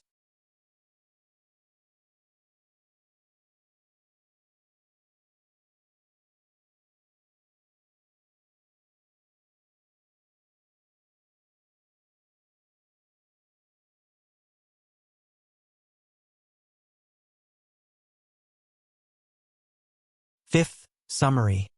The pointer's role. The pointer variable ptrh has its own address in memory, just like any other variable. But the content of ptrh is the address of age. This indirection, storing the location instead of the value, is the core concept of pointers. We use the addressive operator, ampersand, to find this address. Our next lesson is 6.03. Pointers, addressive, ampersand, and dereference, asterisk, operators.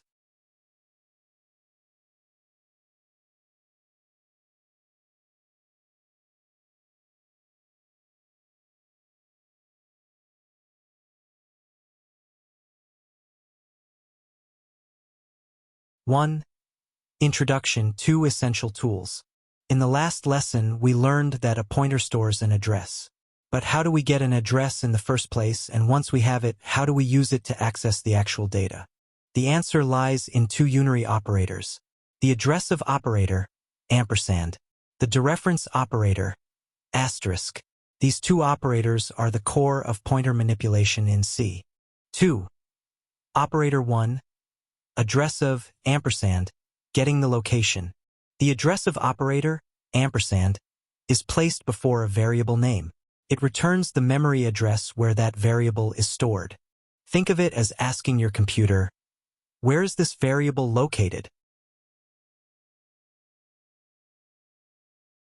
Code example for ampersand operator.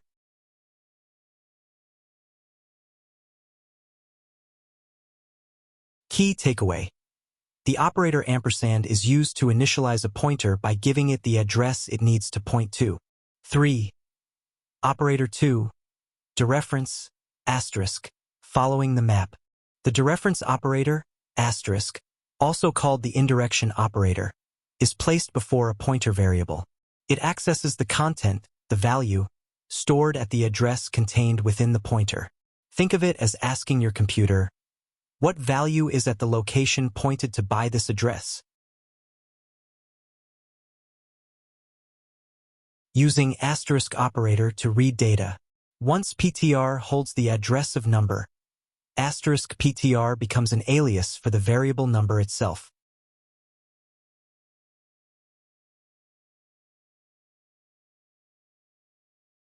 Four. Using asterisk operator to modify data, crucial concept. The real power of dereferencing is that you can use asterisk PTR on the left side of an assignment operator to change the original variable's value indirectly. When you change asterisk PTR, you are directly modifying the content of the number variable in memory, even though you never used the name number in the assignment. This concept is fundamental to passing variables to functions by reference, call by reference, which maybe we will explore later. 5. Summary and next steps. You have now learned the basic declaration and operation of pointers. Our next lesson is 6.04. Pointers and arrays. Overview the relationship between array names and pointers.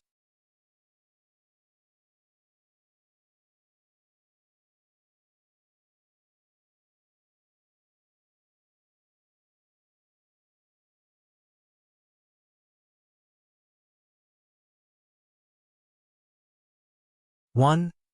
Introduction, arrays and addresses. We know that an array is a collection of elements of the same type stored in contiguous, adjacent memory locations. For example, when we initialize integer ARR sub 5 equals 10, 20, 30, 40, 50, the 5 integers are stored right next to each other in RAM. Today's lesson reveals one of the most fundamental truths in C. In C, arrays and pointers are almost the same thing. 2. The array name as a constant pointer. When you declare an array, the array name itself acts as a special type of pointer. The rule, the name of an array, without brackets, is a constant pointer to the address of its first element, index 0. Consider this array. If we print the address of the first element and the array name, they will be identical. Key difference. An array name, ARR, is a constant pointer. This means you cannot change the address it points to. 3. Pointer arithmetic. Navigating the array. Because the elements of an array are sequential, we can use simple arithmetic on a pointer to move from one element to the next. This is called pointer arithmetic. If PTR points to the start of the array, ARR sub 0, what happens if we add 1?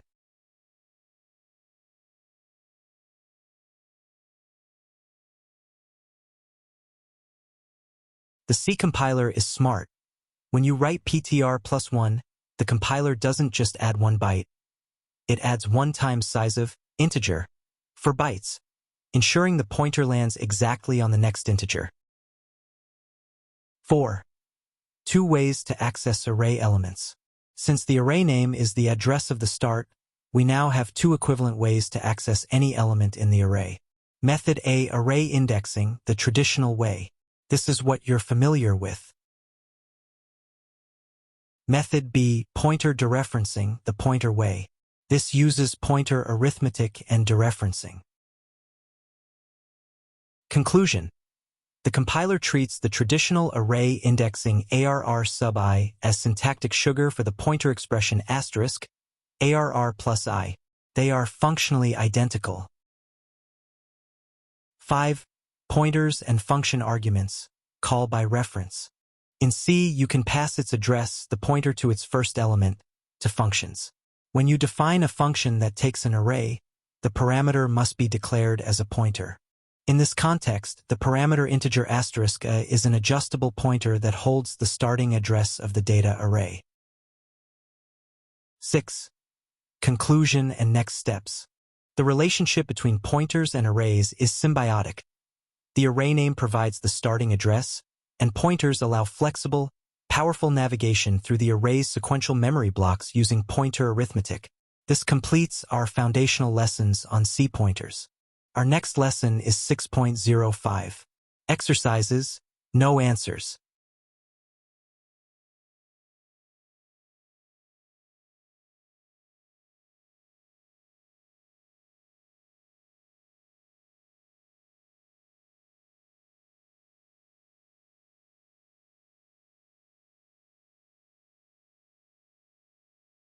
Problem 1. Given the following data. Change, increase or decrease, the value of the data variable a through the pointer variable in at least 3 different ways. Not 3 different ways like that. Hint. P equals ampersand A. A is a variable and ampersand A is to get the address from a variable. Next, integer value equals asterisk P. P is a variable. This variable has data as an address. When you write integer value equals asterisk P, it is equivalent to writing integer value equals A.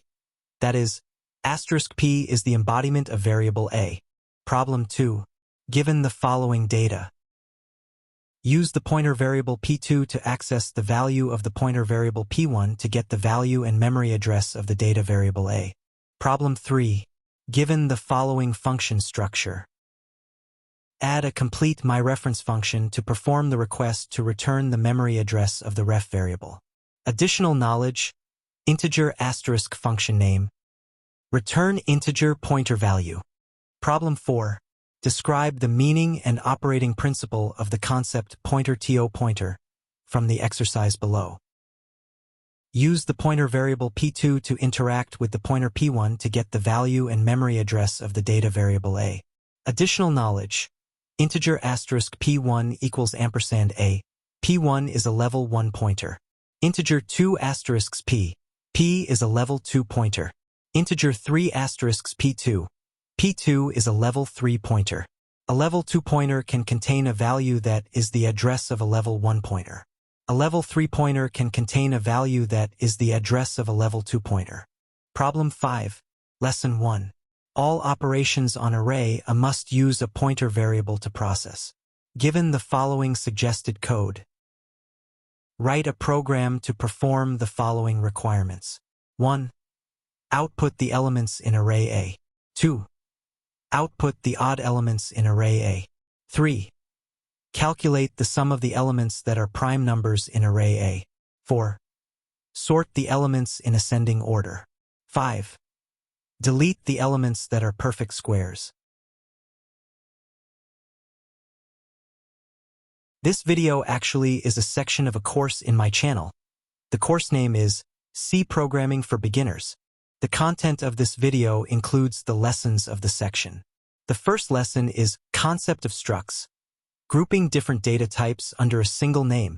The second lesson is Declaration and Access, creating a simple struct, for example, student information. The third lesson is Exercises. This lesson does not include the answers. Okay, let's get started. 1. Introduction, limitations of arrays. So far, when dealing with multiple pieces of data, we have used arrays. Arrays are fantastic, but they have one major limitation. They can only store elements of the same data type. Imagine you are writing a program to manage student records.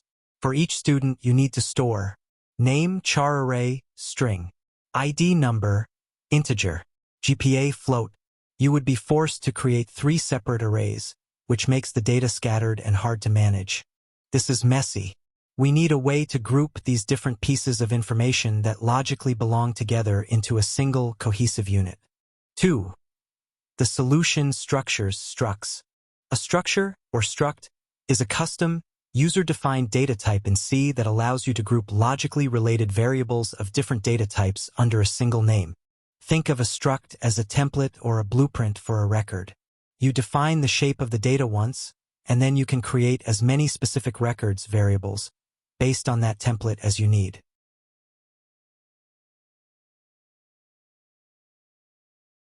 3. Key terminology, members and types. When discussing structs, there are specific terms we use. Struct tag, the name you give to the blueprint, e.g., student. Member, the individual variables inside the struct, e.g., ID, GPA, name. These are the fields of the record. Struct variable, the actual variable created based on the blueprint, e.g., student 1, class leader. 4. Conceptual example, a student struct. Instead of managing 3 separate lists for one student, a student struct puts them together. This definition tells the compiler, whenever I declare a variable of type struct student, allocate enough memory to hold one integer, one float, and 50 characters. Actually, when I check a variable of the student type by using sizeof, it returns a result with a slightly higher value. The power is in the grouping. Student 1 now represents the full set of data, not just one piece of it. 5. Why use structs? Structs are fundamental in C because they enable complex data modeling.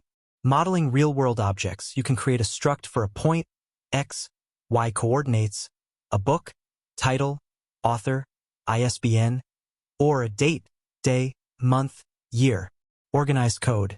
It is much easier to pass a single struct variable to a function, e.g., call a function like printStudentInfo and pass student1 to it, easier than to pass 5 individual arguments. Foundation for advanced concepts. Structs are used to build data structures such as linked lists, trees. 6.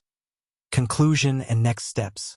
We've introduced the concept of the struct, the user-defined type that lets us group dissimilar data types into a single logical unit. In the next lesson, we will get practical and learn the exact syntax for declaring a struct and, more importantly, how to access and manipulate its individual members using the dot operator. Our next lesson is 7.2, Declaration and Access, creating a simple struct, e.g., student information.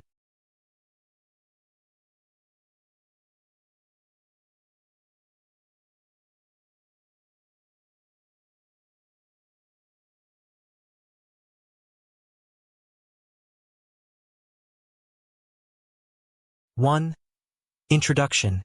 Structs in practice. In our last lesson, we introduced structures, structs, as the blueprint for creating complex, custom data types in C. Today, we will focus on the practical steps. Defining the struct blueprint. Declaring a struct variable based on that blueprint. Accessing the individual members of the struct variable using the crucial dot operator. 2. Defining the struct blueprint. A struct definition creates the template but does not allocate any memory. It just tells the compiler how the data should be organized. We usually define structs globally, outside of main. Syntax for definition. You see here. Example, the student struct you see here. 3. Declaring struct variables. Once the blueprint is defined, we can declare variables, records of that type. This is when memory is actually allocated. Syntax for declaration. You see here. Here, example declarations. 4. Accessing members. The dot operator. To access or modify the individual fields, members, within a struct variable, we use the dot operator. Syntax for access. Code example. Access and modification.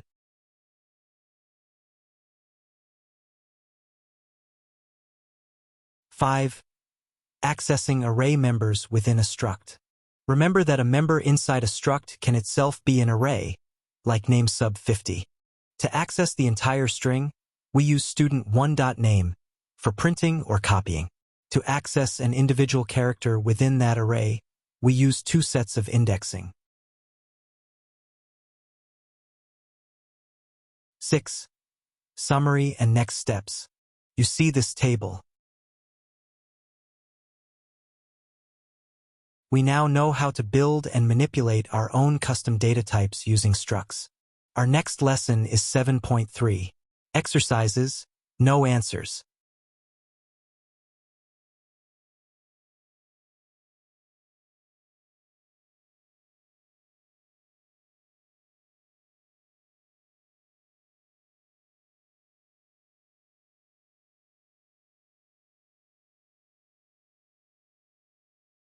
Additional knowledge. Following is a demo code about entering string in C. You need this tool for the exercises.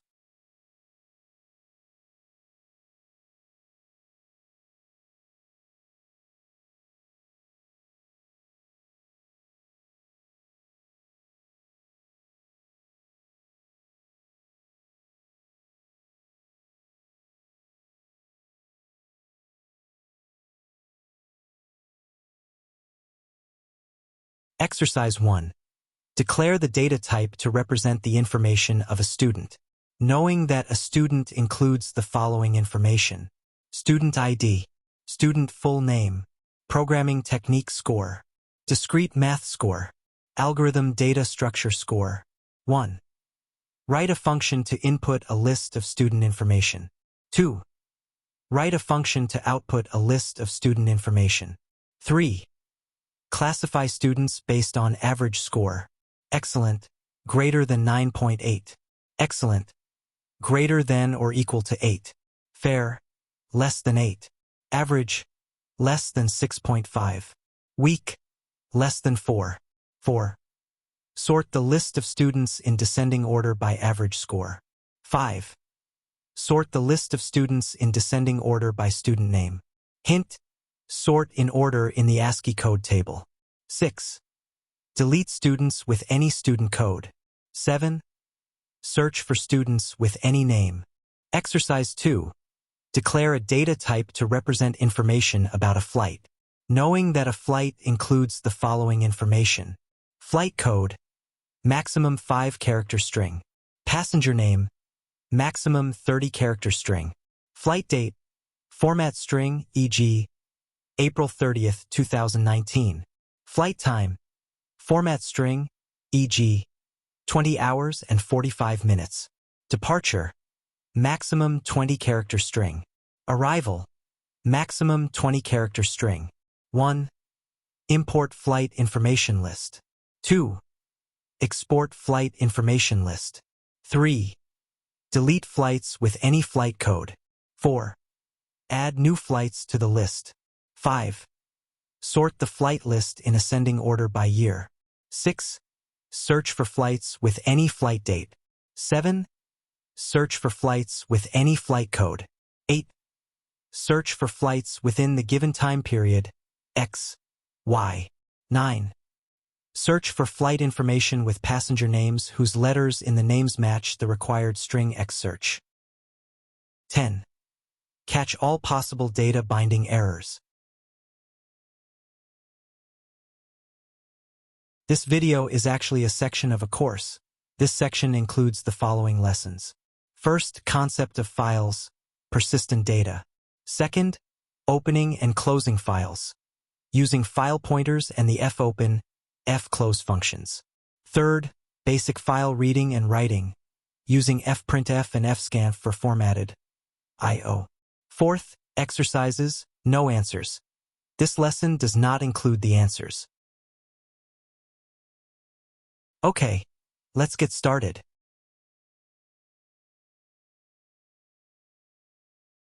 One. Introduction: the problem of volatility. Up until now, all the data we've used in our C programs, variables, arrays, structs, has been volatile. Volatile data means the data only exists in the computer's RAM, random access memory, while the program is running. As soon as the program finishes, crashes, or the computer is turned off, all that data is completely erased. Think about a text editor. If you type a 1,000-word report but forget to save, all that work is lost when you close the application. That's volatile data. 2. The solution: persistent data with files. To store data permanently, we use files. A file is a sequence of bytes stored on a non-volatile storage device, such as a hard disk drive, HDD, or solid-state drive, SSD. Persistent data means the data remains available even after the program stops executing and the computer shuts down. By using files, your C programs can achieve real-world functionality, saving game scores, storing user configurations and settings, logging error messages, managing large databases of customer or inventory records. 3. Files versus variables: the core difference. 4. Two types of files in C. In C, we generally categorize files into two types based on how the data is stored and interpreted. A. Text files, human-readable. Content: store data as a sequence of ASCII or Unicode characters. Reading: you can open and read a text file using a standard text editor, like Notepad or VS Code. Examples: configuration files, .cfg, log files, .log, or simple text documents, .txt. Drawback: storing the integer 123 takes 3 bytes, 1, 2, 3, plus maybe a new line character. B. Binary files, computer readable. Content: store data exactly as it is represented in the computer's memory, as raw binary bytes. Reading: cannot be read directly with a text editor. The data will appear as garbage characters. Examples: executable programs, .exe, images, .jpg, or compressed data archives. Benefit: highly efficient. Storing the integer 123 takes only 4 bytes for a standard integer, regardless of how many digits it has, resulting in smaller files and faster read-write times. 5. File stream, the communication channel. When your C program needs to interact with a file, it doesn't access the file directly. It uses an abstraction called a file stream. A stream is a sequence of bytes flowing between a program and a device, in this case, a disk file.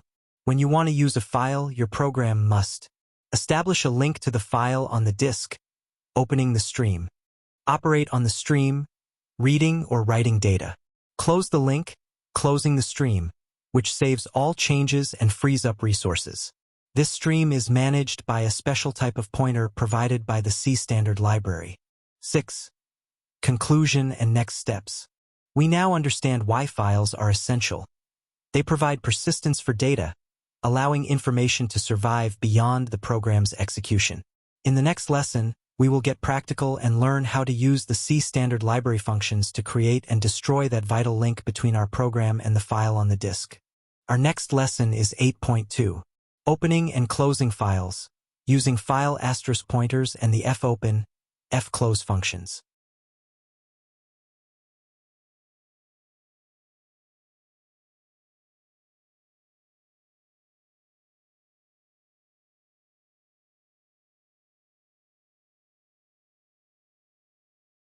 One. Introduction, the file handle. In the last lesson, we learned that to achieve persistent data storage, we must interact with disk files via a stream, a sequence of bytes. To manage this stream, the C language uses a special type of pointer called a file pointer. About the file pointer, the file type is a struct defined in the stdio.h library. It holds all the necessary administrative information about the file: its current position, its mode, reading, writing, and status indicators. Because we interact with this structure via its memory address, we must declare it as a pointer, file asterisk file ptr.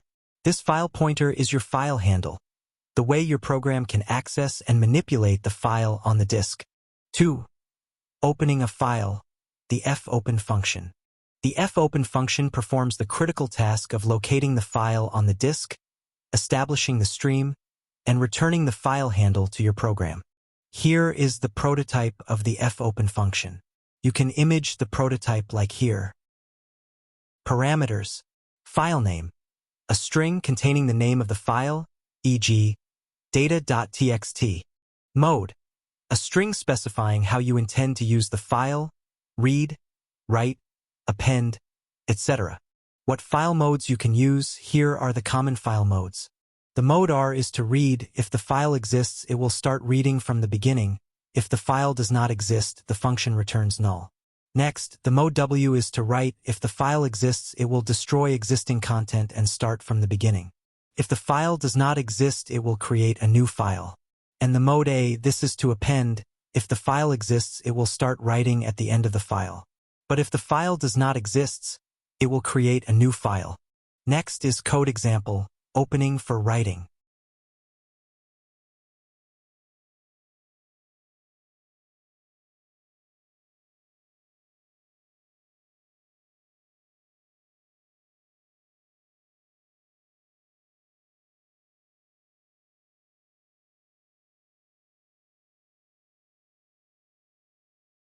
Three. Error checking, the null return. When fopen fails to open a file, for example, trying to read a file that doesn't exist, or lacking disk permissions, it returns the special pointer value null. You must always check if the file pointer is null immediately after calling fopen to ensure your program doesn't crash when trying to use an invalid handle. 4. Closing a file, the fclose function. Once you are finished reading or writing, you must close the file stream using the fclose function. You can image the prototype like here. So why closing is vital? First, data flush. Most C systems buffer write operations. They keep data in RAM temporarily.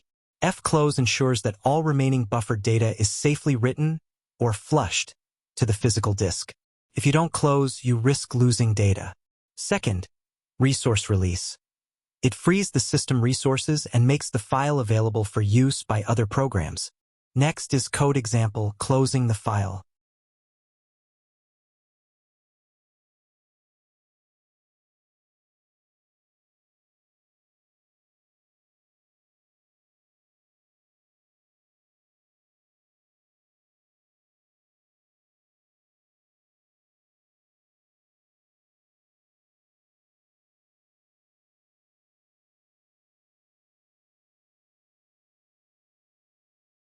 Five, conclusion and next steps. You've learned the 2 essential steps for file management. About the open step, use fopen to establish a connection and get the file pointer. Always check for null. And about the close step, use fclose to ensure data is saved and resources are released.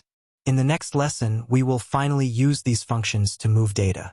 We will explore 8.3, basic file reading and writing, using fprintf and fscanf for formatted I/O, which are the file equivalents of the printf and scanf functions you already know.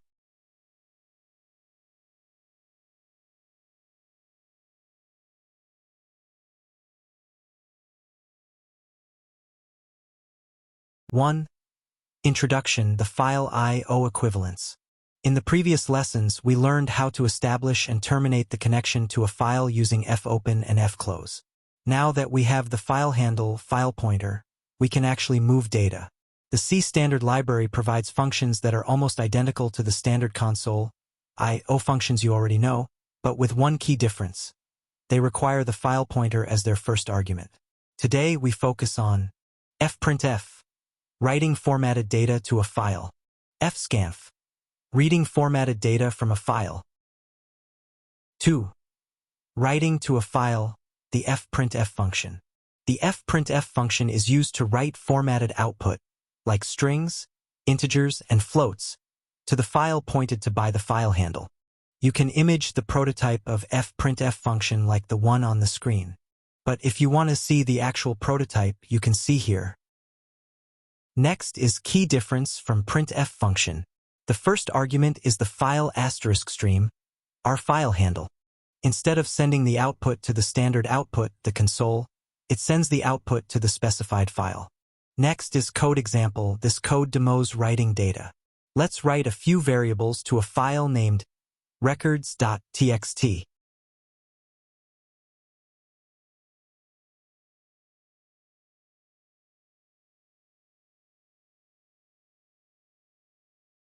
When you open records.txt after running this program, you will see the exact line.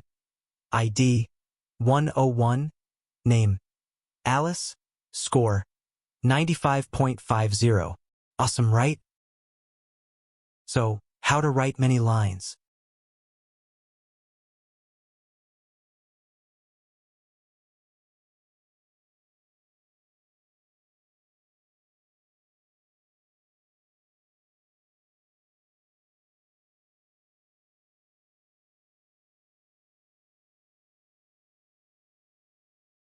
And so how to append a line or many lines to an exist file.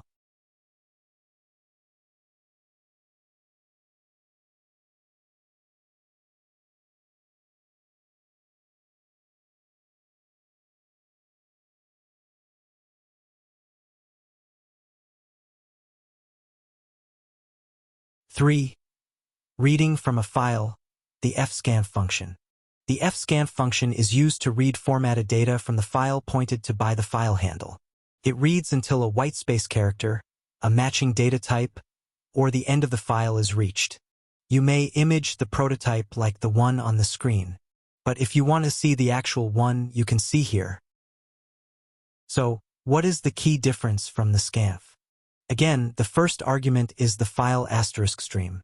It takes input from the specified file instead of the standard input, the keyboard. Next, we have a code example. This code demos reading data. Now, let's read the data we just wrote. Note that we must open the file in read mode, R.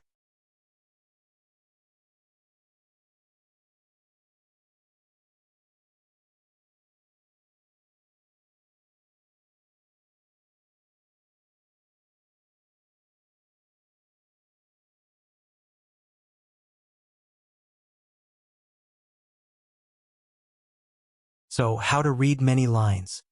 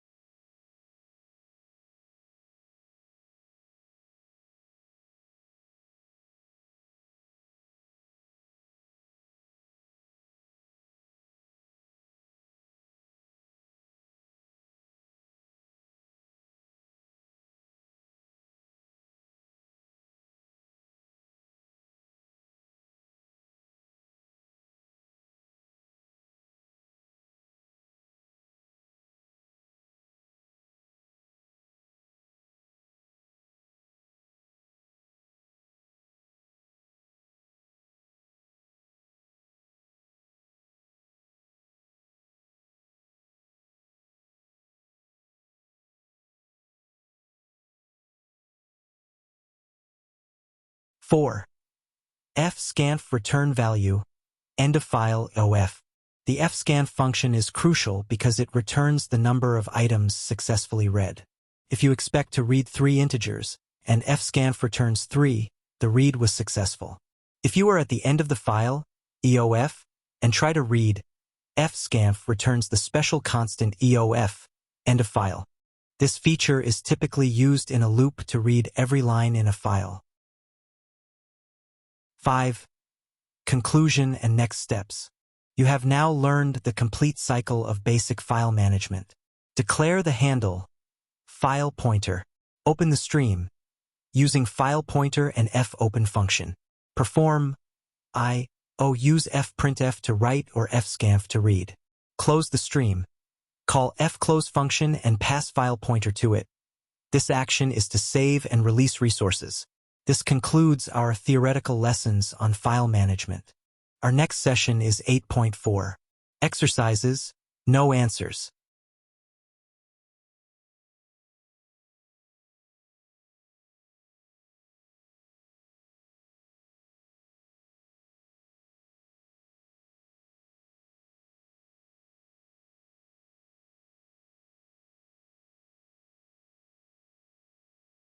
This code can help you.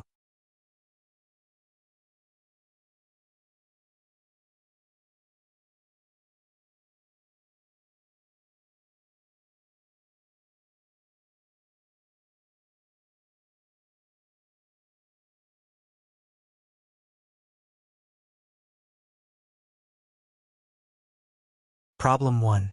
Read integers from the file input.txt, knowing that the first line is an integer representing the number of integers to read. The second line is a sequence of integers to read. Example, input.txt. Requirement. Find the largest element in the array of integers and write it to the file output.txt. Problem 2. Read integers from the file input.txt, knowing that there is only one line containing the integers. Example, input.txt. Requirement: find the Armstrong numbers in that array of integers and write them to the file output.txt. Problem 3. Read integers from the file input.txt, knowing that there is only one line containing the integers, and each integer is separated by a comma. Example: input.txt. Requirement: the file gcd.txt stores one integer, which is the greatest common divisor of all elements in the array. The file lcm.txt stores one integer, which is the least common multiple of all elements in the array. Problem 4. Data in the file input.txt consists of the following information. First line: the number of fractions. The following lines. Each line contains information about one fraction. Requirements: 1. Simplify the fractions and save them to the file simplifiedfractions.txt. 2. Find the largest fraction. The result should be written to the file output.txt. Example: input.txt. output.txt. Problem 5. The format in the student.txt file is as follows. The first line contains information about one student: full name, student ID, date of birth, a string in day, month, year format. The second line is the number of subjects. The following lines are plus list of subjects and corresponding grades. Example: student.txt. Requirements: 1. Read data from the student.txt file. 2. Enter a student's name and print to the screen the information of the student whose name matches the name being searched for. 3. Save to the file birthyear.txt the information of students whose birth year YYYY is entered from the keyboard. 4. Save to the file greatestgrade.txt the information of each student and the subject with the highest grade for each student. 5.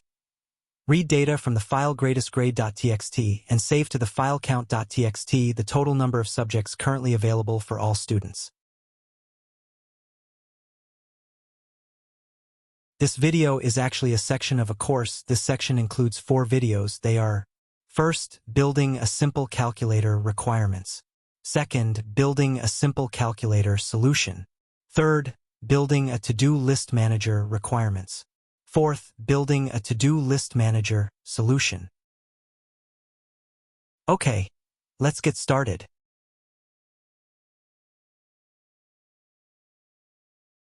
Simple calculator requirements. The calculator should be able to perform addition, subtraction, multiplication, and division when the user enters an expression like this.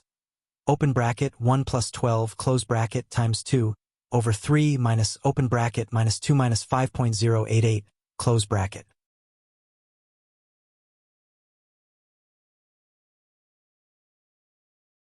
We're learning about flow of the program.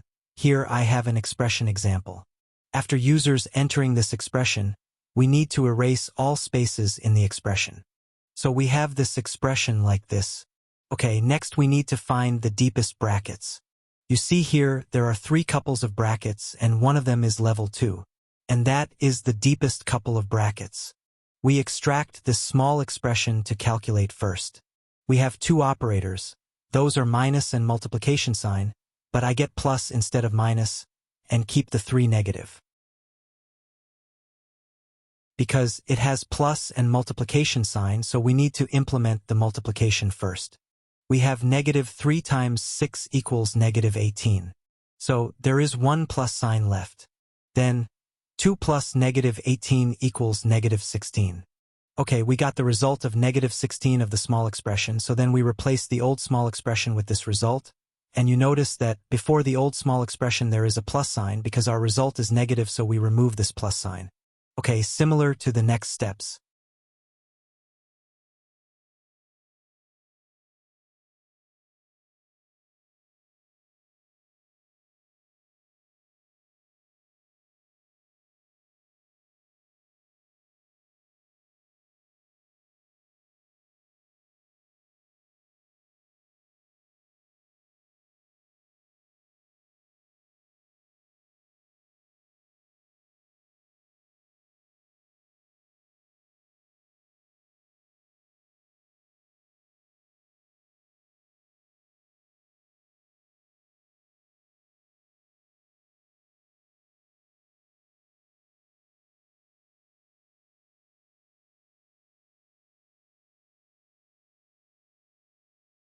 Next, I will show you the code.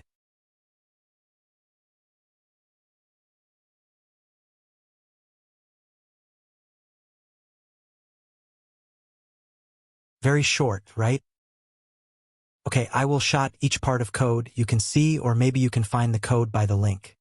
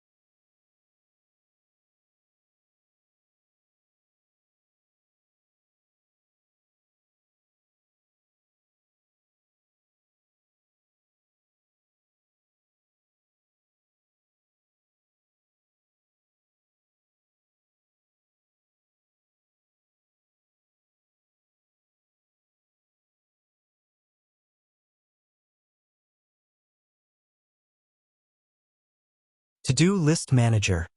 Requirements. User commands. Year/month/day/hour/minute. Display all tasks for that minute. Year/month/day/hour. Display all tasks for that hour. Year/month/day. Display all tasks for that day. Year/month. Display all tasks for that month. Year.